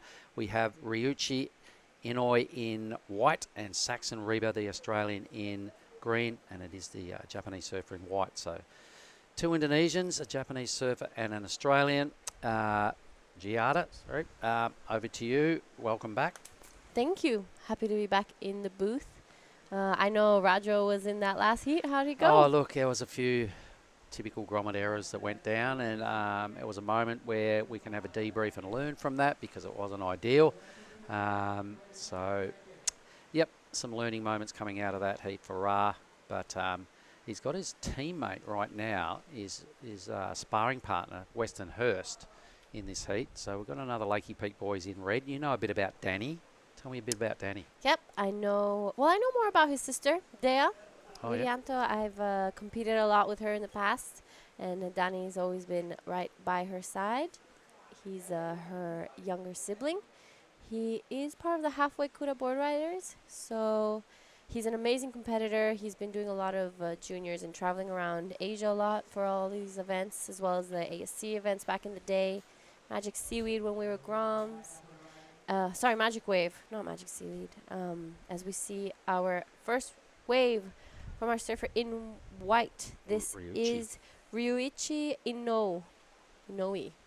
If I say that right? Yeah, well, it's close enough. That'll do. We'll have to ask him later. Yeah. But here we go. This is round of 32, heat 6. Boom, Western. Here This he is goes. the Lakey Peak board rider. Well, Talk us he through. is. Okay, so he's been living in Bali for a while now, though. I'm sure his old man's tuning in. Troy. So Western Hurst opening a couple of big blasts. I believe Western is doing really, really good in the junior rankings. And he's either leading or he's right up there, first or second. So he'll be hoping for a big result here to nail, I think, a spot through to, I think it's the World Juniors. Anyway, White's sort of teeing off here.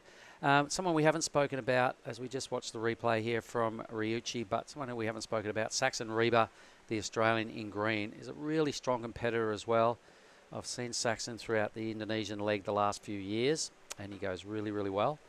So it's a pretty tough heat. Here goes Danny. This is the live Danny, a beautiful first turn, slides the tail out all the way 180 degrees. Slows down a little bit, waiting for his wave to pick up as he does a beautiful carve. Just trying to keep busy, seeing if this wave is going to give him that little extra punch. And here it does. It's going to stand up for him again, and he does beautiful surfing all the way down the line.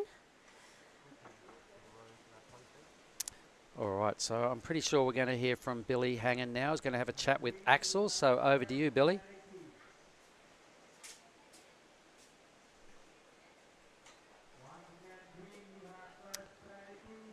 Maybe not. All right, we'll stay with the live action for a little bit until we get back to the boys in the athlete zone. A couple of scores to drop. Western's number is still unknown. I think Danny's got one score to come as well. A quick one on Danny. I saw him win the Asian Surfing Championships in the Maldives about just over a month ago. Very impressive, hands down the best surfer there. And we are now going to go to the athlete zone, and we'll get back to the live hit in a moment. But Billy has got Axel. Billy. All right, thanks very good. Take two. Thanks, Mark. There we are. We're on. I'm here with the winner of the last heat, Axel Carrotta. Mate, tricky conditions. You held your nerve. Every wave was, not every wave, but most times you stood up, you got the good score. Was that the plan, or did you just, have to wing it because of these conditions? Yeah, I definitely got a good start, and then I got a bit ahead of myself, just catching a lot of waves, not really bettering myself at all. Got a bit overhyped, but yeah, probably not how I wanted that heat to plan out, but I'm happy that I won it, for sure. Mate, you become a bit of a familiar name on this circuit, the Krui Nias circuit. I saw you getting a debrief from the Hucks, and who are you travelling with? And was that a debrief or just a bit of a tease? Oh no, that was from my coach, Tully Wiley. He was just giving me the rundown of what I did wrong, what I did right. But yeah, I'm travelling with all the Aussies at RAFs down the street with Zave, Zave Hucks, Spencer, Samson, Jackie T, Tully. Yeah, it's been good fun. Well, mate, it's fantastic to see a whole bunch of Aussies travelling together. You can tell there's a good camaraderie between you. And I know this is the moment you've been waiting for. Here's your bang, bang, mate. All right, we're in the last heat. Put it there, buddy. Well done. We'll cross back to you guys, and you'll see more of this fella. He's on a bit of a roll. Well, thanks, Billy, and well done, Axel. And it's fun down there when you get to do post-heat interviews, G? Yep, it's epic. When I was there for, not this one, the last one, I heard all the crowd cheering and hooting because they have the screen right there and the wave right in front as we see Saxon Reber on his first wave of this heat. A beautiful vertical first hit, so sharp and fast. As we see, he pulls out quickly. And we have some scores already coming in. The first wave for Westonhurst came in at a 5.83 with his backup of a 4.23. Danny's pretty much just one wave turn came in at a 5.17. And Ryuichi Inoue with a 3.33 and a 0.60. Yep, and we're owed that score from Saxon. Bit of a dodgy takeoff when he got to his feet, but he did recover and put in a really tidy hit with a little backup slash. There's the gangsters down under the tree down there. There's a lot of teams sort of milling around together and supporting each other. Right down there in front of Social. Sirius's Losman. Yeah, we have. I see. That's Kian down there. I was hanging out with him before. Oh no, wait. Sorry, that's not Kian. Someone I else. think he's under another tree. Yeah, he's under another tree. Right next to them, I think, with Rizal and co. But Saxon's wave locks in at a 3-4-3, so situation red is first. A pretty good two-wave combo right now from Western. That's going to stack up really well in the context of things. Danny into third, so the two windows are doing it pretty well. Japanese surfer has priority. This is him in white. It's his third wave. Will better his two-wave total. He kind of looking inside, doesn't like what he sees. So over and out, wave 3 for Ryuchi. Saxon Reba currently in fourth. Yeah, Ryushi just throwing away a 0.60, and I'm pretty sure he's going to get it done with that last one. But pretty interesting heat. I like the mix of nationalities going around. And there we go. The last wave of Ryuchi came in at 3.37. So just chipping away at scores and trying to enough to get to second. Yeah.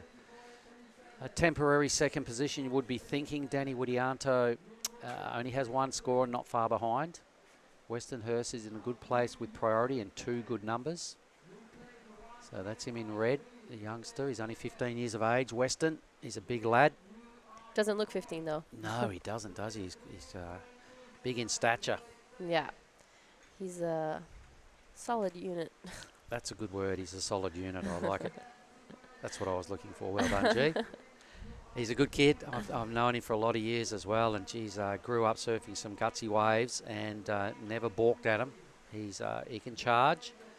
He's learned how to compete well now. His time in Bali has served him well. His dad makes the surfboards down there. There's the Aussie gang leaving the scene just for now. So most of their chargers must have just finished surfing.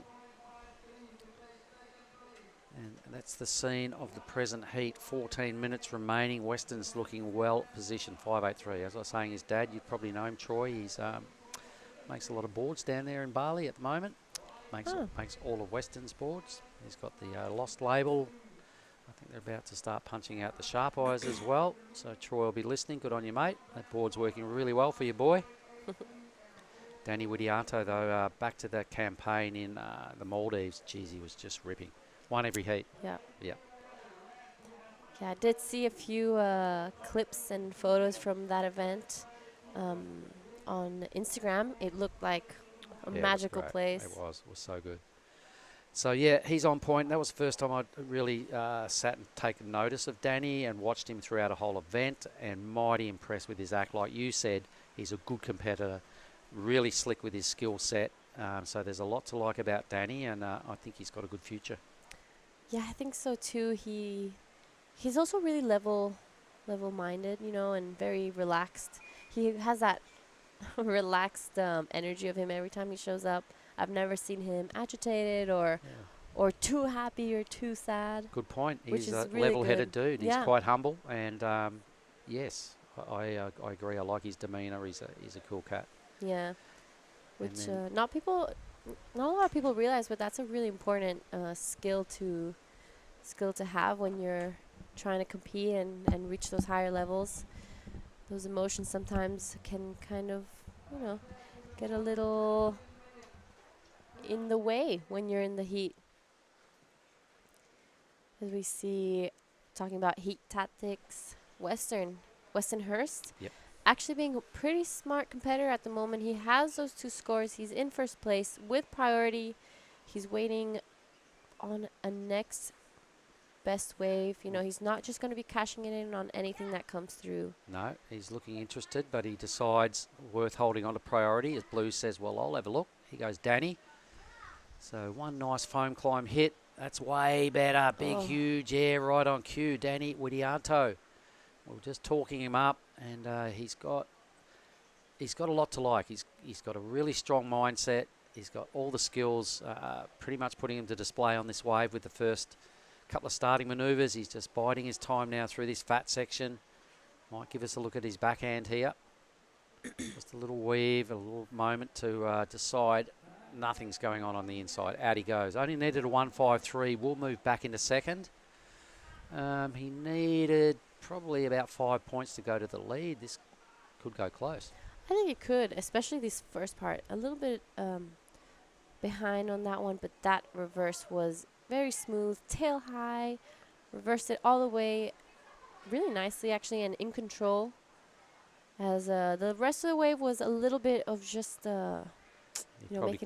probably really could have flicked off after the air rev, looking at how it panned out, but you never know.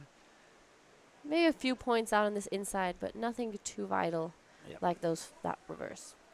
Either way, that's going to put him squarely into a advancing position. Maybe definitely second, maybe first. We'll see. So Ryuichi is got something to think about. Saxon Reba's surfing a very unlike Saxon heat. He normally rides a lot of waves. Here he goes.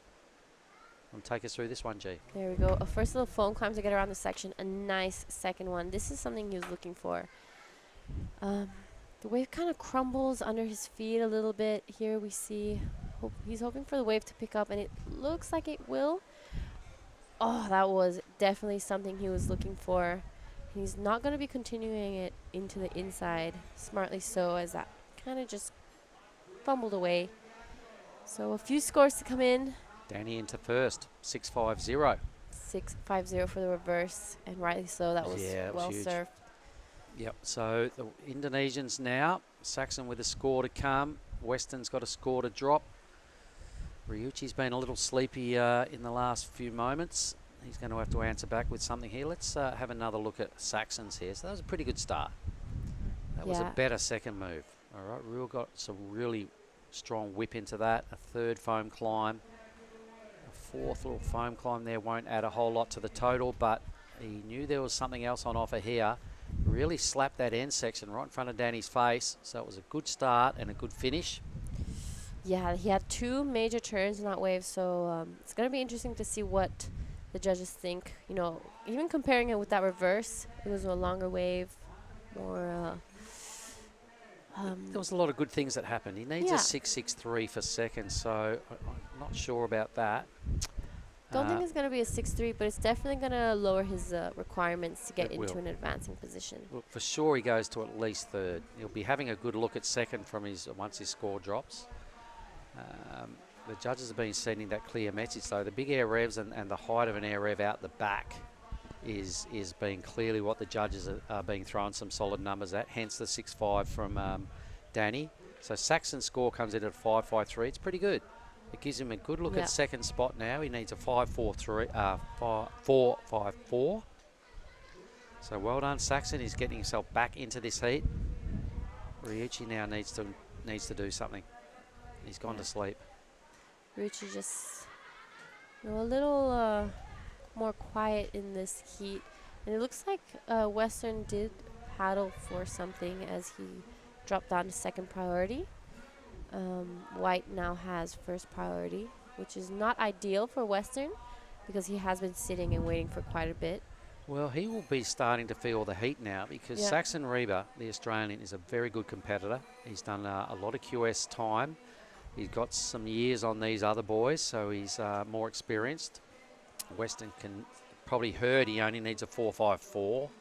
Had things going all his own way for a little while there, Western. So now he's probably going to have to perform with a bit of pressure. On the inside, green goes. So Saxon Reba. Under priority does a great, just a one turn.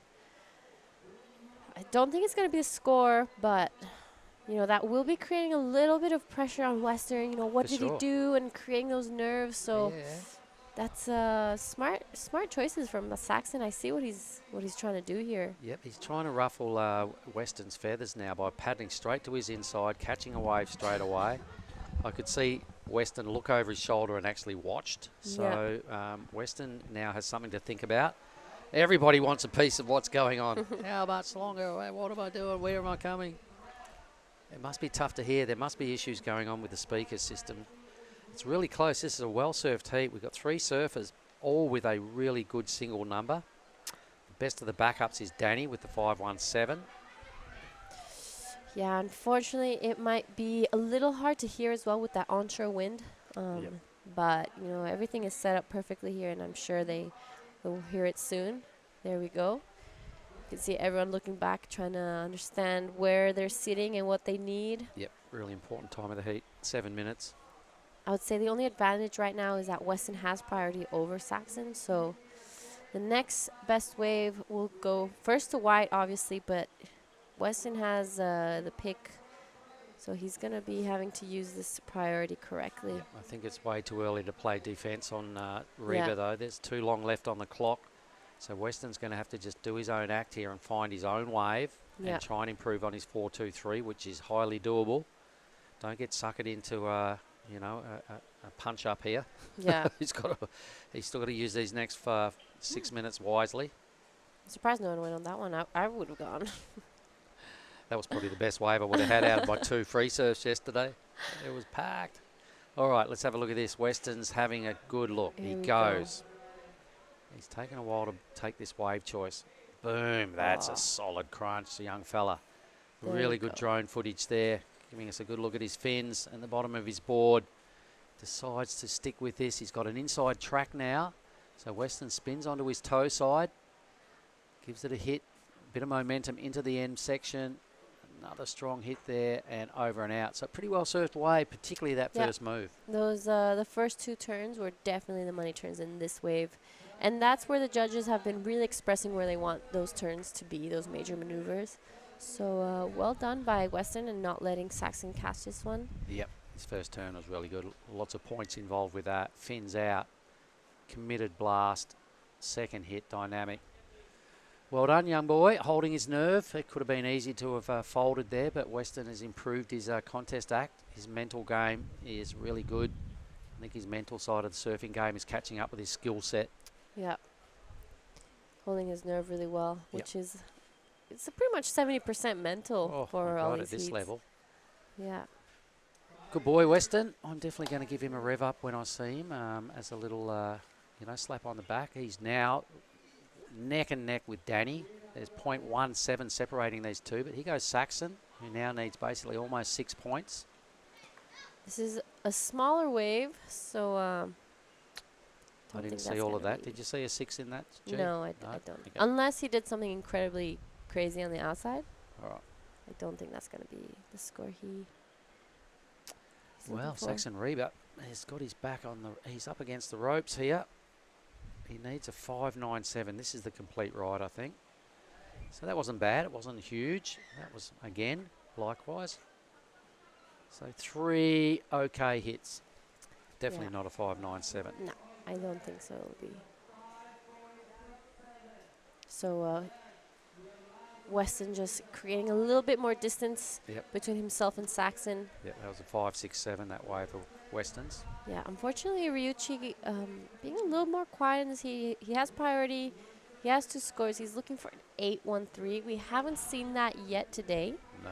But never say never. Lost his rhythm, though. He started off with a lot of, you know, a couple of waves straight away and then has sat out the back and kind of done nothing. Nodded off a little bit. He just has not kept his rhythm going.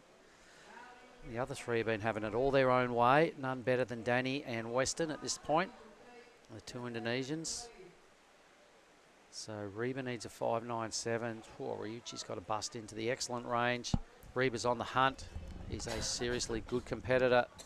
Let's see if he can turn this into the requirement.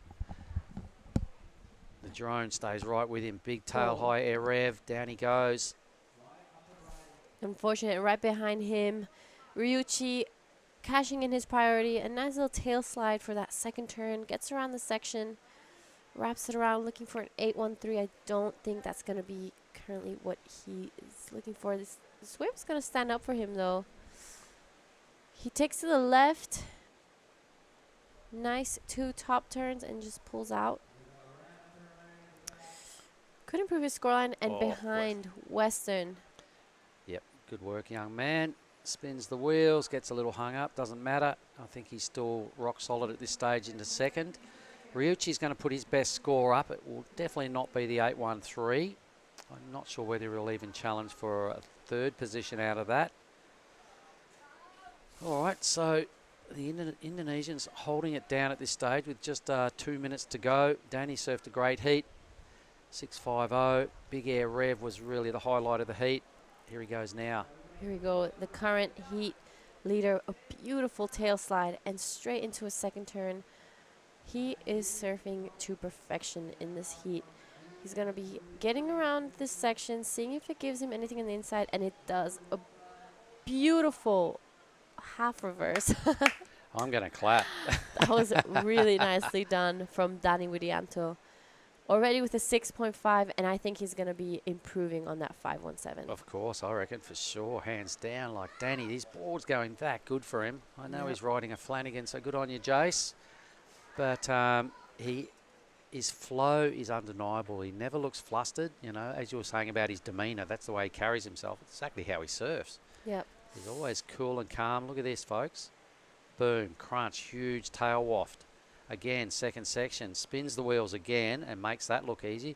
You watch the easy just floats across these sections now to get to this next. Boom, easy peasy. The wave stands up for him. Here he goes now, helps himself to another nice bit of variety. Spinning the tail out, really sick. Had a lot to like about this wave. He's ticked the variety box a number of times. That was really good, really eye-catching surfing. Yep. Here we have Saxon Reber.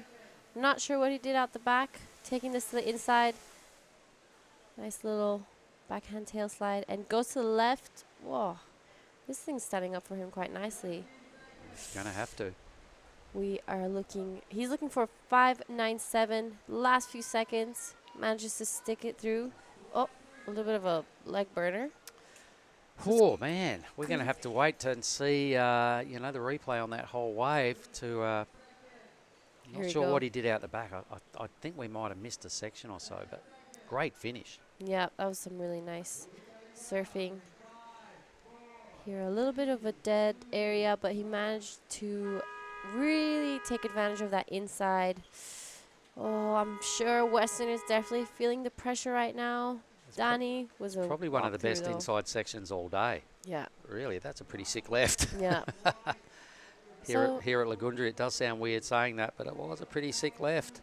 I would have been stoked. Oh, my goodness. All right, so we're owed 3 scores. This is an absolute nail-biter. It has, Weston has not improved on his sitch, so a 5.97 still needed from the man on your screen in green. And the judges are going to have a good think about this. I think the theory they've been sticking with, though, is if the work's not done out the back, it's hard to get a big score. Insane inside, you know, ride there from Saxon. Dad, okay, I think we're going to throw to an ad. We'll come back with that result shortly, but I'll be keen to see who got through that heat. See you in a minute.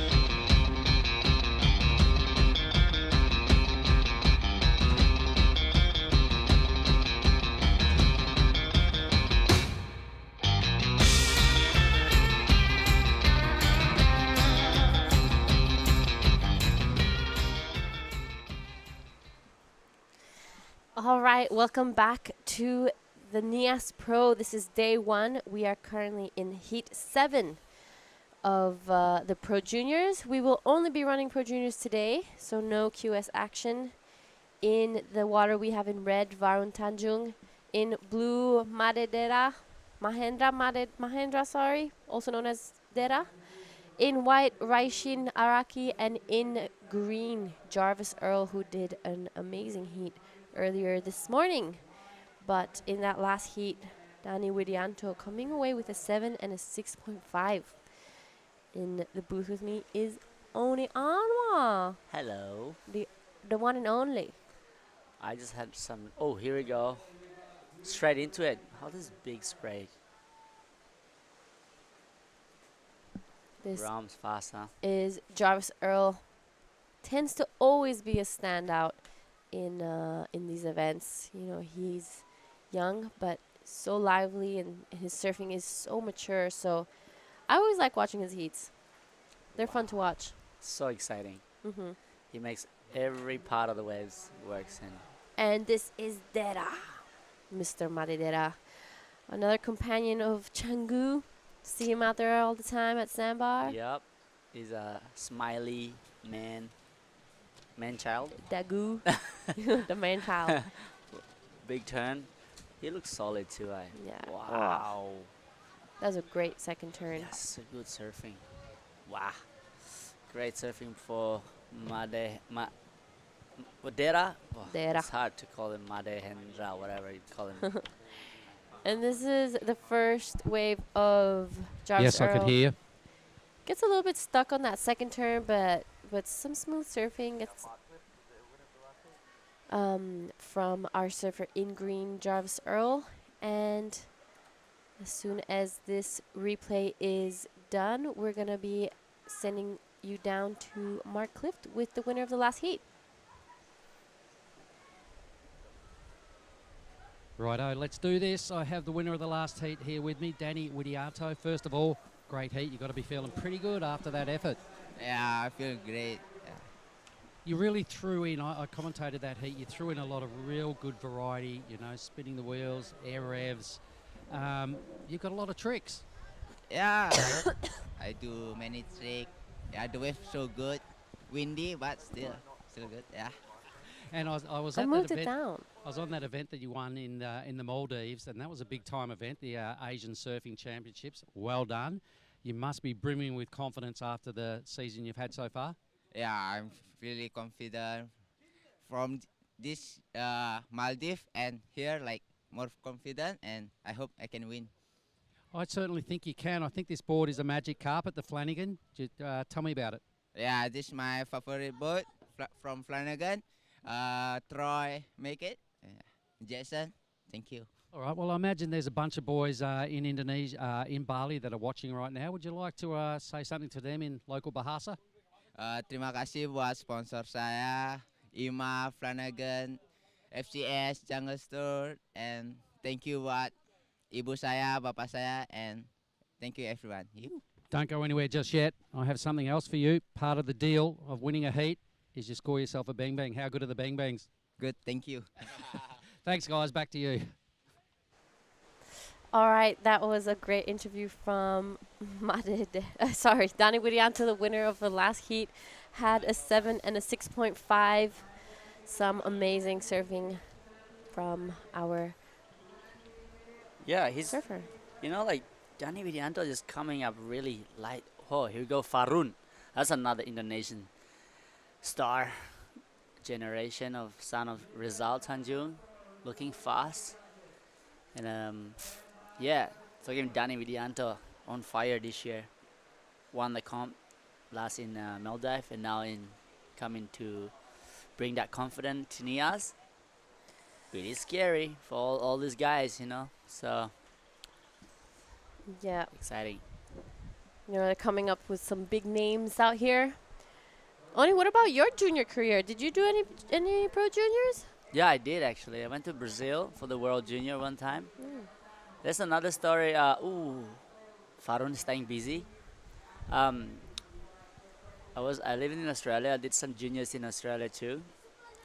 Won the Dripping Wet Pro Junior in Sydney. That was funny because I was in school and the teacher said, "Don't go anywhere. You're supposed to be at school." And me and my mom said like, "Oh, I think I'm gonna make sick day, you know, tell them I'm sick." Let's talk about this guy in white. This is our surfer in white, Raishin Araki. Taking it on the inside. Unfortunately, gets a little stuck in a lump over there, so just comes unstuck. But you were saying you called in sick day? Yeah, sick day. You know, it was the best time of my life, you know, being a Grom, doing the Pro Junior. I was at Mitch Cruz, you know, Jack Freestone.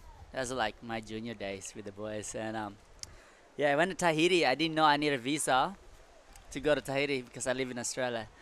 I arrived at the airport in Brisbane and I was like, the guy at the lady at check-in said, "Hey, you need a visa to go to Tahiti." And I was like, "No," so I didn't go on Pro Junior in Tahiti. Oh, no way. But yeah, but it's pretty fun, eh? No pressure, you know, because when you're going through this kind of like juniors, you just want to show who you are. You don't have much pressure. You just want to like, I'm gonna show the world who I am, kind of thing. And that's what the younger guys like now. Especially having a Key West after this. If they lose in the Pro Junior, they get to surf in the Key West after, this is kind of warm up for all the junior guys. Yeah. Especially Jarvis Earls. He's just having so much fun, this guy right now. Speaking of Jarvis, this is him currently on a wave. Beautiful 2 backhand turns, goes straight into the third with a little bit of a tail slide, reverses it, and unfortunately just falls off. That was looking like it was going to be a massive score. And talking about big scores, Maredera's last wave came in at a 6.33. Then Jarvis's first wave comes in at a 5.77. And Varun, a 4.67. We're still waiting for some scores to lock in for the surfers in green, red, and white. So that will give us a little bit of an idea of the situation. But wow, Jarvis's Earl's wave was insane. Yeah, these guys can surf for sure. So Farun really need to step up his game. Maybe you have to wait for those wave that has a wall that he can hit. And yeah, because it's a hard hit already. Maredera posting 6.33. He's go again. Here we go. A good looking wave for Maredera. Nice little foam climb to get around that first section and makes it. Makes it. He cool. Gets around that section. I don't know if that's going to be a pretty good score, but that was very entertaining to watch. That was Dera. I'm sure his coach Ivan is watching him right now. I actually train with both Dera and some of the Groms in Bali with Ivan. Here is the replay of his last wave. Falls off, gets back up, and hits this section again. That would have been a really good score if it wasn't for that mishap. But yeah, as I was saying, I train with Ivan back in Bali. Some of his students are Dera, myself, Kailani Johnson, who we will be seeing later in the QS. All your Groms. Yeah. Well, I'm not a Grom anymore. No, they're your Groms. I wish I was a Grom. You're the big Grom. Yeah, big Grom. But yeah, Ivan is a coach back in Bali, so when I'm there, I tend to train with him and do a few sessions with Dera, and hopefully now that Kai started, we'll do with her as well. Yeah. So I'm excited to get back home after this and do that. So fun. You got those routine. You wake up in the morning, go check the wave, have a coffee. Yep. Where's the fun at the Echo Beach? My Training's beautiful, on. beloved sandbar. Well, not always when it's bad as well. Ivan tends to send us out. So whatever the conditions are, he's like, "You're out there." I tend to be the only one who kind of complains a little bit, but he knows I still go and try my best. Yeah, so that's the best thing. Big shout out to Ivan. I know he's out there, hopefully listening, taking notes of Dera's heat. Yeah. So the second wave for Jarvis Earl came in at 7.50, and this is going to be his third wave. So Jarvis just having fun out there. He even fell on that wave, and he still got a 7.50. So the judges really liking what he did out the back, showing that, you know, those big scores are going to come from everything from that first part of the wave. The inside section will not give you any points. Well, they'll give you a little extra, but not as much as the emphasis out the back. So really pushing out in that first place. Now they're looking for a 6.95 to take the lead. Varun Tanjung looking for a high 4. This is a replay of Jarvis. He's got that reverse on lock. He just want to chew that wave. Looks like he can do that reverse in his sleep. Yeah. He just want to throw those tails. There we go. Araki just taking a look, but not really pulling the trigger on that one. So this is a really interesting heat right now. It's exciting stuff. Yeah, exciting for what actually Rizal saying to Farun before he pulls out. You know, like, this is a big heat for Farun. And the man in white as well, the Japanese surfer, only got one wave. He got third priority. Farun got first priority. So I think right now there's still plenty of time. So it's not really like many waves coming through too now. So there'll be a bunch of set coming through soon. That's when you can see Farun's opening it up. But is Jarvis Earl's last wave came out yet? Turn with a... It did, but it's not a keeper for him. Where is it? Yeah, Jarvis Earl's last wave came in at 4.83. It's not gonna go into his top 2. But Varun, I've surfed with Varun a lot back at home, and in Lombok and a few other places. And something that I'm really impressed with is his incredible wave selection. That's so true. Varun has some of the best wave selection I've ever seen in a surfer. It doesn't matter where we are or with who, he will always be on the best ones. And he even has called me in on some, and they tend to be always really good waves. So that's something I'm really impressed with Varun. So I'm hoping he can get his chance to showcase some of his surfing with that great wave selection that he has. This is our surfer in white. Raishin Araki, our Japanese surfer, unfortunately just falling off on that one. You know, just sitting on a 267. He's going to be hoping to improve his score line. You know, only some of the things I wish I did was a few more juniors when I was younger. Yeah, me too. We should go back younger again. Grow back down. Yeah. Nah, it's no pressure. Wake up and you got all these amazing opportunities that you can do. But here we are. We're old. Let's not stop. Don't look at the back. Yeah, don't look at the past. Don't stop dreaming. What were some of your favorite junior moments? Junior moments, some kramas. And Canggu. Remember, like Tonjo when he beat Jack Freestone and Pal Black out, he just because he doesn't speak English at all, so he was like, he asked Jack, he comboed Jack and Jack Freestone and Nat Young that moment. It's like, and Tonjo said, "Hey, who win now?" No English. Who win? You, dude. You're comboing us. So no way. That was like the best moment. You know, like all the Indo guys are competing in the juniors for the first time too. So that was fun. I was living in Australia, so coming to Indo, surfing, and best wave in Canggu, Echo Beach. Tonjo. That's actually one of the best stories I've heard. No English. And his biggest smile on his face. And he comboed those guys. Didn't matter the result. Nah. Just stoked to be here. Well, that's... Yeah, like, most Indos are crazy. There's so many talents around this island. Yeah. They're now having this event. You can see it slowly. I love seeing how much surfing has grown in Indonesia, Yeah. and how the professional side has really grown. We have events like Nias. Like, you would have probably never imagined having a pro junior out here. No. I wish that's what I'm saying. I wish I was in the junior right Yeah. now. Creating so much opportunity and opening doors for these local Yeah. boys. Even the local Nias boys getting to compete with some of the best surfers in the world. Yeah. So it's great.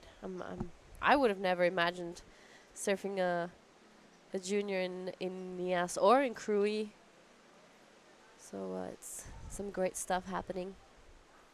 Yeah, I think there's we have this Liga surfing too for all the island as well. They have their own board riders. They all meet up in Kuta Yeah. for the final one. So that's also good for the surf community. TPs did a great job with that, bringing all the team together. Yeah.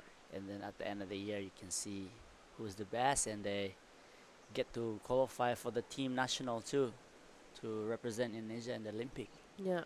And now it's pretty good, huh? So you also doing that for the ISA? For the ISA, I represent Italy, but Italy, we don't yeah. have any ligas or anything. Yeah. Because we're only a few surfers. Yeah. I mean, the women, it's just us. It's just 3, so it's always the same. But yeah, we do get to go to ISA every year, and I'm excited. I'm proud. For hopefully, I'll be going to Puerto Rico in Yeah. February, Big left slab. and hopefully, I'll be seeing you there. Yeah, I think that's we got the team already. So hopefully, don't know when that is, but I'm pretty excited. The land of reggaeton. Are you ready? Let's go. So back to this heat. This is round of 32, heat 7 of the Pro Junior here in Nias. It's day 1. Currently in this heat, we have in the first place Jarvis Earl in green with a 7.5 and a 5.77. In second, we have Blue Madedera with a 6.33 and a low backup of 3.20. Looking for a 6.95 to go to first. In third with priority is Varun Tanjung with a 4.67 and a 1, looking for a low 4.87. And in fourth we have White Raishin Araki, our Japanese surfer, sitting on a 2.67 and a 0.8. He's definitely had a bit of a slow heat, so he's hoping to get things started. 6 minutes, 30 seconds remaining. I'm in the booth with one of my all favorites, Oni Anwar. You. Yeah, this hit is pretty slow now. After this was busy at the start, and I think there will be a set coming. Oh, you think so? Is that your sixth sense talking again? It's Oni's famous sixth sense that I was talking in the previous heat.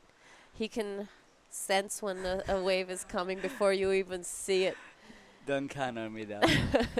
Might be wrong. He's there. You see him paddling, you just paddle. Doesn't matter what happens. You paddle behind Oni. Every time I see him paddle, I paddle. Uh-oh, that's trouble right there. We're reaching the 5-minute mark. So it's getting a little bit slow in the last 5 minutes of this heat. You see, Mahendra is hoping for this heat to go by quick because he's in second, whereas Varun and Raishin are begging for a little more time. Looking back, well, there looks like something might be coming. The boys paddling back out. It is a beautiful day here in Nias. Sun came out. Wind looks like it's a little strong still, but no one's worried. Waves are still fun. There we go. We just reached the 5-minute mark, and quick up and out for our surfer in white, Raishin Araki. Unfortunately, the boy's a little too deep for this one. That was looking like a pretty good wave. That was the set. Yeah. And Farun have the priority. Yeah, you saw him looking back. 4 point. Pretty much he needed 5. Here we go. Here we go. Talk us through, Oni. Looks like a good wave. I hope it stays up and wall. Oh, nice carve right here. This wave's bolt. Wow, a really nice turn. Can this wave wall up more? He probably needed a 5. He needed a little bit more to just get that 5. Okay, so maybe kick out, go back out the back. Yeah, I would definitely be kicking out. And, well, this wave might give him a little bit extra on the inside, but, you know, the Yeah. judges have really emphasized on the fact that all the major points are always going to be out the back. He finishes it off really nicely, Oh, claims it. He's stoked. that power back out definitely is 5 minutes. Yeah, I don't know if he's going to be making it out on time with 3 minutes and a half left. He was feeling it. He was looking for a 4.87. I think he's got it. I agree with you. Here is the replay of that wave. A nice foam climb to get around that first section. Carved it really nicely. Here we go. Hits this turn. one vertical. Boom. A little bit of a tail slide. Wraps it back around to get back to that power section to get him over this fat section and into the left. So a little bit of everything happening here. As we said, Varun has exceptional wave choice, so I wasn't surprised he was going to be on a good one. This wave taking him all the way into the inside. I would have never been able to get here. And there we go. Madedera will be thinking, oh my God. Yeah. As we wait for that score, Dera's going to be hoping for something to come. He just needs to replace a 3.20. So unless the nerves get to him. And he needs a wave as well, besides the nerves. Jarvis is cruising though. Jarvis is... Yeah, I think Madedera will get another wave here. He has priority. We'll see. We'll see. He's going to replace that 3.2. 2 minutes left. He has priority. Just has the second highest wave of the heat. We're still waiting for Varun's last wave. Looks for 4.87. He's doing the runaround. It's the Tanjung runaround. Yep. We saw Sinar doing it earlier. Now Varun. We have a minute and a half left. I don't know if he's going to make it out on time. Good question. I don't think so too. Watch out, Varun. Don't get hurt. The judges really thinking this one through. Looking for a 4.87 to jump into second place. We're reaching 1 minute 9 seconds. Dera's gonna be really hoping for a wave to come through, and here we go. 5.67. He gets it. Varun gets a 5.67 and moves straight into second. But Dera's gonna be hoping for a wave to come through right now. Yeah, I don't think there's a wave coming, so I'm trying to read the future. It's You just changed your mind though. You said that I was gonna get one, and now you're saying he's not. So you gotta choose. He's either gonna get one or not. 25 seconds left. Yeah. He's looking at the back. Is there something? He's gonna have to go on anything that comes his way. Honestly. Unfortunately, not. 20 seconds left. Oh, it's looking like there's something here. He has priority, and he's gonna have to go. Oh, he just missed it. Oh no.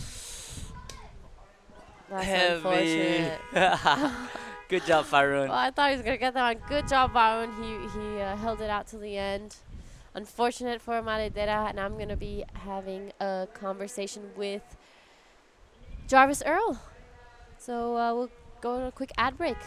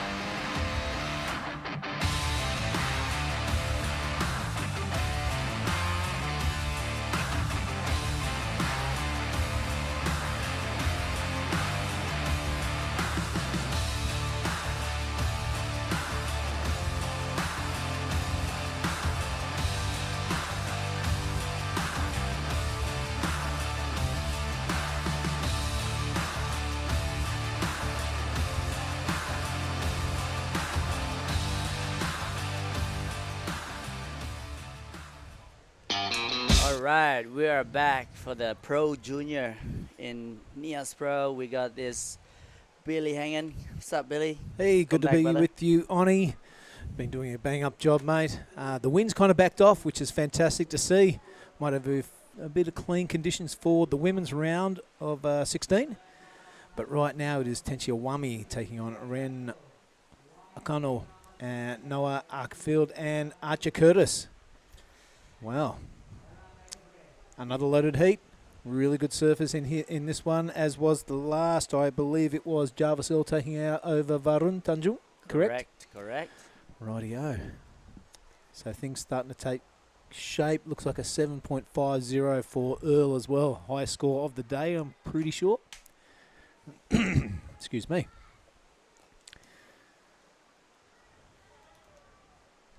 Yeah, that's that last heat was gnarly because Made Mahendra was second the whole way till like 2 minutes left. Oh. Farun got a wave.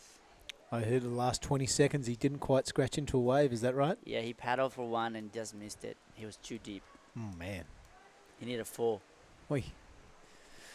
Oh, this is pro surfing. This is the pressure, and you got to learn to deal with your expectations and your realities. Learn to deal with victories. Learn to deal with losses. Yep. Focus on the QS now for Made Mahendra. So Yeah, that's right. He surfed some really good waves I saw from the beach when I was walking up and down. yep. Yeah, he's been ripping here lately. Just the lack of the Mother Nature.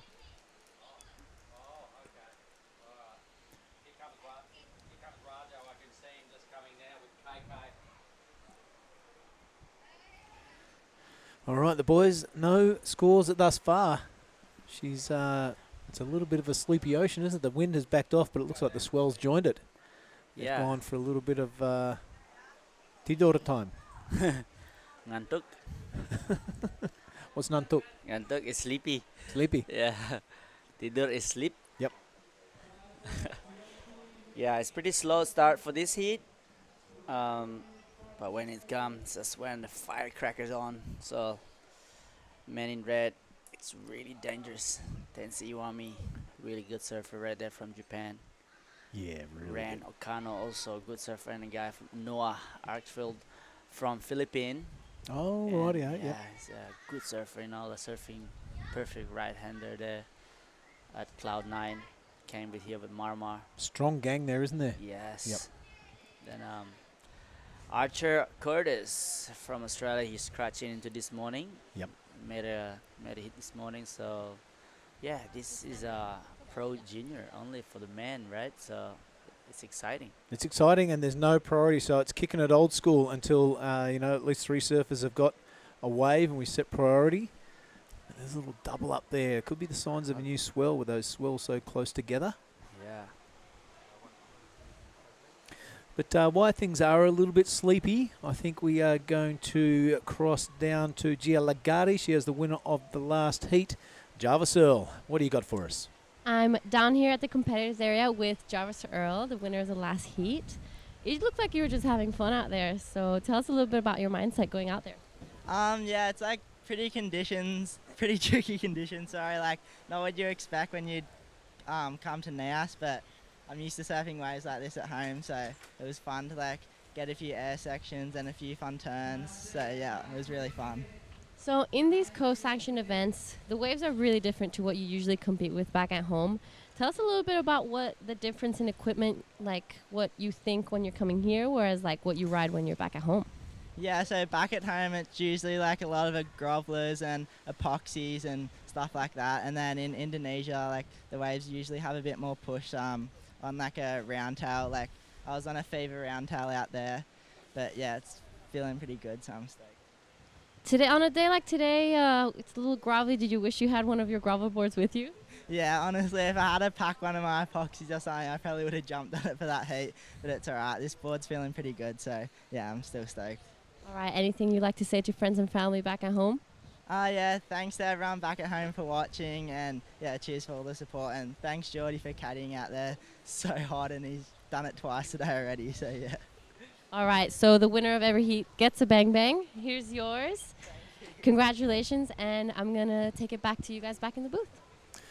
Yeah, right on. Thanks, Jeff. Well done. And thank you, Jarvis. Still no waves ridden, Oni, except for that one. Noah. Yeah, looks like Noah opening up proceedings here in heat number 8 while we were at a break. Oh, just a little one, 1.77. One would presume that is the wave we saw. Yeah, I think it's hard to stay busy too because there's not many waves coming through. So, because the wind also slowing down, so maybe the waves are taking their time. You can see the green is piling more wide. Maybe you can scratch on this wide one. Staying busy, trying to take your opponents out of the picture. Yeah. But they're all pretty seasoned campaigners, even though they're so young, these guys. Yeah, because this time is their enemy too. It's not just the surfers, you know. So they probably want to have an early start before the time is running out. Looks like Ren in the box seat for this one. Our surfer in blue. Can he get over the speed hump? He does, to his feet. Oh, I can't know. Yeah, a couple of really handy turns, spins it around, lands it. Oh, You're so rating that, mate? spicy. Yeah, that's pretty spicy for the. It looks like a rom still. This guy and surf really good. And I think that was a pretty good opening for the. Here goes, Archer Curtis, the big solid turn man. Can name it. All right, a couple of lumps starting to show its face at the Nias Reef.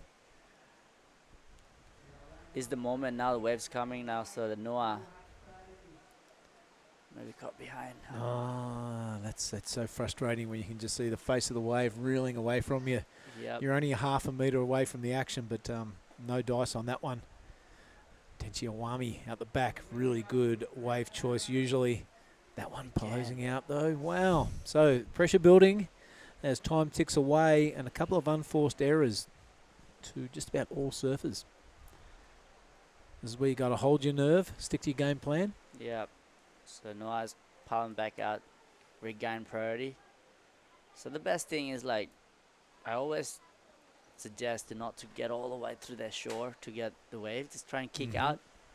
Like Mada Joy served a really good hit this morning. 2 quick snap at the back, got him 2 6s and just stay there, you know. Yeah, I was talking about that with young Jazz Studer before, whether it's worth going the inside. But, you know, the message that the judges have sent today is if you go to the inside, it's got to be something big and worth it. If you just go in there and tweak out a couple of little turns, you're not going to get much reward.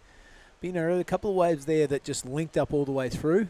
I think you stick with those. But if you have to hop and go side to side to get through that full section, I think you're really throwing the dice.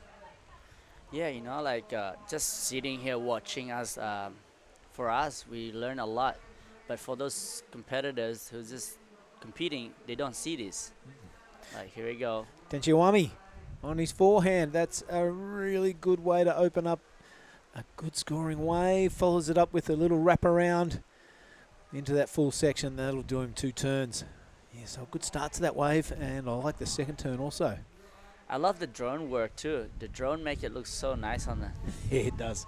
Yeah, you can see it proper to turn now. Have a look at this junky sort of wave on him, but this first section finds it, shows the fins off to the rest of the competitors, and the second one, stock turn.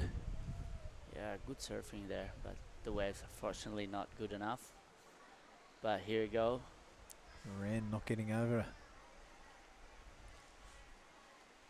Tenchiawami, a 3.83. That has catapulted him into first position from 4th.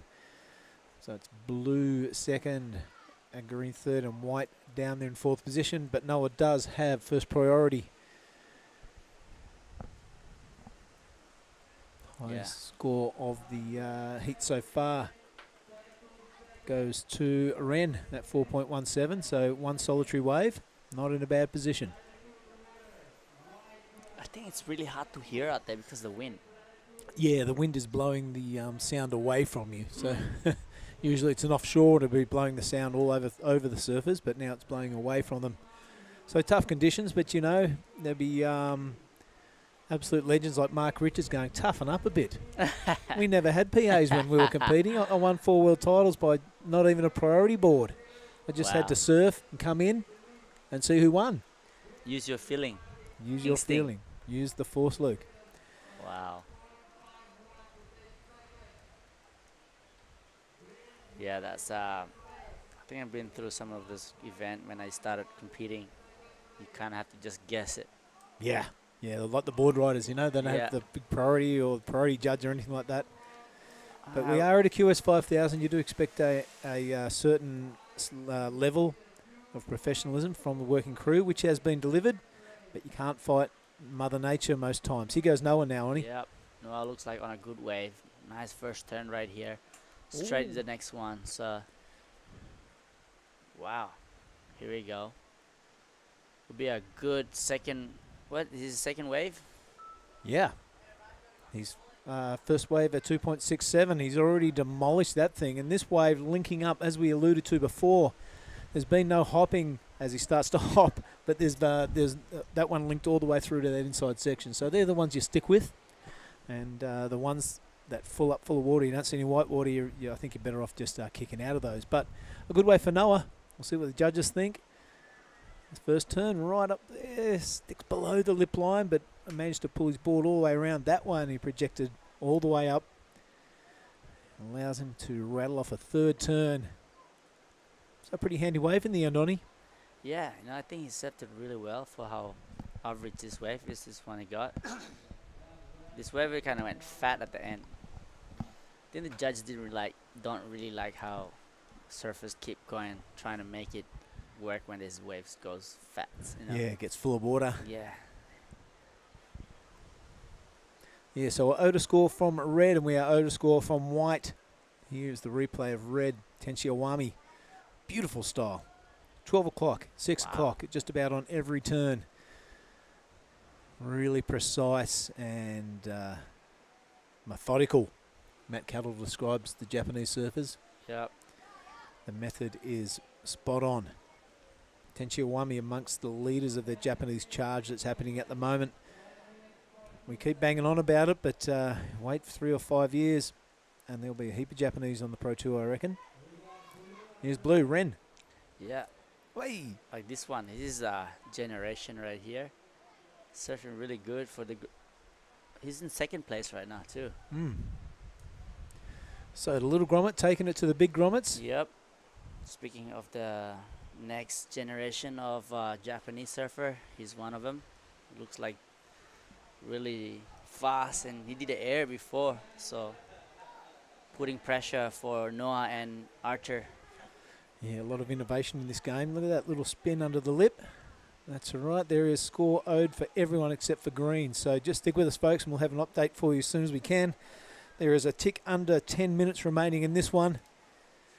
There's sit at the back, and it is Archer Curtis with the work to do. He does have priority, though. 2.67, his solitary wave. He slipped right down to fourth there as we see Noah take out the first position with a 4.07. He's looking to replace that 3.50 with a larger score. Wow. That 1 minute is changing. Noah went from first to Tenchiawami third. now. Yeah. All right, all scores are in. Why don't you run us through it, Donnie? Yeah, well, Ren just got a 2.67 for that last wave. Put him second place. And Noah got a 4.07. Currently in third place. Curtis is not really staying busy. As you see, man in blue. Whee. He's got that on tap, doesn't he? Little Yep. spinner. Not much control on that one, not much projection above the lip line. So, that's what the judges will be taking into consideration. Here goes our surfer in white. That was a lot of projection, but couldn't stick it. Noah Arkfeld having a crack, and that's what we love to see. Yeah. Then you do one of those massive airs, you can get a really high score. Excellent scores, yeah. And there's a little fella. Bit of a skateboard move. Yeah, looks like a skater. Yeah.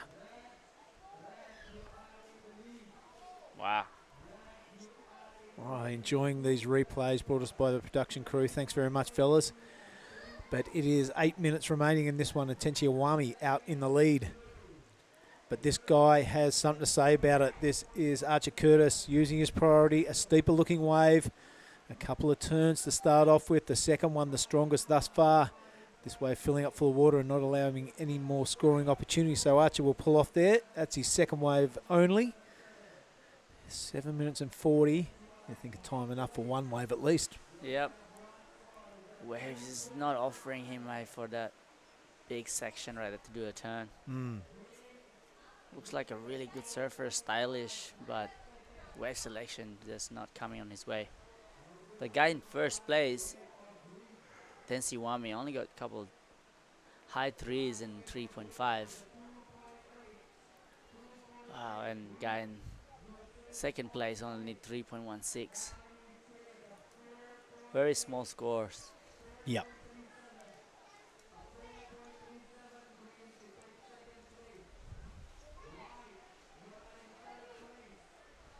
And Noah only got a 1.77.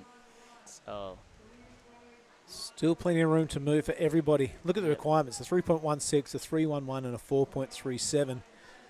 All those three serves are going to take the lead off Awami in a sneeze. But it is the surfer in red who's got priority and the lead. You love to hear that sort of thing when you're when you're in a heat. Yep. So the next wave from red will be really interesting. It's going to set the requirements for the rest of the field. So a super important wave the next from red. There is white. Noah not getting the business done that time. Cash is in that second priority, down to fourth. So maybe a little bit of an error there.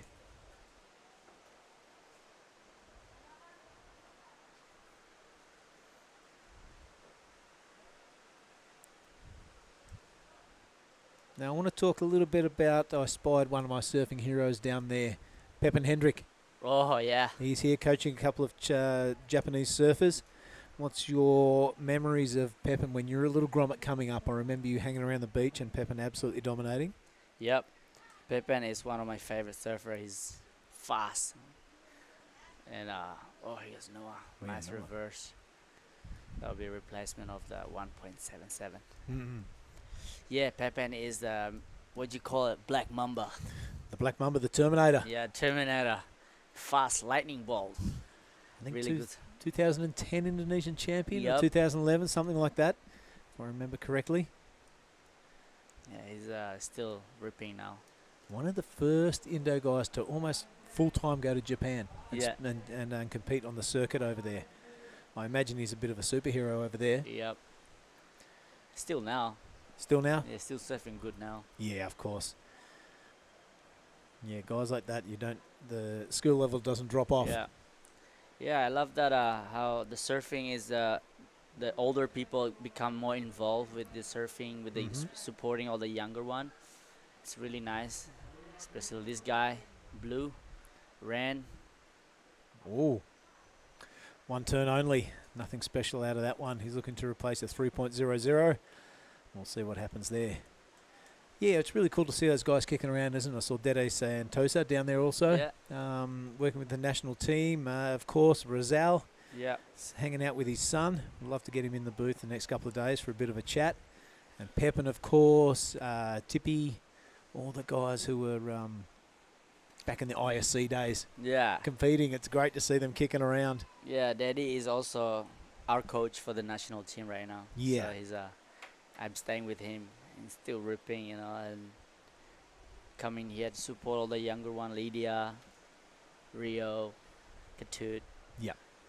We have some solid team around here, so it's good Even to see that. the judging panel, you've got Lapur and you've got Go-Go. Yeah. They're competitive surfers, man. And our cameraman. So good. Yeah. All right, let's have a look at this one, Oni, as we're at 3 minutes and 30. Stick with live action as we see Ren looking to better his situation, spins it, doesn't win it. So I'm not sure that'll bother the score as much either. But it's Tenchi Awami with the lead. The requirements for Ren is not much. A 3.16 to take that lead off him. And the rest of the field not looking for much either. So with 3 minutes to go, it's anyone's ball game. Tenchi does sit out there with priority though, so He can play a bit of defence if a decent wave comes through, or he can go full on the attack. Surfers asking for the time. They know the situation. 2 will go home, 2 will progress, and it is Noah asking for the time. He's going to tell him it's just under 3 minutes remaining. Archer Curtis, he won't be happy sitting in 4th. 4.37, his requirement to go to number 2 on that leaderboard.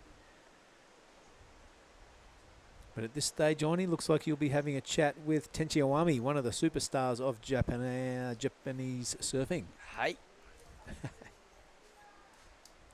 Arigatou gozaimasu. Yeah, he looked good. So I'm looking forward to talk to him, see what he's actually trying to say. Game plan. Only 2 waves ridden by Tenchi also. Yeah. Is that correct? Yeah. 383 and a 350. So smart heat. Not wasting any energy. Very ergonomic. Yeah. All right, it is Ren knocking on the door. He's not going to let Tenchi have a good night's sleep in the rest of this heat. Spins it, doesn't win it again. But he's still in 2nd place. Yep, still in 2nd. No, I only need a 3.11. What a score,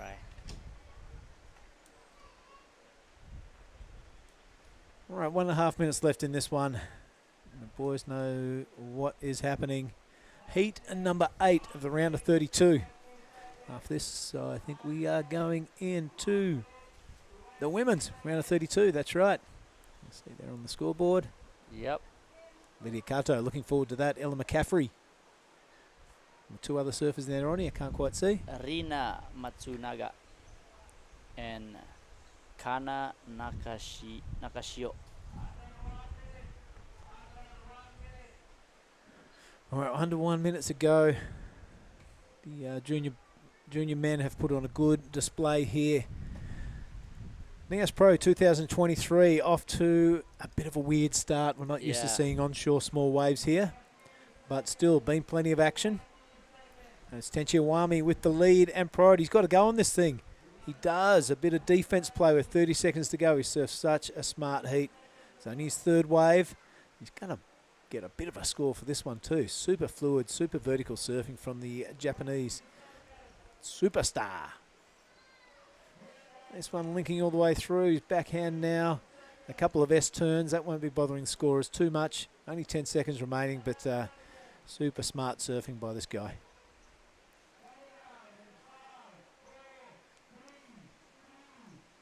Wow, it's like he's got a jet booster on the bottom of that board, on he? Yeah, he looks solid. Yeah, looking solid. Let's find out what board that is.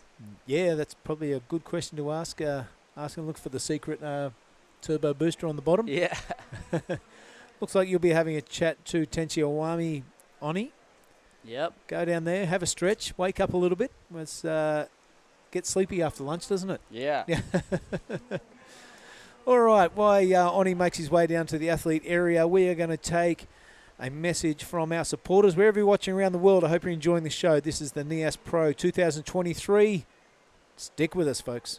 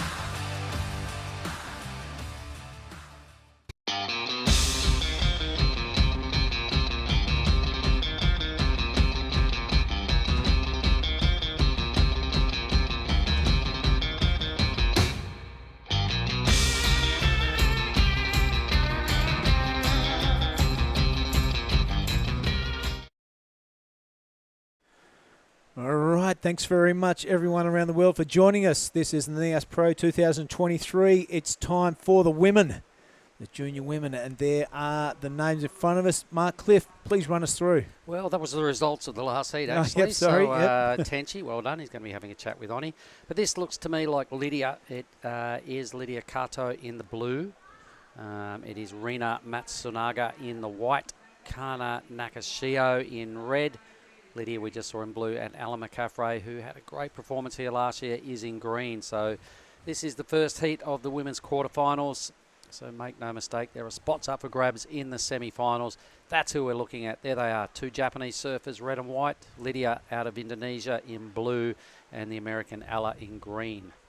Ella, most impressive last year, mate. She really was, yep. A lot of, raised a lot of eyebrows. First time I'd seen her in action, actually, and super impressive. As the waves got bigger, kind of performance got better. Did better at both events. I'm pretty sure she was rolling through juniors and opens last year as well in Krui and up here in Nias. So she went back-to-back events. Great performances. Remember having a lot of chats with her because she kept winning heats. So she won a lot of bang-bangs here at Nias last year. But polished performer. Lydia just opening with the better number, only a 2.50. But yes, we are 4 heats remaining here in day one, everybody. All these quarterfinals will bounce down this afternoon. And looking at the format, the forecast, I'm pretty sure we may be doing more juniors tomorrow. Rightio, yep. Replay of Lydia's wave. Yeah, Lydia did really well at Krui earlier on this year. Super impressed with her performance. She's a quiet sort of girl on the land, a bit unassuming, but delivers in heats most times. All right, so I missed most of the last heat. Tell me a bit about it. It's not super high scoring, yeah? Tenchiwami caught 3 waves, I think, and super patient and super professional. Just kind of squeezed out the rest of the field. All right. Here goes Ella. All right, let's see what she's got here. Boom, that was a big hit. Lots of speed and power involved right there, so well done, young lady. Now it's looking potentially going to hang in there and milk this inside, not to be. Either way, a couple of high-speed moves done out the back. Second hit looked really, really good. That will take her, no doubt, squarely into the lead.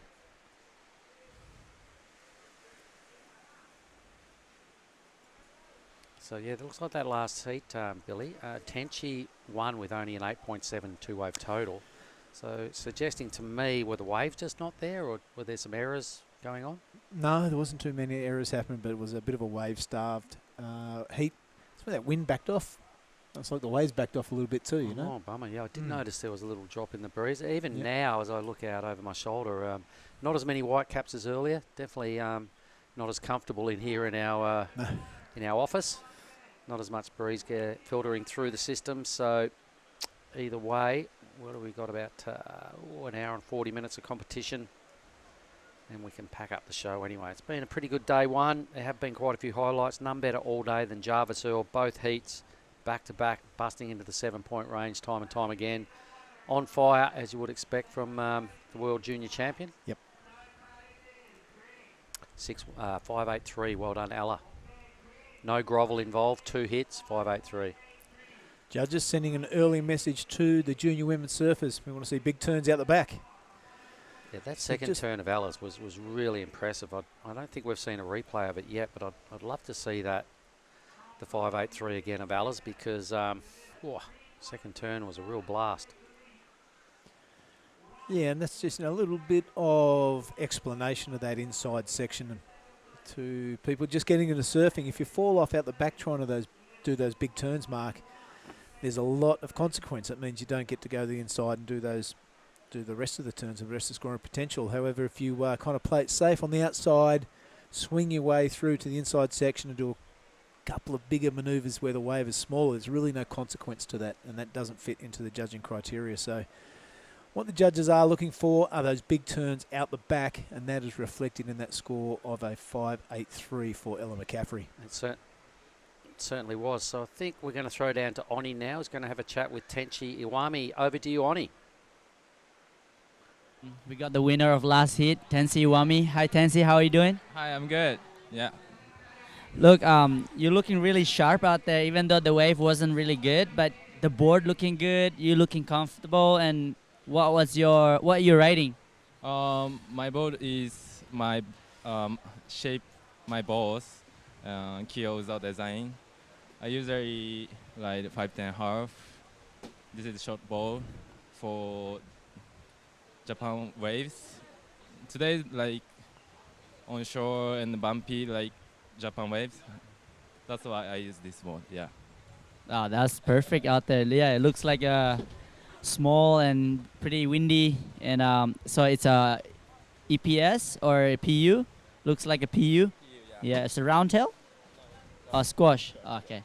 So yeah, what's your game plan for the rest of the day? That heat was. I just focused just 2 waves, but that heat was so slow and I didn't get good waves. I changed keep busy and last few minutes I waiting big waves. Yeah, that's it.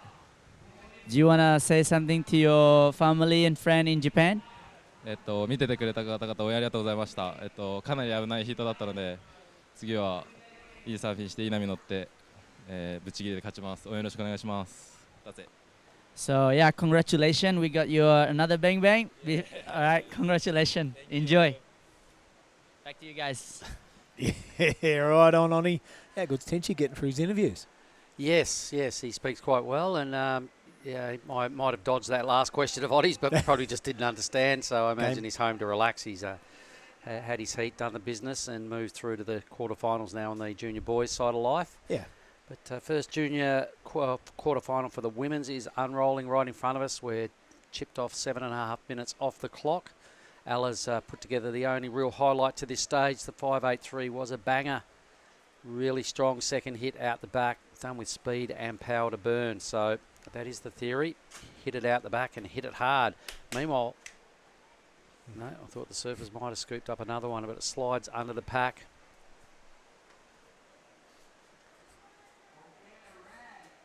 "17 minutes.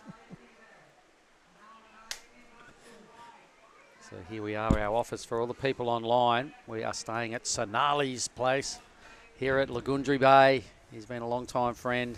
He's got a great view. He's a unit, and he just walked into the booth. Here's Ella. So powerful surfing we normally see from Ella this way. It's probably going to run out of puff, and it does. All right, so it's at least a second score now. It's got to be, maybe a 2, but her second number. So Lagundri Bay, Bill, it's a little bit tricky to get to. There's a fair bit involved, but it's definitely worthy when you get here, huh? Oh, it really is. You get that nice, peaceful, relaxed feeling as soon as you get onto the beach. And then you bump into Snarly, and it all changes. Yeah. You go for a surf, you get bumped into by the coconut selling grommets. Oh, he just gave you a death stare. He just gave me a death stare. Sonali. 5.17 for Ella's back up now. So it was worth doing, but it's a throwaway number in reality. So yeah, it is a little bit tricky to get here, and it definitely generally looks a fair bit better than this. We're right in peak season in the Nias Sulatan, South Nias. It's just a little localised storm thing going on that's kicking up a bit of onshore. Yeah. Uncharacteristically small swell, couple of days. Yeah, I mean, we are pretty close to the equator here, Mark, so a lot of individual storm cells kicking around, and hot and humid the closer we get to the equator. It is. Well, that fan over there in front of us is doing next to nothing, but thought I'd turn it on and watch the blade spin around anyway. Yeah, it's pretty hot in here. And the water temperature as well is, it's delightful, really. Here goes Ella. Yep, Ella staying busy. I like that tail release. Definitely has a game plan. Hopping down onto the face of the wave. This not offering too much. Will she stick with the inside? I think it's going to form up for her. So a decent first turn. That's probably been the impetus to stick with it. Looking for something on the inside. It's not looking too promising. And that body language is saying, oh, might as well stick with it. Yep. Boom, a little bonus on the inside. But yeah, why not? Now it stands up and puts a bit of a boom exclamation mark on the end of that wave.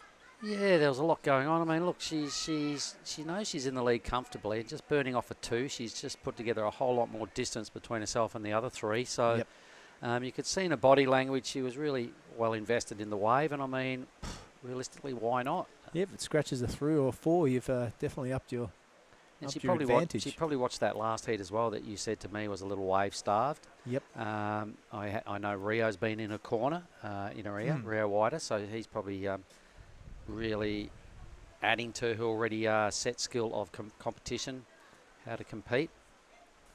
Just a pretty solid effort, really, and rewarded with this. Yeah, right there. Bang. Crunch. Yep. Yep. Okay, so something is better than nothing, and that will definitely give her probably at least 2 to 3 points better than her lower score. There's the athlete area there. The ladies are on this afternoon, and that's all of them. They're just taking over the athletes area. The men have gone home. It's ladies' hours this afternoon. Hello, Anon right there. Team Japan. Anon defending champion of this division. Fantastic, sir. They're in the white hat. Anon Matsuoka. There's the beach marshal, headed up by Munga. His team of gangsters next door. The Hash House Surf Family Surf Restaurant and Camp right there next to it. A whole lot of action going on up there under the tents to the left of screen, everybody, and that's where all their stalls and a lot of the domestic crew hang, because there's sort of music and entertainment and stuff going on up there. Opening ceremony up there a bit later on. Not sure the time, but that's where all the action happens. There is the beer garden down there to the right. That's where Sam Norwood usually plies his trade as the karaoke king. I know, it's ridiculous. He loves it. He's pretty good at it. He put on a good show last night at the opening ceremony, I must say. He did. Yep. So, Ella, that was well worth doing. She's added 2.6 to her total with a 4.77, mate. So, a nice little hang in there and a lot of work rate for now the 2 best scores of the heat. So, I'm going to go, congratulations, Ella. It was definitely worth doing. Yeah. Nice work. Yeah, well done. Looks like a couple of government cars just pulling into the Hash House Surf Camp to go and bother Hash there and probably work on another headache for Hash. Here we go, who's this? Gunner. Oh, that one turn only. No, she manages to find a way back down the face, but nothing happened on that wave. So Nakashio. First wave ridden. There's 11 minutes and 45 remaining. Oh, wow, 14 minutes between rides. Yeah. Nervous moments. So apart from Ella, everyone would be feeling really nervous right now. 11 and a half minutes is you know, stuff's got to happen really quick for one of these 3 surfers, because I imagine they're all surfing for second spot. There's the Hash House Surf Camp right there. Judges are parked upstairs. I think I can see the boys on their break having a little rest up there. Hash Geordie is Marie's there. in there. Geordie Marie's just rolled in before. We were having lunch with him. Kailani Johnson to there to the right. Yep. All the superstars. Yep, and that's where we have pretty much all our meals, thanks to the Hash Family Surf Camp. Oh, speaking of the king, there he is, Sam Norwood. He's gone down to video his own performance on the karaoke this evening. Oh, okay, so Kana moves into third with a 1.93, so you can see by those numbers. Apart from Ella McCaffrey, there's not many highlights going on in this heat, so second spot is well and truly up for grabs. Yeah, all eyes on Lydia Kato now. This is her priority wave. It's been very patient, only the second wave ridden for our surfer in blue. She's really hoping it stands up, and it doesn't. A little splash of the water there. So she'll move back down to 4th in the priority listing. But confirming second place. Confirming second place. 2 waves ridden. Yeah, yeah. There's Snarly. Snarly, give us a wave. There he is. This is us. Me and Billy right there with our arms up in the air. Woo-hoo-hoo. This is my man, Sonali, in the white shirt. Where are we? Hello, team. How's right on cue. More of Snarly, please. The one and only time you'll see Sonali with a coconut in his hand, I'll tell you. All right, it's a crazy afternoon. It's good times down here. Day 1, it's panning out pretty good. Lydia, 1.87. That has solidified second place. Well done. 8-1 to win, so Ella's done a really solid job. Now just got to work on, obviously, ditching the 4.77. Who is going to get second spot out of red, white and blue? Yeah, that is really... That's the big what question. we're looking at. Yep. Yep, there's nothing, requirements really, really low. Surfer in white, Rena, 4th place, needs a 3.37. Kana in the red, 3rd place, a 2.46, a 2.45, and she'll go to second. And boy, oh boy, Lydia's got to do something about that measly 187 in her scoreline. There's the crew down there waving to the big mosquito. The drone. There we go. How are you, team? Yes, we can see you. Look at the Groms. Checking out all the action live. Right in front of them. It's a pretty cool setup out here on the point. Lots of accommodation. Lots of little spots you can park up and watch the surf, Billy. Yeah. All right, the girls are on the move. All chasing Ella. She seems to know what's going on, so let's stick close to her. Oi, Tippy with his young daughter and charger, Suri Jabrik. There, Tippy. Yeah, sorry. Good luck. Earth Island. Thanks very much for your involvement, Tippy. All right, what have we had? Only 7 waves caught in 17 minutes. Not ideal, young ladies. Time to get a move on. Right, I saw Ella making a move for this one. She does second priority over Red, who is having a good look at it. Rena. No, it's not. It's Kana. Kana, a really good looking first turn. This thing's going to offer a second session too. A little bit of a whitewater floater, but definitely landing it. So 2 handy turns to start this wave off. She is intent on that inside section. And as we've been banging on about all morning, you really got to deliver to get anything decent in return. Good section standing up in front of her, and she does release that tail again. So is Kana making the most of that thing. Good way to use your priority. Fantastically smart surfing. Well, the number 1 seed answering back right on cue. Had her back against the wall. She had only 1 wave prior to that. There's Hash. Well, that's Look at him with the Rockstar sunnies. Yeah, that's the top of the mid-tank crystal bottle. That's what it looks like. Look at him, Hash. So he is a gangster. Look at him with his Rockstar sunnies on. Oh, he loves it. He does. His son, of course, Kevin, was competing. Oh, he's had enough. Yep, up to the fridge. It's that time. Today. Yeah. It's 1:30. Yeah, I was down in the hash house when Kevin was competing, and the whole family's like, all the work gets put on hold to watch the heat. Oh, yeah, you don't order anything while the boys are surfing. No, it didn't go his way, but it's a good feeling down there. You know what? And when we get into the open rounds, him and his brother are in the same heat. Oh, my goodness. Yes. Closed down. All right, so there's a bit more action that's going on up there in the Hash House Surf Camp. That's the other side of where the boss was sitting. A couple of scores to come to confirm who moves into second spot. I reckon Kana's wave was pretty sick. Some strong surfing from the number 1 seed. Yeah, taking their time with the score of the judges, but it is Nakashio facing I reckon, Wolf. Could go into first. Lydia. Lydia's going to drop into third spot. Oh, that was sick. Well done. Already her best wave. All right, this exchange is really going to rattle up that leaderboard mark, because this is a handy wave by our surfer in blue from Indonesia. We'll see how Reds goes. There it is, 5.50. Needs a 5.11 to take that lead off Ella, who sits out there with priority. Still waiting a score for Lydia and Rena. Yep, that'll be Lydia's best wave easily. And the requirement being a high 4. I'm not sure it's going to go there, but it might go close. Rena's number is in. It's quite low. Won't have any effect on her positioning. Replay here for Lydia. Make the most of it. Since there's not much opportunity, she's going to be wanting to be on that set that comes through. So what you're seeing out of our 16 quarterfinalists, Giada, if you had to just go, I'm tipping this person to win. You've seen them all surf before. Who would you go with?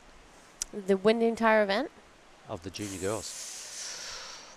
I'm going to put my hand in for maybe Anon Matsuoka. Anon's gnarly, hey? She's gnarly. So he goes Nixie. Oh, she waited all that time with priority and called a dud. Yeah. Such a dud. I mean, it's definitely going to be the 116. It might not be. Nothing happened. A whole lot of pumping. It might not be. It was a 233. All right. No, it wasn't. They still haven't. No, the number is in, and it wasn't the 116. Oh, 057. That's unfortunate. But yeah, I've seen Anon last year here, and she's I think she's one of my favorite surfers, actually. For sure. Yeah, Anon last year was deservedly, she's a power surfer. She rarely makes a mistake in a heat. She ticks all the boxes of, you know, the judging criteria, of being a gnarly competitor, really good skill set, and really good tactics. So and when you put all those three things together, man, that's a good package with a rash vest on. Yeah. So I'm hearing you. Here we have Suri Jabrik just in and out, looking for 267. That's not a big score. Now I'm going to look into the draw in a minute. I'm going to have a pick. So here goes Kokona. She's had a number of these waves that just keep dying out. She's going to have to hope she gets something more out of this, and she does not. All right, so I'm going to have a little look through the draw, and being a West Aussie, I'm going to look at Izzy Campbell. She's got a tough heat. She's also in the same heat against Anon. Oh, it's the matchup. Yeah, it is. All right. Samomo, I've seen her win events before. And Isabel Higgs out of Thailand. That is a solid quarterfinal, number 3, yet set to boost off in just over 5 minutes. There's Suri kicking off wave number 5. This heat got really scrappy. I mean, there's not much going on around here. No, the whole heat's been a little bit lackluster. Same with the last heat until, who was it? Ella kicked into gear pretty early, actually, and then the other 3 were doing nothing until Kana put together her 5.5. So I think that the opportunities are getting more and more limited, as you're saying, Tide pushing in G. The young ladies are struggling to find quality out there, and that's evident in the scoreline. Nixie Ryan is still well positioned with a 4.27, even though she burnt off her priority in not very fine fashion. That's her sitting in green once again, has top priority. She's going to have to use it a whole lot better than she did last time. Luckily for her, she's still only chasing a 1.16. Oh, yeah. She pretty much just needs to stand up and do a little wiggle.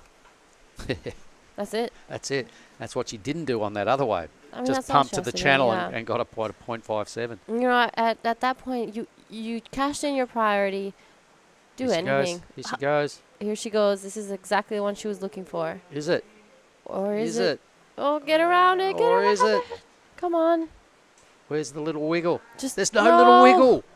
Just a little wiggle. Just a little wiggle. Wiggle it just a little bit. Just a She now needed a 1.76 before she stood up, because Kokona moved into second. Yep, she's All right, so Suri sitting on the bottom of the pack. She needs a 3.26. Nixie needed a 1.76 without any wiggles. Does not get it. So it's a 0.93. No, it was less than that. A 0.87 for Nixie. Kokona moves into second. We've still got a score for her coming as well.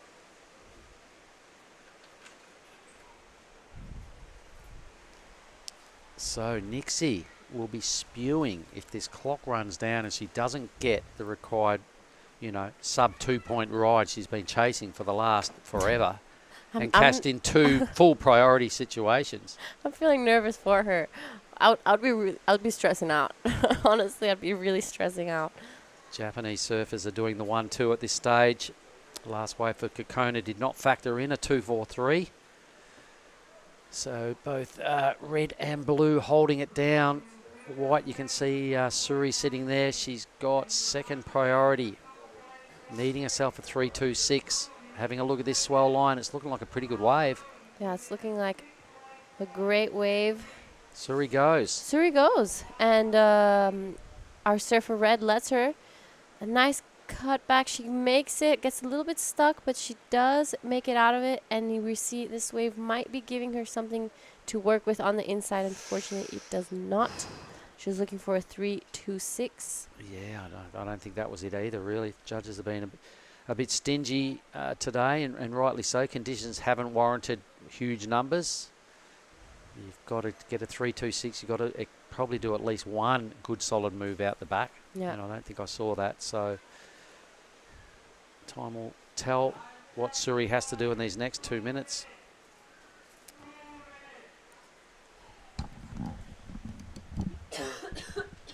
So Mirai holding a dodgy lead. The 5.83 stacking up as easily the best number of the heat. Nixie Ryan, a 1.76. Can you believe it? For probably 15 minutes, she's been chasing a score in the 1 point range. I think she's been chasing up for at least 10 minutes. Well, it was a 1.16 that she needed for 10 minutes. And in the last 5 minutes, she's needed a 1.76 and just can't get it. And had first priority twice. Yeah, we're reaching around the last minute. So top priority and the lead now is sitting with Mirai. She needs to burn off a 3.67. It looks like something's coming a little farther. Those two swells super close together. Yeah. Reaching down the 1 minute and again, two swells really close together that don't turn into a wave. Look at that. Just a lump rolls through. Not good. If I were Nixie right now, I would just paddle to the inside and catch anything. She has to just find something. This is, you know, imagine going out with this requirement. Stand up and ride the inside. Anything. Get to the inside and do a little wiggle. Blue's going to take this off her. And oh my God, no, you're paddling the wrong way. Wrong way, no. Paddle back in. Nixie. Does she know what she needs? Oh, maybe she can't hear. 20 I don't seconds. know. I'm really feeling for Nixie right now. See, Red's going to... With a passion. Here we go. No. Kokona jumps onto it wide. So Nixie now has priority. And there's something out the back. There is. Here she goes and get up. Wiggle it. Yes. There's the mini wiggle. There she's got it. 1.76, that has to be it. Oh, I'm going to hold my breath on that. It was a little mini wiggle. It was a wiggle, though. Kokona had a wave as well. Oh, my goodness. This is actually one of the most exciting heats. Probably the lowest scoring heat all day. I've never been so excited about a 1.76. It had a fair bit of drama. Nixie Ryan being the villain, or maybe the comeback of the day. All right, well, we'll find out the result of that right after this ad. We'll be back in just 1 minute, everybody. Stay with us.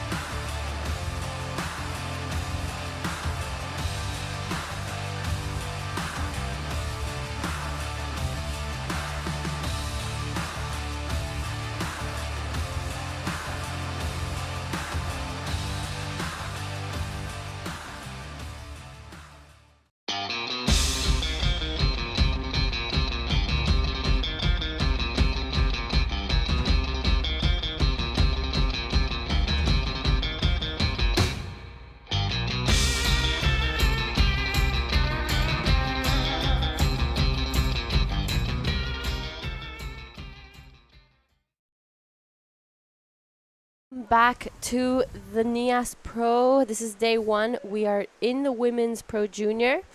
This is quarterfinals heat 3. Who do we have in this heat? All right, we got Anand Matsuka, Sumomo Sato, and Isabella Campbell and Isabel Higgs. Wow, 2 Aussies and 2 Japanese. Is that correct? Yes. Wow. I think so, yes. So what I've been missing? What's going on? So Nixie did not get their last score. She was looking for a 1.72 or something like that, and she got a 1.47. Ouch. Yeah, it was Really? it was an interesting heat to watch. Not much going on. I think the high tide is making it really hard for the girls to find some waves that will give those scoring opportunities. It's really difficult out there, but we're finishing off with this round. And we have Anon Matsuoka on her backhand. Nice first opening 2 turns, and that's what I mean by the wave just tapers off. Quick start, and the tide's filling up quickly too, right? Yeah. And getting mushy out there. So go Anon, quick start here. Staying busy, trying to put pressure on their opponent. Yeah, on a day like today, you want to start early and have those opportunities. This is Sumomo Sato in the blue, just a 1 turn, but sees if anything happens on inside. It's not looking like it, so she pulls off. A 2-3-3 for Anon Matsuoka's first wave, but early days, and there's still 22 minutes left in this heat. So yeah. Great. What did you get down to during the break? Well, I did like walk around, had a quick little look around the corner. There's starting to like, here you go, White, Easy, we call him Easy. Yep. Easy Campbell. She actually got replaced for the Sky Brown, right? Is it? What? Who? She was in. She wasn't supposed to be surfing, but apparently she got replacement. So it's good for her to just surf and do some warm up for this contest. Pro Junior. So. Oh, did Sky Brown not make Nah, it here at the end? Yeah. So.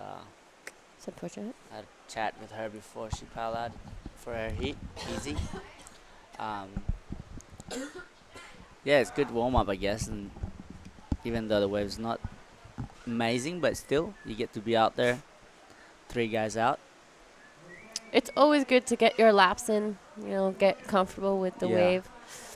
Especially because the free surfs are so hard out here. They're so crowded, and there's always like not many waves opportunities. As we have a bit of a lull, we're going to send you guys down with Mark Clift, the last heat winner. All right, here we are. I'm here with Mirai Akita from the last heat. Mirai, I don't know much about yourself. Can you tell me how old you are and where you are from? I'm Mirai Ikeda. I'm 15 years old and from Japan, Shizuoka, Omazaki. All right, now tell me about the heat. It was low scoring. Do you get nervous? Yeah, I'm a little nervous because wave was difficult and I couldn't hear to announce voice. So nervous, but I happy to win this heat. Okay, and have you been to Indonesia before? Yes, last year I joined this competition, Nias. All right, and what's the best part about coming to Indonesia? Best place? Yeah, let's go with the best place. I love here. I love Bali and Kuwait too. I like. And only been 15 years old. What is your plans for the rest of the year? This year is I want to join WJC, and so I do my best. Do you like chocolate? Yes, I like. I have one for you right here. There you go. You win a bang bang for winning your heat. Well done, Mirai. Thank you so much. Cool. Over to you guys. All right, thank you, Mr. Mark Cliff. So Sherry loves Krui, Bali, and Nias. Yeah. What's not to love about that place, right? All 3 places. I love all 3 places too. Well, yeah, like she's only 15 and already making hits. Yeah. In the juniors, I'm sure she'll be competing on the QS as well. I think everyone in the juniors is competing in the QS. Wow. Yeah, it's so amazing, no? Like, so exciting to see all these young talents coming up. And so we got in the water now. Who is winning? We got Sumomo Sato currently first place. Red is second. Not much score yet. You just still have like 18 minutes to go. We are running. How many more hits here after this, Jada? We have one more heat after this, and that will be the end of today. And then there'll be hopefully some good wave tomorrow. Yep. We will be getting a rundown of tomorrow, maybe either tonight or tomorrow morning. Yep. We will see what the call is. But looking at the swell, I'm putting my hand in the fire that they're going to throw the juniors again. Yeah. Why not? I mean, it's small. It might even be smaller than today. Only the juniors can do this crazy tricks on the small waves, Yeah. right? I can't. we prepared for like heavy drops into a big slab. That's what we're here for. But I hope it's not too heavy, though. Yeah. I don't know if I have the boards for that. So, yeah. Surprisingly, so we have 17 minutes to go. Time's ticking out. And too easy. Isabella. How's that? The name Isabella and Isabel with one L. Mm. Hey, how you say? Isabel? Isabel, yeah. So while there's a little bit of a lull, Oni, you're a big name here in Indo. Tell us a little bit about yourself. Tell the people where you're from, what you do. Well, for everyone who's The watching king of live, Lakeys. my name is Oni. Currently live in Bali. Yeah. Oh, live in the Gold Coast, Australia, and now here we are living in the paradise of Nias. This is Nias. We are living the dream, working as like commentating, trying like share some loves and talk about surfing experience.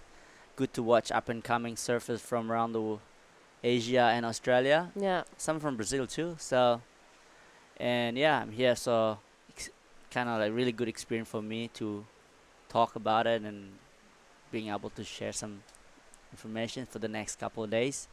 Be sitting with you, Mark Cliff, and Mr. Billy Hangen. Yeah. I'm excited to be in the God booth with all of you guys again. It's the same crew as last year. There we have a little bit of view of the competitors area. We have an amazing setup here in the Nias Pro. The wave is pretty much not behind us. It's just up the point.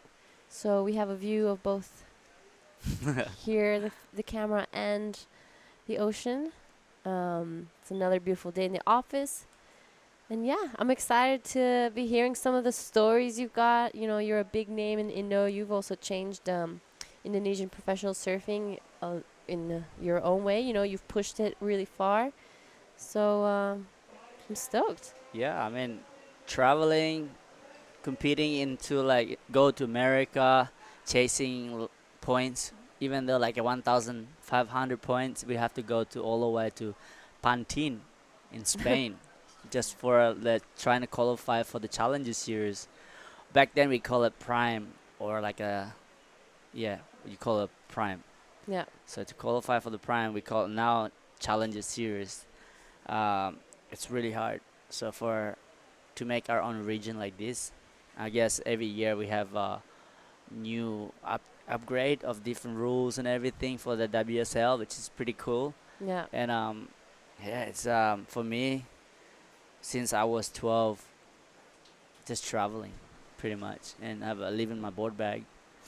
I've got these 4 or 5 boards just for the mushy beach breaks and wetsuits. Coming from a really hot, perfect wave, nice, just board short to have to travel with your wetsuit and figuring out what wax you want to put in your board bag. Is it water's gonna be cold or what? And I just came back from San Francisco recently and. The water is so crazy cold there, and went for the U.S. Open. Yeah, it's crazy how lucky we are to get into the Prime. I mean, the Challenger Series. We just need to compete in Nias, Krui, couple of the Asian contests. Yeah. And for the Aussies, they only have 2 events in a in Asia that can compete to dual. What did you say? Dual. Co-sanctioned. Yeah, co-sanctioned. Yeah. Actually, I think it's 3. There's Taiwan as well. I think Taiwan is co-sanctioned. How good. Yeah, that's it. You did really well last year in Taiwan. Yeah, I think I made a couple of hits. Yeah. Yeah, so that's my goal this year. I was supposed to go to Brazil and Portugal for the challenge this year. So I think I'm gonna pull out for this time. Just stay here, be with my family. Yeah. As we see our surfer in green, Isabel Higgs, you know, she only has a 1.8 and a 0.5 in her under her belt, so she's gonna be looking for something to replace that 0.5 at least. You know, it's getting really slow out there. That high tide really pushing in. Not a lot of opportunities, so it's gonna make each heat even harder. Yeah, it's amazing to see. Yeah, she's actually half Thailand. She's from Thailand. She's from Thailand. Living her dad is Australian. Mom's from Thailand. Here you go. As we saw, Anon Matsuoka cashing in her priority, so taking off on this wave.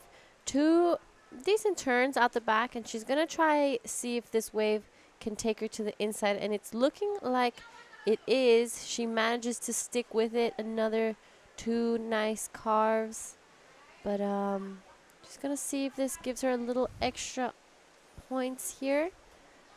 Anon, you know, a really strong competitor, and it looking like it is gonna finish off really strong.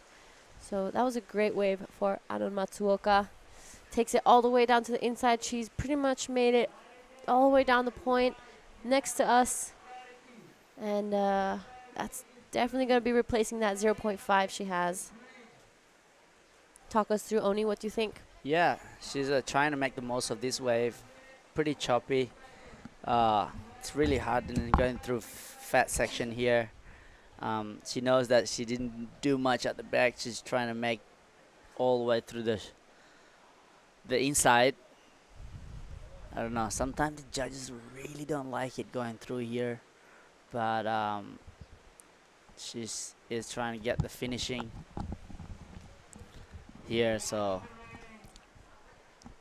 bam, there you go. What do you think? I like that wave. I think that's probably going to be the best wave of the heat for now. As we see behind her, Izzy Campbell sitting on a 2.43, only looking for a 1.2 for now without Anon's last wave. So there's going to be, I think there's going to be a little bit of a change in the rankings right now for first, second, third, and fourth. That was a pretty nice wave from Izzy Campbell. Yep. It's great surfing. See, that was smart. Kicking out there and then regain priority again. Yep. Maybe probably get third priority still. That wave was pretty good. Yeah, we're reaching the 10-minute mark, waiting for some scores to drop for blue, red, and white. So it's going to be pretty interesting what changes happen now. So you were telling me a little bit about Isabel Higgs, sorry. Yep. You're saying she's from Thailand? Yep. So her mom is here. Beautiful mom. Happy family. Like they're just happy, you know, like just stoked to be here. And unfortunately the waves are not really offering her but the next couple of days. Hopefully she makes today, and I don't know. Keep going. I was in Thailand for that event. They were there. I was like surprised, like wow. She lives in northern beaches. Mm. Yeah, North Narrabeen. Yeah, it was fun beach break there. I don't think I've ever been. Oh yeah. Yeah, never. Oh, so nice. They were there. Cold water. Last time I went to Australia was 2019. Yeah. I did a bit of I did a few QSs over there. I love going and visiting all my friends there, and it's nice to be there a little bit and pass the time. Like The coffee? breakfast environment in Australia is like none other. I swear they have the best breakfast in the whole world. I think America is the big one, hey? I don't know. It's too heavy for me. So big. I Yeah. swear, like I was there one time and like big portion. All right, some waves come through. We have Anon Matoka's last wave came in at 4.40. Izzy's last wave came in at 4.27. So that pushes him straight to first and second.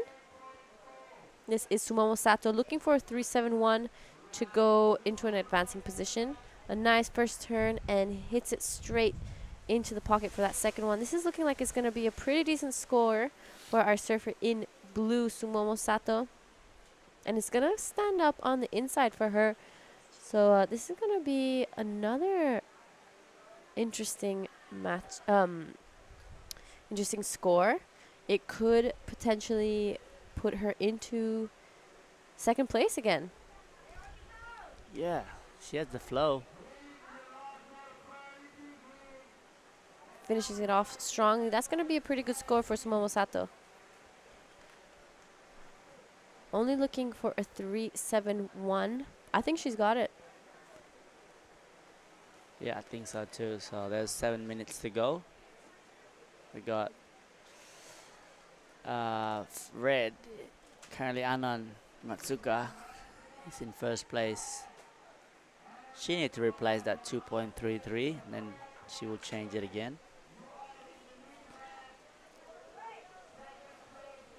Here's a replay. Talk us through it. Yeah, I like the flow. There's no like in between. The board doesn't stop. So, bam. She goes through all the way to this fat section. Pretty smooth for how bumpy it is. Yeah, she's a really smooth surfer. She puts the board in all the right places. You know, in a day like this, you have to really take advantage of the opportunity. So every time there's a little bit of a lift on the wave, a little bit of a bump, that's when you have to really hit the section and kind of pull out all the points you possibly can. Try not to lose any opportunity because there's not much. So we're still waiting for the last score of Sumomo Sato. Ano Matsuoka is currently in first place. Just waving her hand. Must be a little bit hard to hear out there as the wind is blowing straight onshore. I'm sure everyone is still okay. This is Isabel Higgs. Talk us through this one, Oni. This is a really nice wave. This is set. Wow, it's a nice turn on that one, first turn. Can she make it through another one again? Really, how's that choppy and through fat section here? Oh, it's here we gonna go. lift up. Oh. Wow. That first turn was nice. Yeah, that was a really nice first turn. Especially on a bigger set, so it's good. I like that. We have just reached the 5-minute mark, so this is crunch time. This is a replay of Isabel Higgs, our surfer in green. A beautiful first turn. I think that's definitely going to be the biggest, biggest part of that wave is going. All the points of that wave are going to come from that first turn. This wave did lift up for her again. A nice little carve on this inside. Nothing too out of this world.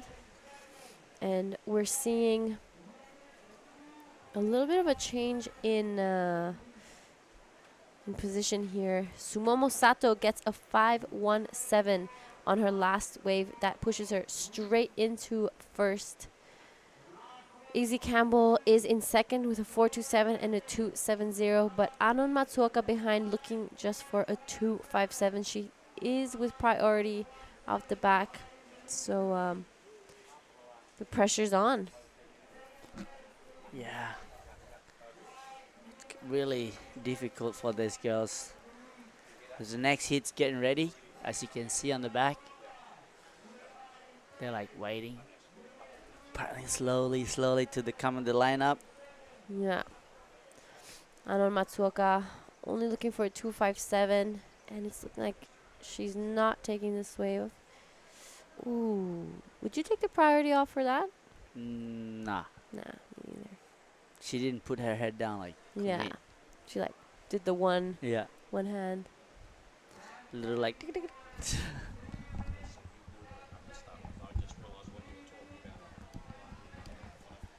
3 minutes to go. Yep, 3 minutes left. Anon Blue. is going to be hoping for one more opportunity. She does not need a big score. But on a day like today, on that last heat, we saw someone lose only needing a 174 or something like that.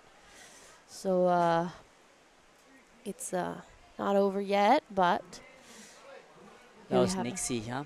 Need a score. Yeah. Nixie Ryan. Sumomo Sato, current heat leader, catches something on the inside, but nothing significant. 2 minutes and a half left. So Anon's really going to be hoping for something to come. Yeah, so Nixie Ryan is in Challenger Series too. Pretty big upset for her to lose on the Pro Junior. Oh, she's in the Challenger. I had no Yeah. idea. Gone to Portugal, Brazil. But yeah, it's good. She's been the main event for the QS girls, so still have another chance.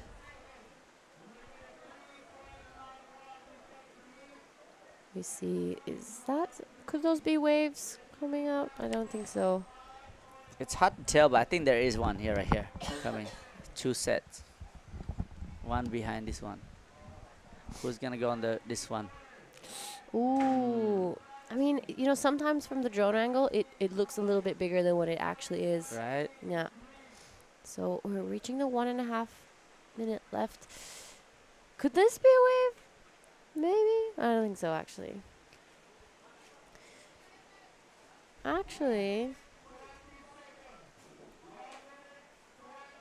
I'm really feeling it for Anon. It's not a big score she's requiring. Reaching the 1 minute mark. She has priority. So she gets to go, and it's looking like this wave is coming straight towards her. Let's see what she does. And yep, she's gonna be using the priority. She needs a 257. Last minute left. First turn, keeps close to the whitewash. She's gonna be taking this one. No. Oh, I don't think that's gonna be it. She was looking for like 2.5. Let's see from the beach angle. Ooh, I don't think that's gonna be the 257 she's looking for. Looks like Easy Campbell will be first priority right now. Currently in second. Hold that second place in first priority. So what would she do? Yep, it's looking like Sumomo Sato is going to be taking this heat home. Last 10 seconds. Izzy Campbell decides to go for this one, looking for a 391 to go to first. Yep. So congratulations to Sumomo Sato and Isabel. Easy Campbell for making through the next round. We're going to quick break. See you soon.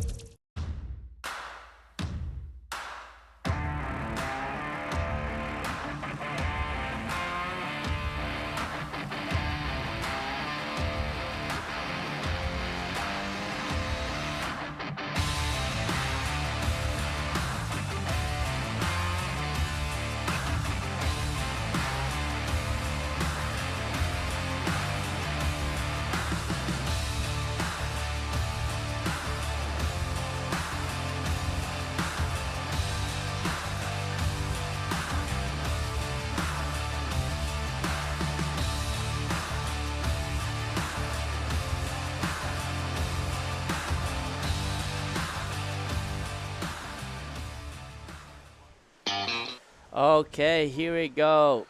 We're back live again in the Pro Junior Women's in Nias Pro. Well, last heat winner was Sumomo Sato.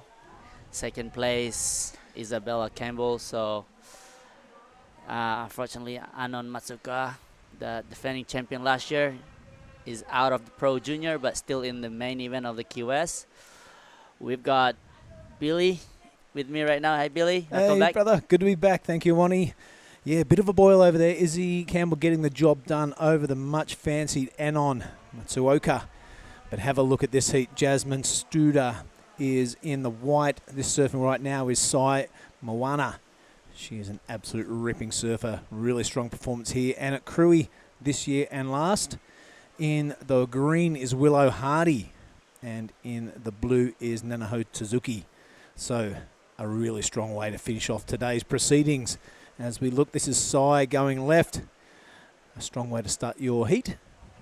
And it looks like the third wave ridden. So priority is set, and it is Willow Hardy in the green, sitting out there with first priority. Nanaho Tsuzuki second, and Jasmine Studer in third. That looks like the wave of the heat thus far, Ronnie. Yeah, she looks like Carissa Moore here. How strong she is, solid. Like, reminds me of her a little bit, Carissa Moore. And it's a crazy heat, this one. It's really good last heat. Jasmine Studer been ripping, and Simon Iwa has been ripping, and Willow Hardy, as you can see, is still ripping here, still going. Wow, she didn't give any inch of like break on that one. She go Willow. Whoa. Yeah. All right, the girl from Margaret River. Yeah, powerful waves down there, big reef waves. These conditions, however, are not that alien to Willow Hardy. She's done a lot of competition surfing and a lot of subpar conditions, if you like. So don't expect her to be too far out of her element. Now surfing in green, now Willow. Wow, she's improving a lot too since I've been watching her last year coming to the Krui. And here you go, Jasmine, the Indonesian. Yep, Jazzy Jazz looking for this wave to stand up. It's not really playing ball, so she'll stick with it and try and find a steep section to hit. Maybe this will pay off. All right. Looking like she means business as that right-hander turns into a left-hander. The goofy footers loving this option. Only if it stands up, though. It just means a 5-minute paddle out if you don't get a reward. Let's have a look on the inside. It's more of a cutty than a turn, so she's got a bit of a paddle ahead of her.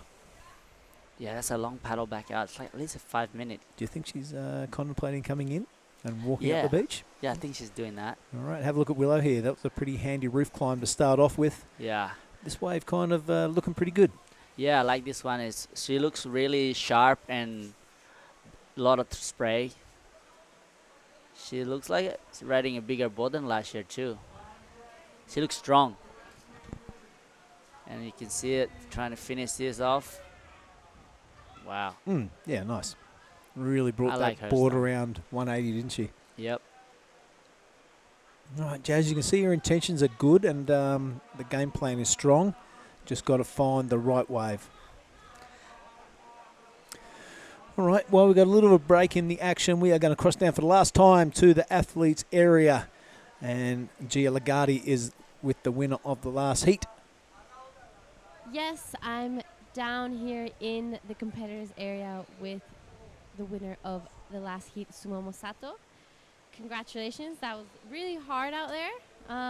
Tell us a little bit about what was happening. Actually, I couldn't hear anything, so I don't know situation, but I'm just waiting for like a good wave, big set. That's good. All right, so we know this isn't your first time here. What are the most exciting things about coming back to events in Indonesia?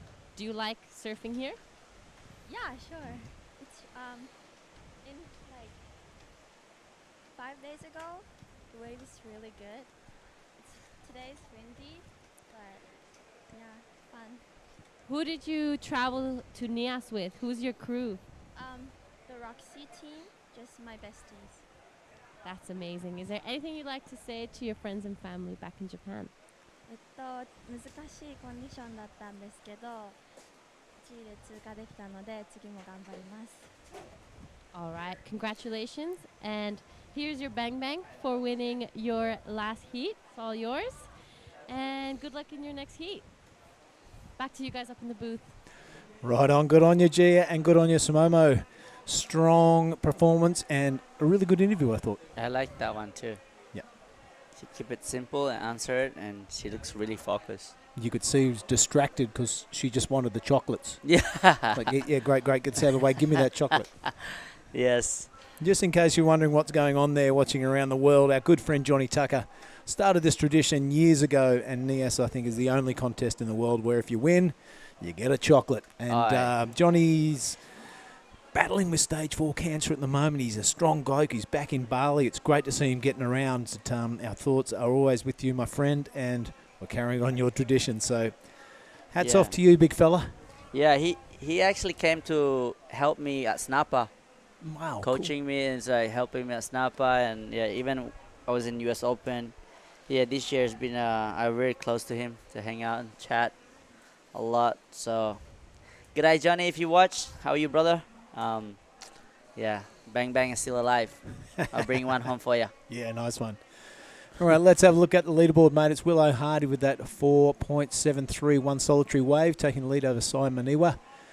4.33 hers. Jasmine Studer, a combination of a 3.53 and just a very minor half a point. And Nanaho Suzuki, not used to being in 4th position, I can tell you that much. There's still 16 and 45 remaining in this heat. I don't think that leaderboard will stay like that for very long. The calibre of all these surfers is quite high, and anyone can switch it around in one set. Have a look at this. Nanaho is with priority. She's 4th at the moment, but there's a bit of a lump. Going to let it go. And look who's on the end of it, Sai. Yeah, this is a bigger set. Oh, that's... Sometimes the bigger set is not that good. Some of the medium-sized one is the way you want. Yeah. Yeah, so staying busy. Say Maniwa, she knows what she's doing. And yeah, Jasmine Studer, 3rd place. 14 years old, Jasmine Studer. I mean, this division is under 21s. So you can have a 10-year-old and a 20-year-old. Yeah. So it's quite a stretch of the age groups. Yeah. And a massive learning curve for the younger ones. Sorry, Oni. Yeah, when you're young, you just don't care. You just want to beat the older guy with no pressure. And the older guy will be thinking like, wow. There's this little grommet. Yeah, Dangerous. coming. Yeah.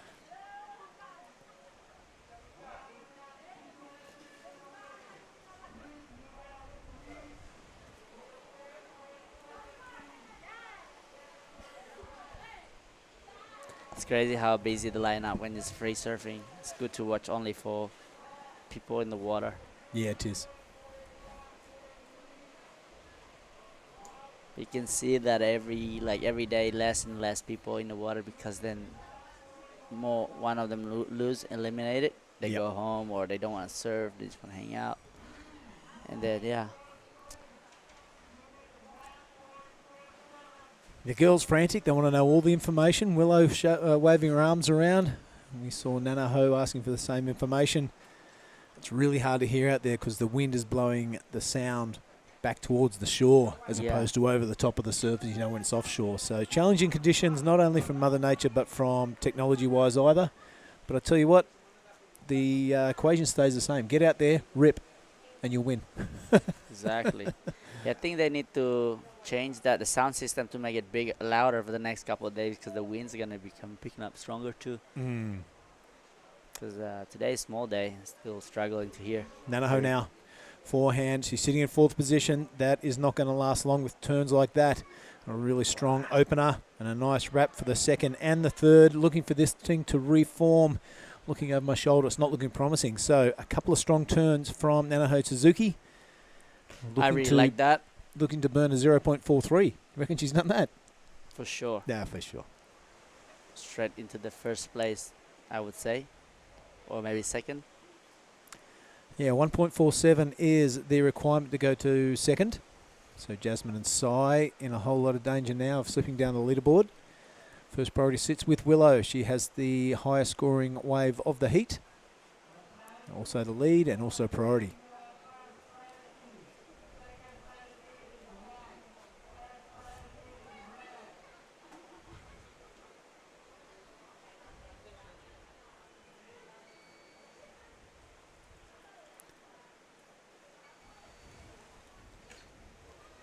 Have you been on the back there? On the other side of the Yeah. bay? No, I haven't. It's pretty nice. Pretty quiet there. How you get there? You have to drive around the corner. Like, it's pretty far, actually. Well, there's another identical bay just to the, where are we looking? To the left of the screen. It's almost exactly the same as Lagundri Bay. Yep. There's not one wave. Nah. It's so weird. Imagine if the explorers that found this wave just thought, oh, well, look at that one bay. Oh, there's no waves on Nias. They just had to go an extra little bit and Wow. look what they found. Barreling.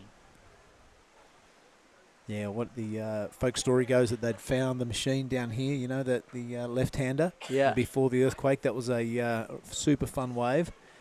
And then I looked up the point and said, what's that right-hand thing breaking off there? And they walked up and then there's Nias showing their face, you know.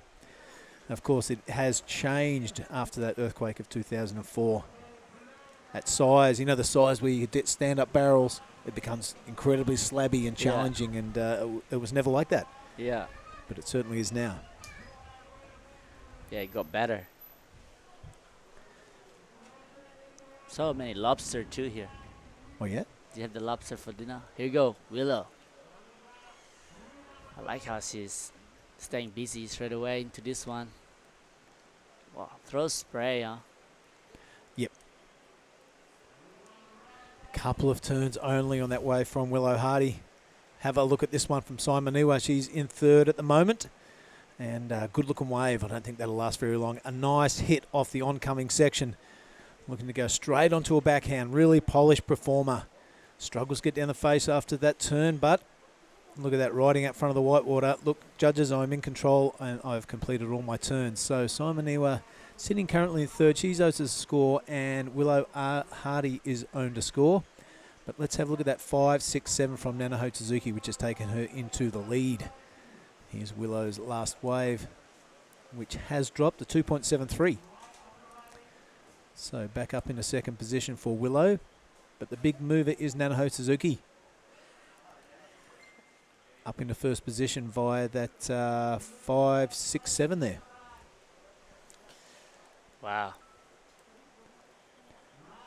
Just talk about a strong way to finish off your day one here at the Nias Pro. Well, Jazz Stew's got a handsful with all these pros. Strong surfing from the 14-year-old. However, when you're up against the surfers of the calibre of Nanaho Tsuzuki and Simon Niwa, chuck Willow Hardy in there, and that's a big ask. All right, we've got 10 minutes to go. There will be a change situation soon, or will be the same? Yeah, we Still are waiting for scores. Waiting for scores from Jasmine Studer and Simon Niwa. Simon Niwa looking to get the better of that exchange. She needs a 3.14 to progress into that second place and the next round. Willow Hardy will be on eggshells waiting for that score.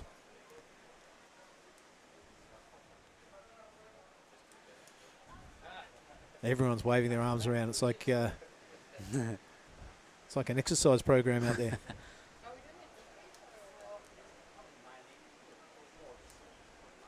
Yeah, Nanaho is currently in the first place, so she doesn't know what the score is.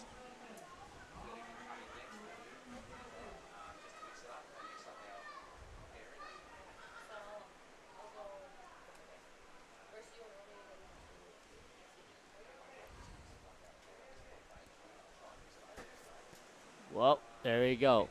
The scores is in. 5.6 for last wave of Saimaniwa. Yeah, 5.6, mate. That takes her in the first position. So it's the two Japanese surfers. Simon Niwa now in the lead via that 4.33 and 5.60.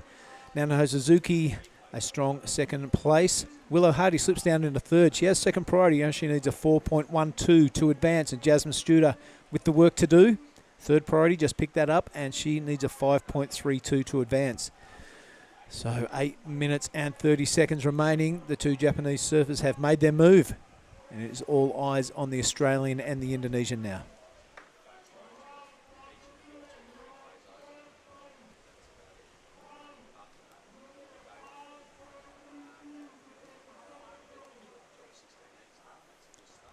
Yeah, 8 minutes, plenty of time. Well, mate, you were thinking a couple of strong turns and then paddle straight out the back to try and get another one. You wouldn't really, unless it was lining up perfectly, bother with that inside section, would you? Yeah, you know, like those two Japanese is looking really solid under their feet. They controlling this heat right now. But then we never, you know, Willow Hardy is also a powerful surfer, so don't underestimate her. So just keep an eye. There will be a few sets coming through soon.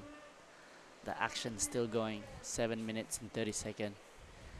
Jasmine Studer also in 4th place, looking for 5.32 to advance. This is going to be our last hit of the day. Last hit of the day, mate, and very important priority picked up there by Nanaho Suzuki. She needs that score, waving her arms around frantically. It's like a disco dancing out the back here at Nias. Really hard to hear the PA at the moment. Here goes Willow. Don't hang around, just get surfing. Second priority, cashes it in. Bit of a lip line, not much going on, getting caught behind the white water. Not happy with things. All right, that slips down her into 4th priority. Jazzy Studer picks up 2nd. So time to get busy. Look for a good scoring wave. Yeah.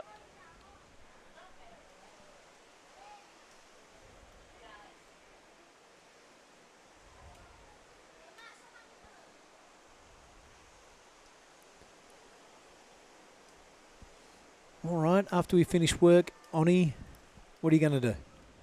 You know. You're going to go for a wave, aren't you? 100%. Of course you are. You can't stop looking over your shoulder at that lineup. So if you think the lineup looks challenging now, folks at home, just wait for another 10 minutes. There'll be 100 QS surfers out there champing at the bit. Any excuse. Yeah, I'm out there for sure. I need to get rid of this, get in the water. Been itching from this morning. I didn't even surf this morning, so not an early person, you know. Oh yeah, I know. You're quite often the late person. Willow Hardy is up again, not gonna get out of this round wondering. She's gonna give it everything she can. Hopping to that inside, she's gonna have to go big if she wants to garnish some good points. A 4-1-2 is her target. And that left-hander not playing ball, so she's out. But we can see in the background, this is Simoniwa. Maniwa, rather. Simoniwa. Didn't really see the beginning of that wave, just that one razor-sharp cutback. Willow Hardy is a little bit, kind of panic a little bit, trying to scratch on the little waves. 4.12 to advance. I know it's small, but I think... Definitely got the surfing in her, doesn't she? Oh, yeah. She just need to wait for that wave. Wow, that was Nanaho. That was first priority. She's taken off and handed it straight to white. So a little chink in the armour there from our Japanese surfer in Suzuki. She's second, looking to defend that 4.26 is all that... that 4.12 is all that Willow needs to get up there. Yeah, everybody's still on the shore after that wave. I think Simoniwa is still on the white side. Yeah, still paddling out Willow and Sai. But 5.32 is not impossible for Jazzy Studer. Wouldn't that be an upset? The 14-year-old Grom taking it to the older girls. Here we go, paddling. Yes. Ooh. No, just a look. Just a look. No priority taken yet. Right, here's Willow getting caught up there. It's really hard to get any projection down the line off a section like that. So a bit of a bummer.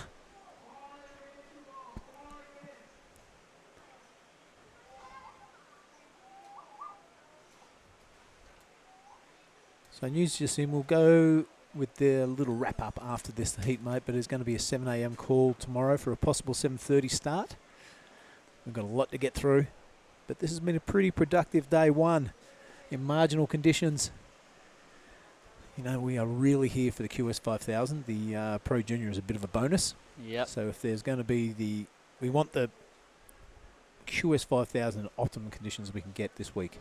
So the Pro Juniors are going to have to play second fiddle to the main event, and that's fair enough. Looks like Jazz is on this one. Yeah, here goes Jazz. She's looking for a good range score. That first turn's pretty good, but this wave is not looking so handy. Thrashing away to victory, but that's not going to happen. Yeah, her wave selection's a bit off to this heat. Yeah, it's difficult conditions, mate. It's hard to find those ones that are going to rattle off through the inside. I like her speed. I like her flow. That's good. Yep. Been surfing really well the last couple of days, getting that backhand attack dialed. Yeah, improving a lot. Jazz still there. Yep. I like that backhand snap where they're still looking down the line. She's starting to get that thing going. I like it. It's really good exponent of that is Medina. Yep. And can move half the ocean while still looking down the line. Yeah, Dad is shaping a board. Or lucky girl. Yep, Luke Studer, one of the great shapers out of Indonesia. He's a American lad, and he's been transplanted into Indonesia. I don't think he's going anywhere, is he? He's going. He's got a good shaping business there in Kerobokan, and he's been around for a long time. I'll be enjoying a debrief with him at a hash house probably around sunset time. Big shout out to you, Luke. It is 2 minutes remaining. Right now it's Simon Iwa and Nanaho Suzuki, the two Japanese surfers looking strong. Willow Hardy looking for a 4.12. All that could change with this wave from Nanaho. Yep. Wow. Yeah, that was a good first turn. Finds the pocket again. Now out into the channel. That could do it. Nope. Let's try and squeeze everything we can. And why not with 1 minute and 30 seconds left on the clock. Bouncing away through to that inside. Is there anything on the outside for the other surfers? Willow Hardy has priority, and she's looking to dethrone this girl in Nanaho Suzuki. She worked really hard to get that inside, didn't she? All right, 1 minute now. It's all eyes on green. She has priority, and she has some work to do. As we see White staying busy there, not completing that turn. All right, here goes green. We didn't see the beginning of that wave. This is the all-important last roll of the dice for Willow Hardy. Looking for a 4.12 to progress. This section looked like it's going to line up on the inside. She goes left, but it fills full of water and no more opportunity. So we haven't seen the beginning of that wave, Oni. But, wow, it's going to have a big bearing on the second position place. Simon Iwa has priority, and she is to her feet. A strong-looking turn to start things off. The Japanese surfer has gone from strength to strength, from fourth to first in this heat.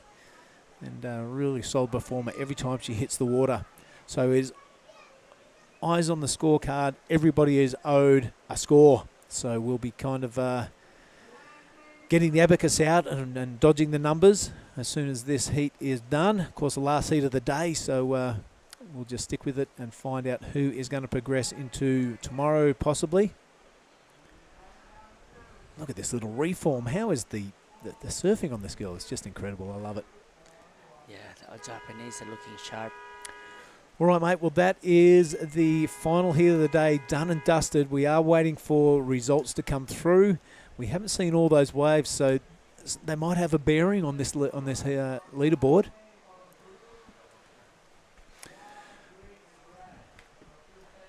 Right, there is the score from Willow Hardy. That hasn't advanced her into second position. So one score is in for green. So I suppose it's a bit academic now that Nanaho Suzuki is looking for a score. Could take her up to first, but it looks like she's clinched that second place. So Willow Hardy's is in a 2.87. And Nanaho's is in also. It looks like Simon Niwa is going to take this one out.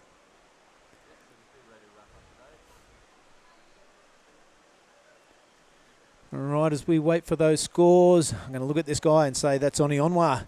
And we are sitting in front of Lagundri Bay, just waiting for the final scores of that last heat of the day.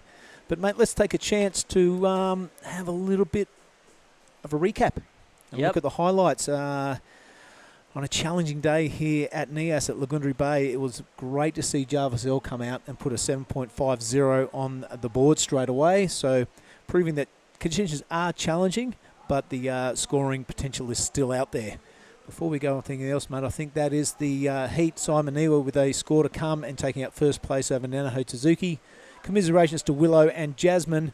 They are out, but I'm pretty sure they're in the main event, both of those surfers. Yeah, I like the run of Jarvis Earl on day one. Izzy Campbell KOing Matsuoka, which was a real big deal in that second last heat. And one thing I've also noticed is your costume change. That's about the fourth costume change you've had today. What's going on there? Pretty hot here, so I'm wearing all this long sleeve, and the other one is too thick, and I'm just wearing this one. This is my favorite one. So I got Uluwatu on the back. Yeah, nice one. Highlights for you, sir? Yeah, today? I think my highlights was the Anand Matsuka Easy beating Anand, and Jarvis Earl doing some crazy helicopter. Yeah. And Made Joy. Made Joy, yes. Oh, yeah. Ripping. And nice one. That was great for Indo, and yeah. And tomorrow there'll be more exciting stuff.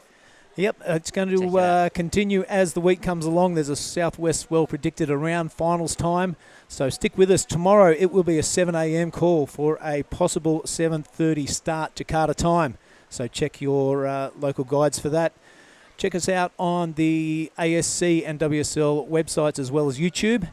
Enjoy all the action. I'm looking forward to more exciting and really a lot of anxious results tomorrow. Yep. Come and back tomorrow. Yep, coming tomorrow. 7 a.m. call for a 7:30 possible start. It's been a great fun. Thank you, Onionwa. Put it there, buddy. Thank you very much. See you guys. Wherever you're watching around the world, I hope you enjoy the coverage, and join us tomorrow for more action on the Nias Pro 2023. Boom. Let's go.